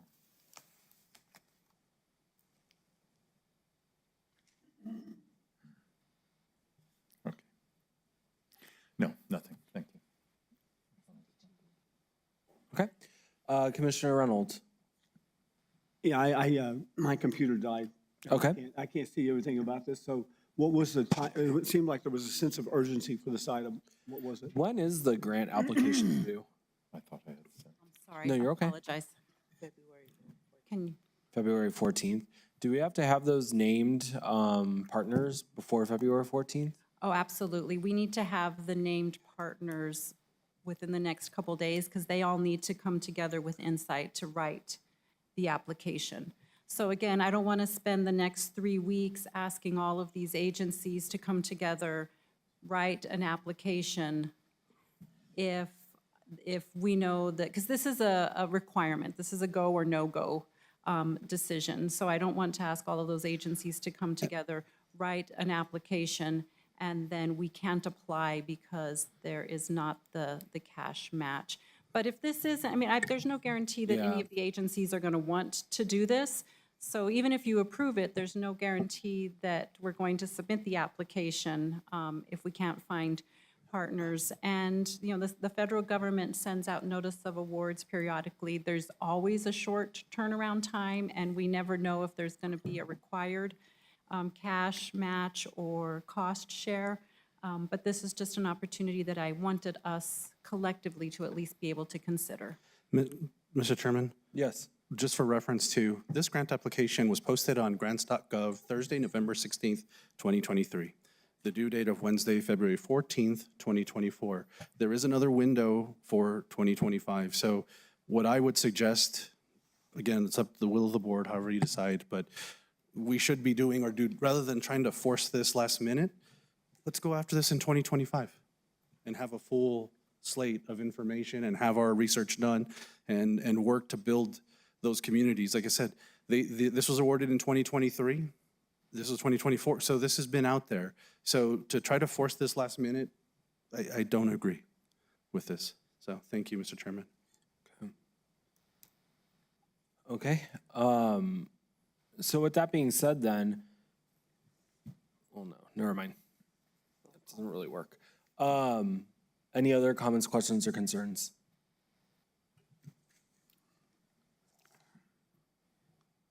I agree, it is a short turnaround time. That it is to get this many entities and a lot of nonprofit work, it is a short turnaround time.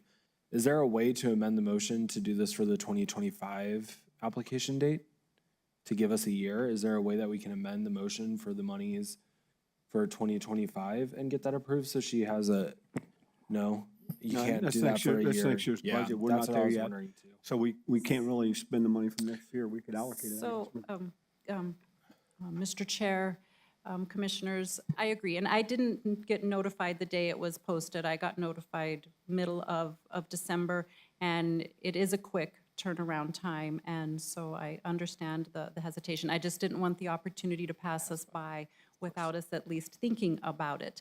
I think that there may be, and I don't know if it's today, but I think there may be an opportunity if the commission says we want to seek out funding for crisis services and we give approval for up to X number of dollars in a cash match or a cost share, then that can give like a blanket approval that would free us up, because we don't know when the notice of awards are going to be posted, and the turnaround is usually fairly quickly. So if we want to plan ahead for any future notice, like we wouldn't be able to name it specifically, but any future funding opportunities that fit this criteria, we have approval for that. Mr. Chair. Since, Go pardon, ahead. with that comment being said that we can't do this because it's next fiscal year, but since the grant application is already out with the closing date of March 21st of 2025, so shouldn't we be able to put this into motion for the 2025 year? Well, but why would you at this point? I think that would be the question. And let me suggest to you that although you may perceive it as a very quick turnaround, we've been very successful, exceedingly successful in bringing in money. Please understand that, again, as government, federal government potentially begins to constrict presidential election, why not just try to take advantage? We can still bring the application back before it's formally submitted. But I think what's being asked for is that if the partners know that the commission will back it, it'll give them a greater incentive to make commitments during this period of time. One thing that cannot be denied is the level of success in terms of grants that have come in and how quickly we've been able to move with Insight and other partners. March is still, it's still a month and a half away, and we certainly can put together a grant application that could be very competitive. Well, no, this one's due in a matter of weeks, isn't it? Yeah, the one for 2025 is in March. We only have a few weeks to get this done. February 14th, yeah. A month. February 14th of 2024.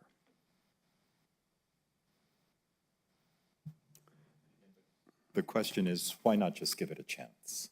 I mean, really, why not? If we're not able to put it together, then we don't go anywhere. I mean, I understand that, but I also do understand where Commissioner Sanchez is coming from with information flowing downward, especially to the commission.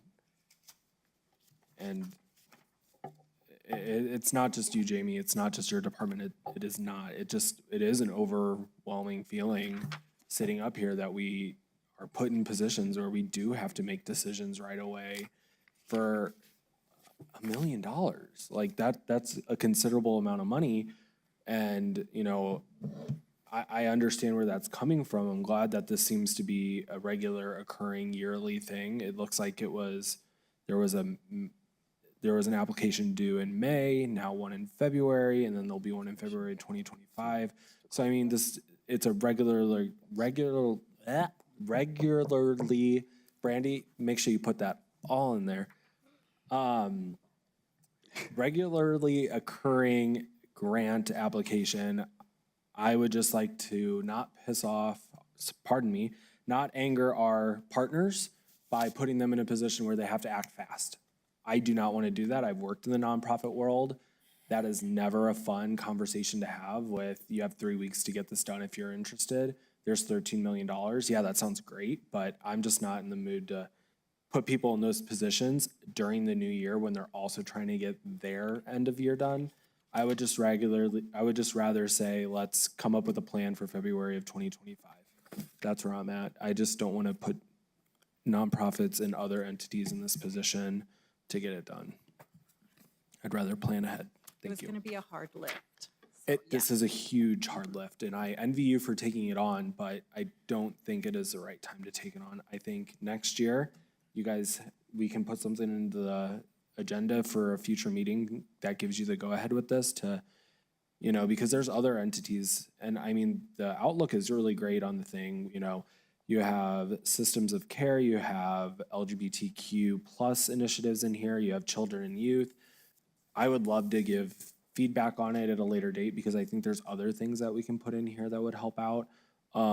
That's my 2 cents, but at the moment I'm very, very pro this, but I would say next year, not this year. That's where I'm at. Any other commissioner comment? Seeing none, Brandy, if we can get a roll call vote?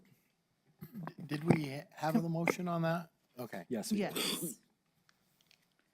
Commissioner Reynolds? No. Commissioner Sanchez? No. Vice Chair Murillo? Yes.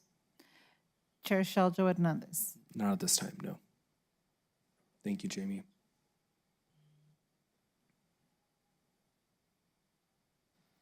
Okay, moving on, scrolling down. Moving on, we do have item number 24 under approvals, annual resolution confirming the board's 2024 appointments to various committees and joint government entities. Do I have a motion? So moved. Second? I second it. I have a motion on the floor by Commissioner Sanchez and a second by myself. Discussion. I do know that before Commissioner Chapato left, she did offer me the Vita board seat as chair. So I would definitely take that position on. That is perfectly fine. Is there any other changes or comments, questions, or concerns on the board appointments, which are on page 251 and 252 of the agenda?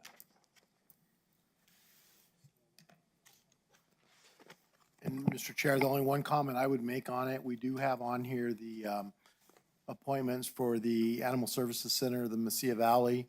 The new JPA that was approved by both the city and the county changed what that membership is. So we will, and I spoke to Barbara Delgado, I think her name is. at the city.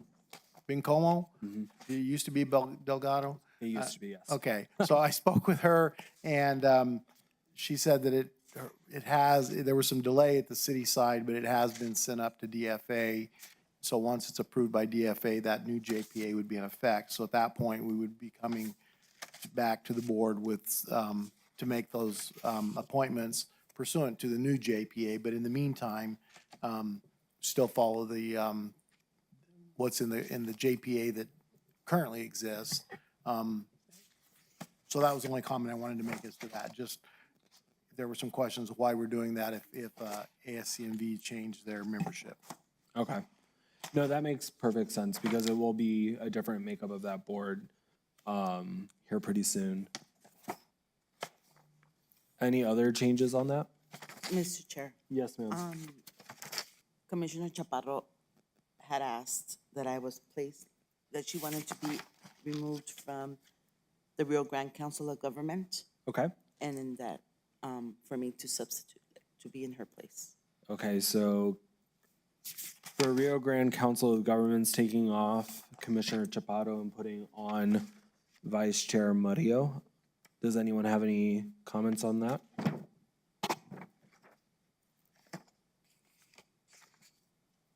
And Mr. Chair, I'm also asking to be removed from the Mesilla Valley MPO, please. Okay. So that would leave an opening on the MPO board, which does have to be filled by an elected. It cannot be a designee.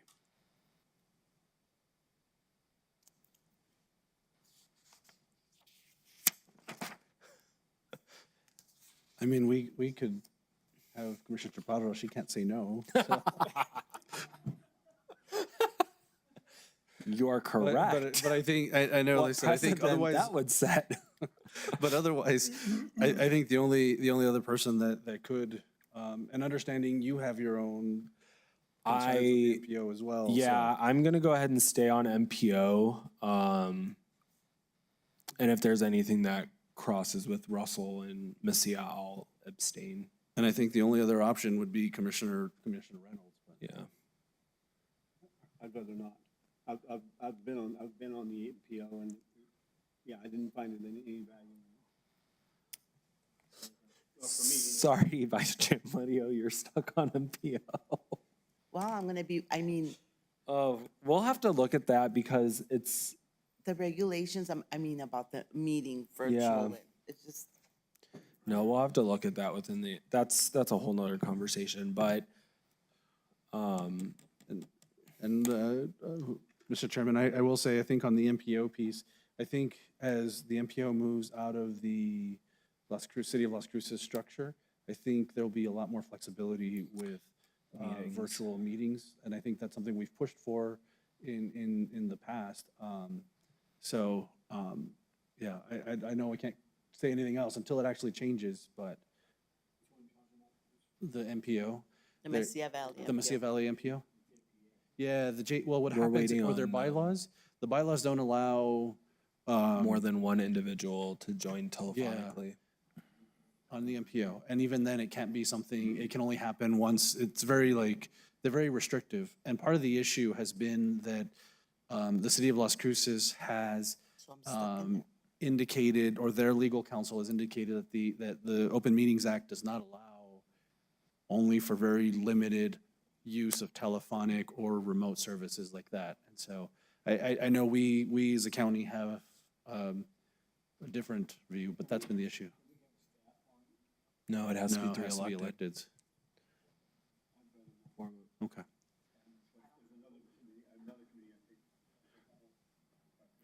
Mr. Chairman, I believe that Commissioner Murillo technically no longer serves on the MPO. When her voting, yeah. So, They removed my voting right. well, they removed Well, membership. I mean, I don't know if for now we want to approve just two and then figure out a third later. I don't know. I mean, I don't know how to I don't know. proceed. I will say that when the JPA for Animal Services does get changed, I would like to remain on that board as the elected, if that's okay. On the Animal Services Board, because it would be one elected and two appointed is what we had. I thought it was two elected. Two elected, okay. So, Well, then- I don't know. We'll have to figure that Yeah. out. But again, I don't know. Like I said, I mean, I don't know for now if we So want let's- to go with two for now. I don't know that having just two on the MPO will significantly affect the county's interests on there, but I don't. Yeah. Can I ask the question? Jessica Lynn, are you here for the for the Mavita board? For the Lita funding. For the Lita fund, the Lita hearings. Okay. Yeah. All right. Sorry, Okay. waiting so long. No, that's all, you're right now. So let's leave it as is with those two changes. And then we'll have to bring this, is this done by resolution? Yeah. Yeah, we'll have to bring the resolution back when Animal Services is done, so we can tackle it again there when we have Commissioner Chapato here. I'm willing, I'm getting off the New Mexico Association of Counties. I'm willing to take the crew aboard. If somebody wants to give that up. That would be Commissioner Murillo and Commissioner Chapato. By the JPA as it currently exists, and again, another one of those where we've got a JPA in the works that might change that board makeup. But JPA as it exists, it does require Commissioner Murillo because it's the commissioner for District 2. Okay. Is one of the two. So she has to stay on. Now, whether Commissioner Chaparro would want to give up or not, that's somebody else to talk about. Okay, that's probably another one that we need to tackle when we bring this resolution back. So do we postpone this resolution? I mean, we can make the amendments and move to approve with the amended that we're gonna make and then just bring it back. Right, and then it would, what I put on here on the list is just for the MPO that we have a vacant position. We have 2 appointed and then there's a vacant. Okay. And then Rio Grande would be Commissioner Murillo instead of Commissioner Chapato. Okay. And then no one's jumping at MPO. Okay. So what, do I hear any other changes or comments at this time? No?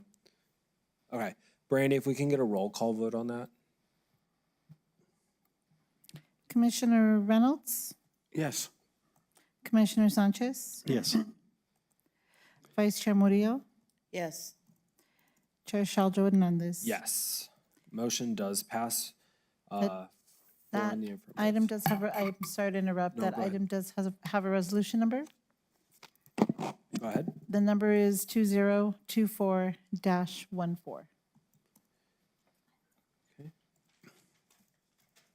And Brandy, I will get you the attachment with the changes made so you can attach it to the resolution. Okay, wonderful. Okay, moving on, we now have item number 25, which is the annual resolution appointing 2 members of the Board of County Commissioners to conduct the annual inspection of the Doña County Detention Center.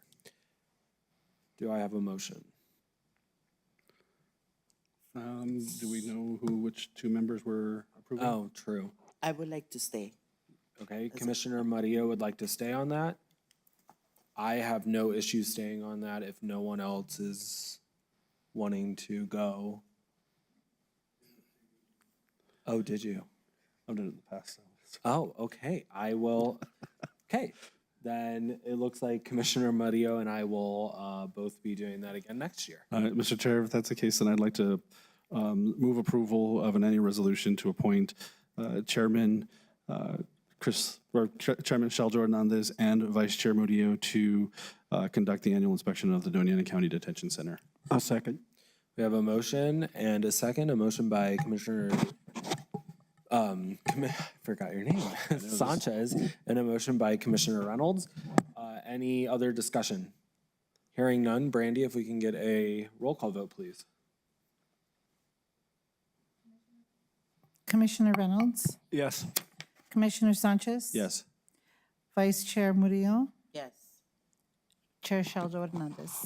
Yes, motion carries 4-0. Brandy?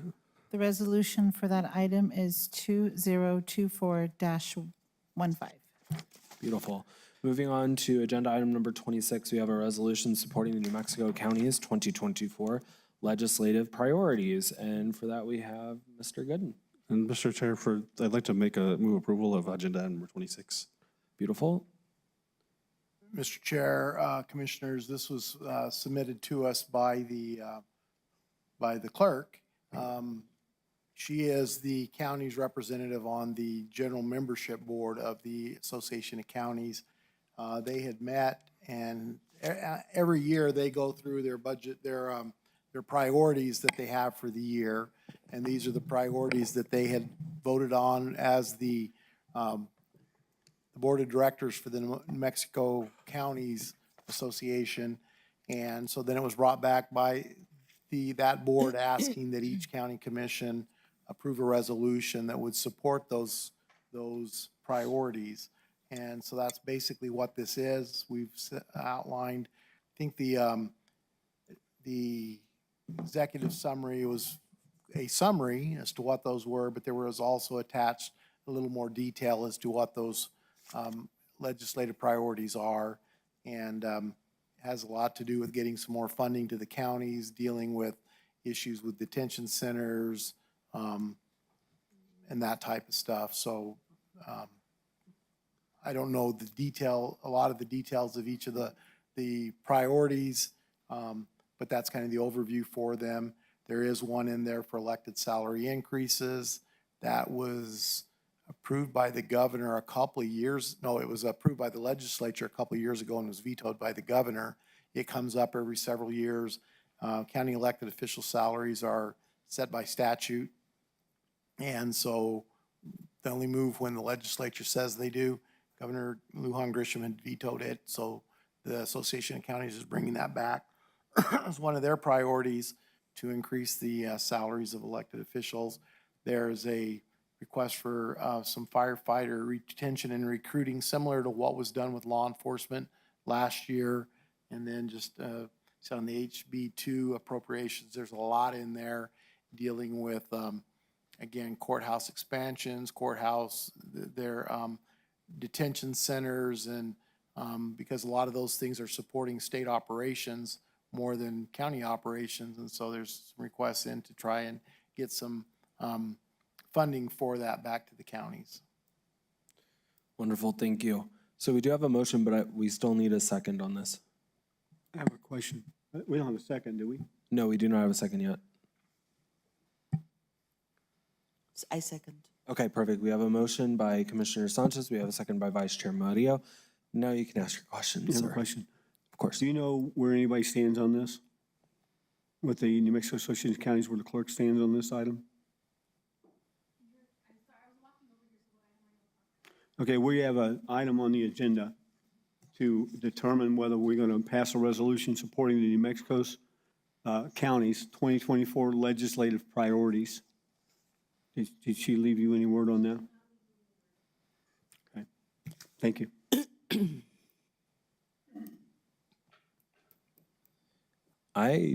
Go ahead. So Commissioner Reynolds, is the question just what the priorities are, or what? Oh, sorry. The question was whether or not the priorities for the New Mexico Association of Counties that they submit to the legislation actually comes from the board that the clerk is on and not the one that I'm on. Okay. Okay, we talk about a few things in my board, but we don't actually develop this list of items that they want to present to the legislation. That comes from the board that she is on. Okay, got it. Thank you. Sorry. Yeah. Mm-hmm. The affiliates come up with the priorities, and what she's saying there is the affiliates are actually the members of that board that she's on, which are roughly 30 members, 30 to 33 members, okay, that actually represent all of the counties. And there's a separate board for the New Mexico Association than there is for the New Mexico Association of Counties. And we have some input, but the final list is actually developed by a different board than the one I'm on. Okay, thank you. Perfect. Any other questions? Okay, seeing none, Brandy, if we can get a roll call vote on this, please. Commissioner Reynolds? No. Commissioner Sanchez? Yes. Vice Chair Murillo? Yes. Chair Shaljo Hernandez? Yes, motion carries 3-1. That item does have a resolution number. The number is 2024-16. Beautiful, thank you. Okay, moving on, we do have hearings and ordinances. Before we get started, number 27 through 31 are condemnations that Ms. Amesworth will be presenting to us. But from what I understand, when we vote on this, we can definitely include all 5 into one motion. Is that correct, Mr. Gooden? Madam Chair, for so many years, for a year. For 1 year. For 1 year. So, Mr. Chair, As long as we have evidence that's presented that touches on all 5 of them, that we would be able to just do it all as one. But we do need to make sure that there's evidence in the record that pertain to each of the 5 properties in question. Okay, perfect. So before we get, do we need a motion or can we have the hearing first? Being a hearing, it could be done either way. So I think, yeah, so let's create the record and then you'd make your vote based upon that record. Okay, Ms. Amesworth. Thank you, Mr. Do I have Chair. to swear you in, I believe? Might as well. Yeah. Do you promise to tell the truth? I do. The other hand, yeah. Other hand. I was ready with Just my, hold them both up. with my hand on the presentation. You promise to tell the truth? I do. Thank you, ma'am. Okay, thank you. I will go through this presentation quickly. We do have 5 buildings that we have identified as being in severely dilapidated condition, and these are buildings that have been on our radar for quite some time. And so the first one is 2015 Dairy Avenue. It's located here in the community of Rincon. It is a mobile home. The property owner is Abel Chaides. The first documented notice that we sent was in September of 2022. It has been on our radar for a longer time, however, not documented communication. We did finally receive a response from the owner in January, and this is the first time he has contacted the county and simply asking what his options are. We did send a notice to all the property owners on December 26th of last year advising them that we would be having this meeting. I'm going to go quickly through these pictures. You'll be able to see these buildings, especially this one is open to the elements and has been abandoned for quite some time.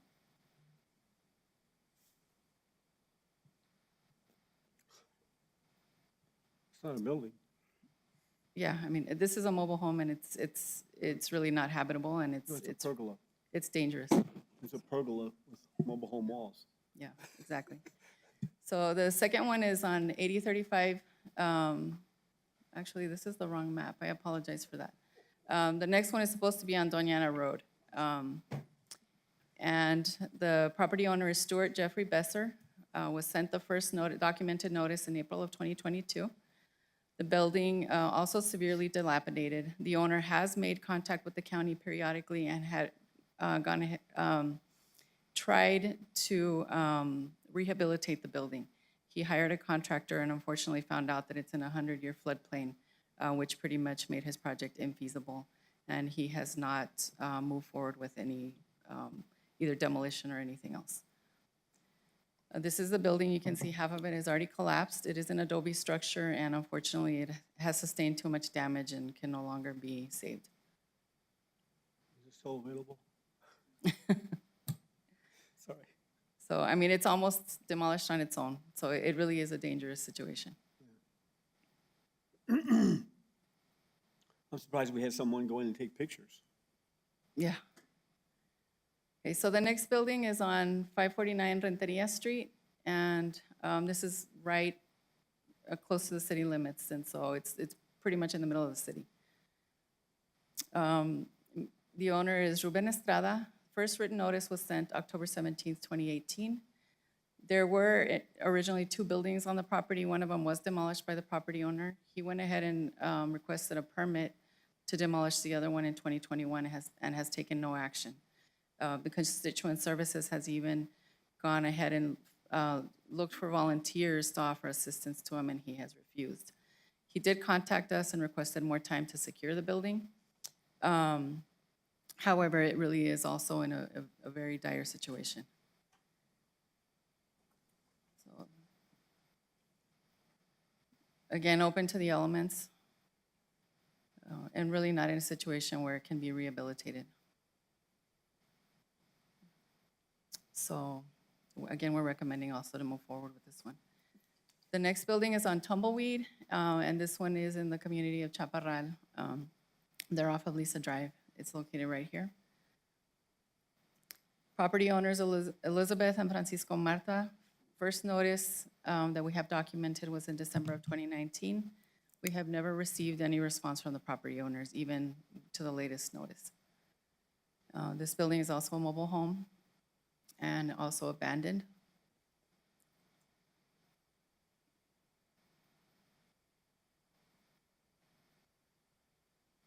And then finally, we have Highway 70. This is in the community of Oregon, and this is the only commercial structure that we have on our list. So property owners Dennis Layton, and first notice sent in February of 2022.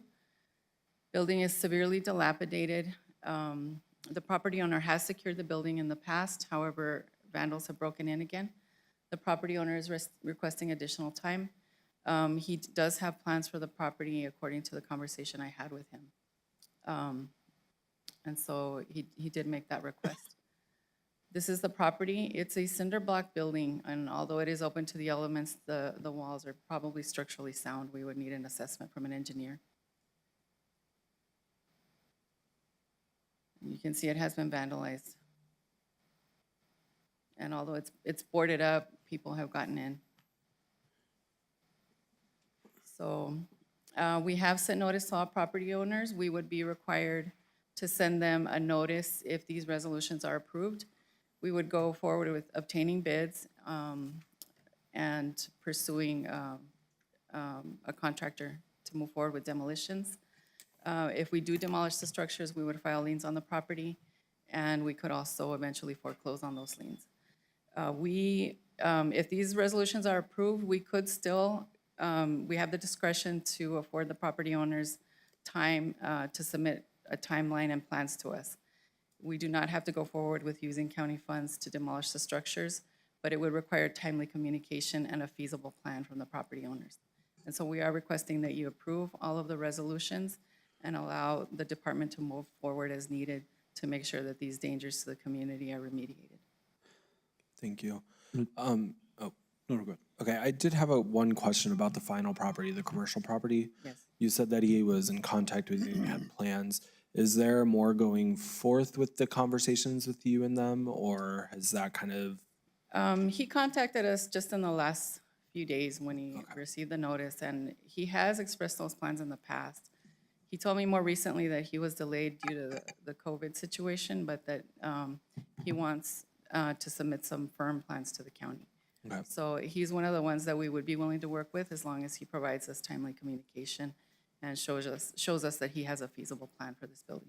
What other communication goes forward between, if this does approve and we approve you to take action on these properties, what kind of communication goes forth prior to, between now and bids coming in, between bids and confirmation? We will, like I said, mail them a letter stating that this resolution has been approved and what actions the county plans to take. We would have to do a request for bids to find a contractor, and that would easily give these property owners at least 30 days to come up with some information. Okay. And so they will have that time. This is not something that we could move forward with immediately. So they do have at least a couple of months if they do have a serious plan for these buildings. All right, thank you. Mr. Chairman, I think if there's no other comment, really quickly, I'd love to make a motion that we approve the condemnations of 215 Dairy Avenue, 8035 Doña Road, 549 Renteria Street, 617 Tumbleweed Trail, and 16182 Highway 70. Second. Okay, I have a motion by Commissioner Sanchez and a second by Commissioner Reynolds to go ahead with the condemnation of these 5 properties. Any other discussion? Seeing none. Brandy, if I can get a roll call vote on those. Commissioner Reynolds? Yes. Commissioner Sanchez? Yes. Vice Chair Murillo? Yes. Chair Sheldon Hernandez. Yes. Motion does pass. 4-0. Each one of those addresses do have a resolution number. Okay, go ahead, Brandy. Item number 272024-17. Item number 282024-18. Item 292024-19. Item 302024-20. Item number 312024-21. Perfect. Thank you, Brandy. Okay, moving on to Item number 32, which is the Monty Inc. Economic Development Act, the Lita project. Ms. Amesworth. Thank you, Mr. Chair. This is an ordinance to award $350,000 from the State of New Mexico Economic Development Department to Monty for the development of a facility in Santa Teresa that would employ 33 full-time personnel by December 31st, 2029. The county will serve as the fiscal agent, so the funds would come to the county and we would be reimbursing them for expenses. Okay, any questions for Ms. Amesworth? Yeah, I just wonder, can we consider the second item at the same time? Excuse me? Can we do 33 and 32 both? Sure. Because basically all we're doing is we're taking the money from, yeah. Right. So, yeah. Just being fiscal, Yeah, okay? cover And then 30. item number 33, Coastal Aluminum Incorporated, DBA Clark Buildings LLC Economic Development Act, the Lita project as well. Thank you, Mr. Chair. Very similar, this project for Coastal Aluminum, also $350,000 being awarded by the state. They would employ 32 full-time personnel by December 31st, 2029, and that would be to establish a facility in Santa Teresa. Beautiful. Any comments or questions on both 32 and 33? I'd like to make a motion. Of course. I'll make a motion that we actually approve Monty Incorporated Economic Development Act, Lita, project ordinance, along with associated budget revision resolutions, and also Coast Aluminum Incorporated, doing business as Clark Buildings, LLC, Economic Development Act, Lita, project ordinance, and associated budget resolution and revisions. I second. Okay, I have a motion and a second, a motion by Commissioner Reynolds and a second by Vice Chair Murillo for approval of both Lita projects. Any other comments, questions, or concerns? Seeing none. Brandy, if I can get a roll call vote, please. Commissioner Reynolds? Yes. Commissioner Vice Chair Murillo? Yes. And Chair Sheldon Hernandez. Yes, motion does pass 3-0. Thanks for hanging with us, Jessica Lynn. There you go. Brandy, go ahead. Each one of these items have an ordinance number and a resolution. Okay. Item number 32, ordinance number 347-2024. Resolution number 2024-22. Item number 33, ordinance number 348-2024, and resolution number 2024-23. Beautiful. Thank you, Brandy. Okay. Next up would be item number 34, correspondence. Correspondence, today we have Antonio Hernandez on behalf of Elena S. Hernandez versus DAC, Eric Jones versus DAC, Hilda Gonzalez versus DAC, Daniel Lewis versus DAC, Eric Flores versus DAC, and Andrea Ferrales Narvaez versus DAC. Thank you. Vice Chair Mr. Murillo. Chair, yes. I move that the board convene in closed session to discuss a limited personnel matter related to the hiring of a county manager as authorized by the Open Meetings Act 10-15-1H2. Thank you.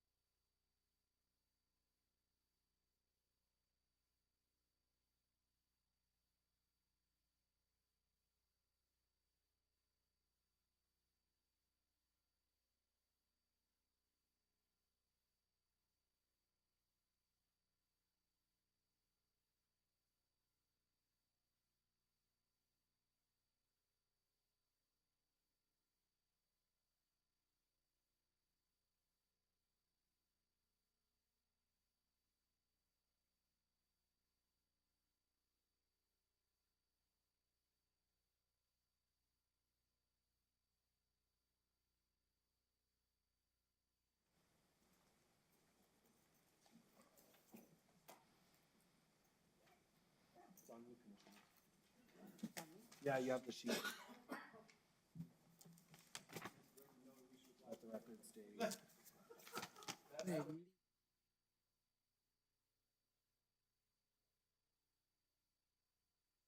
In closed session, other than the items identified in the motion to go into closed session.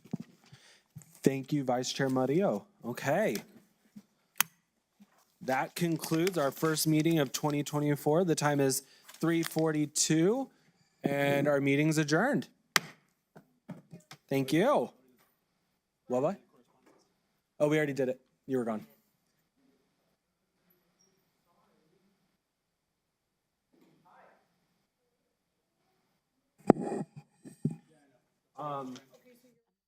Give you this.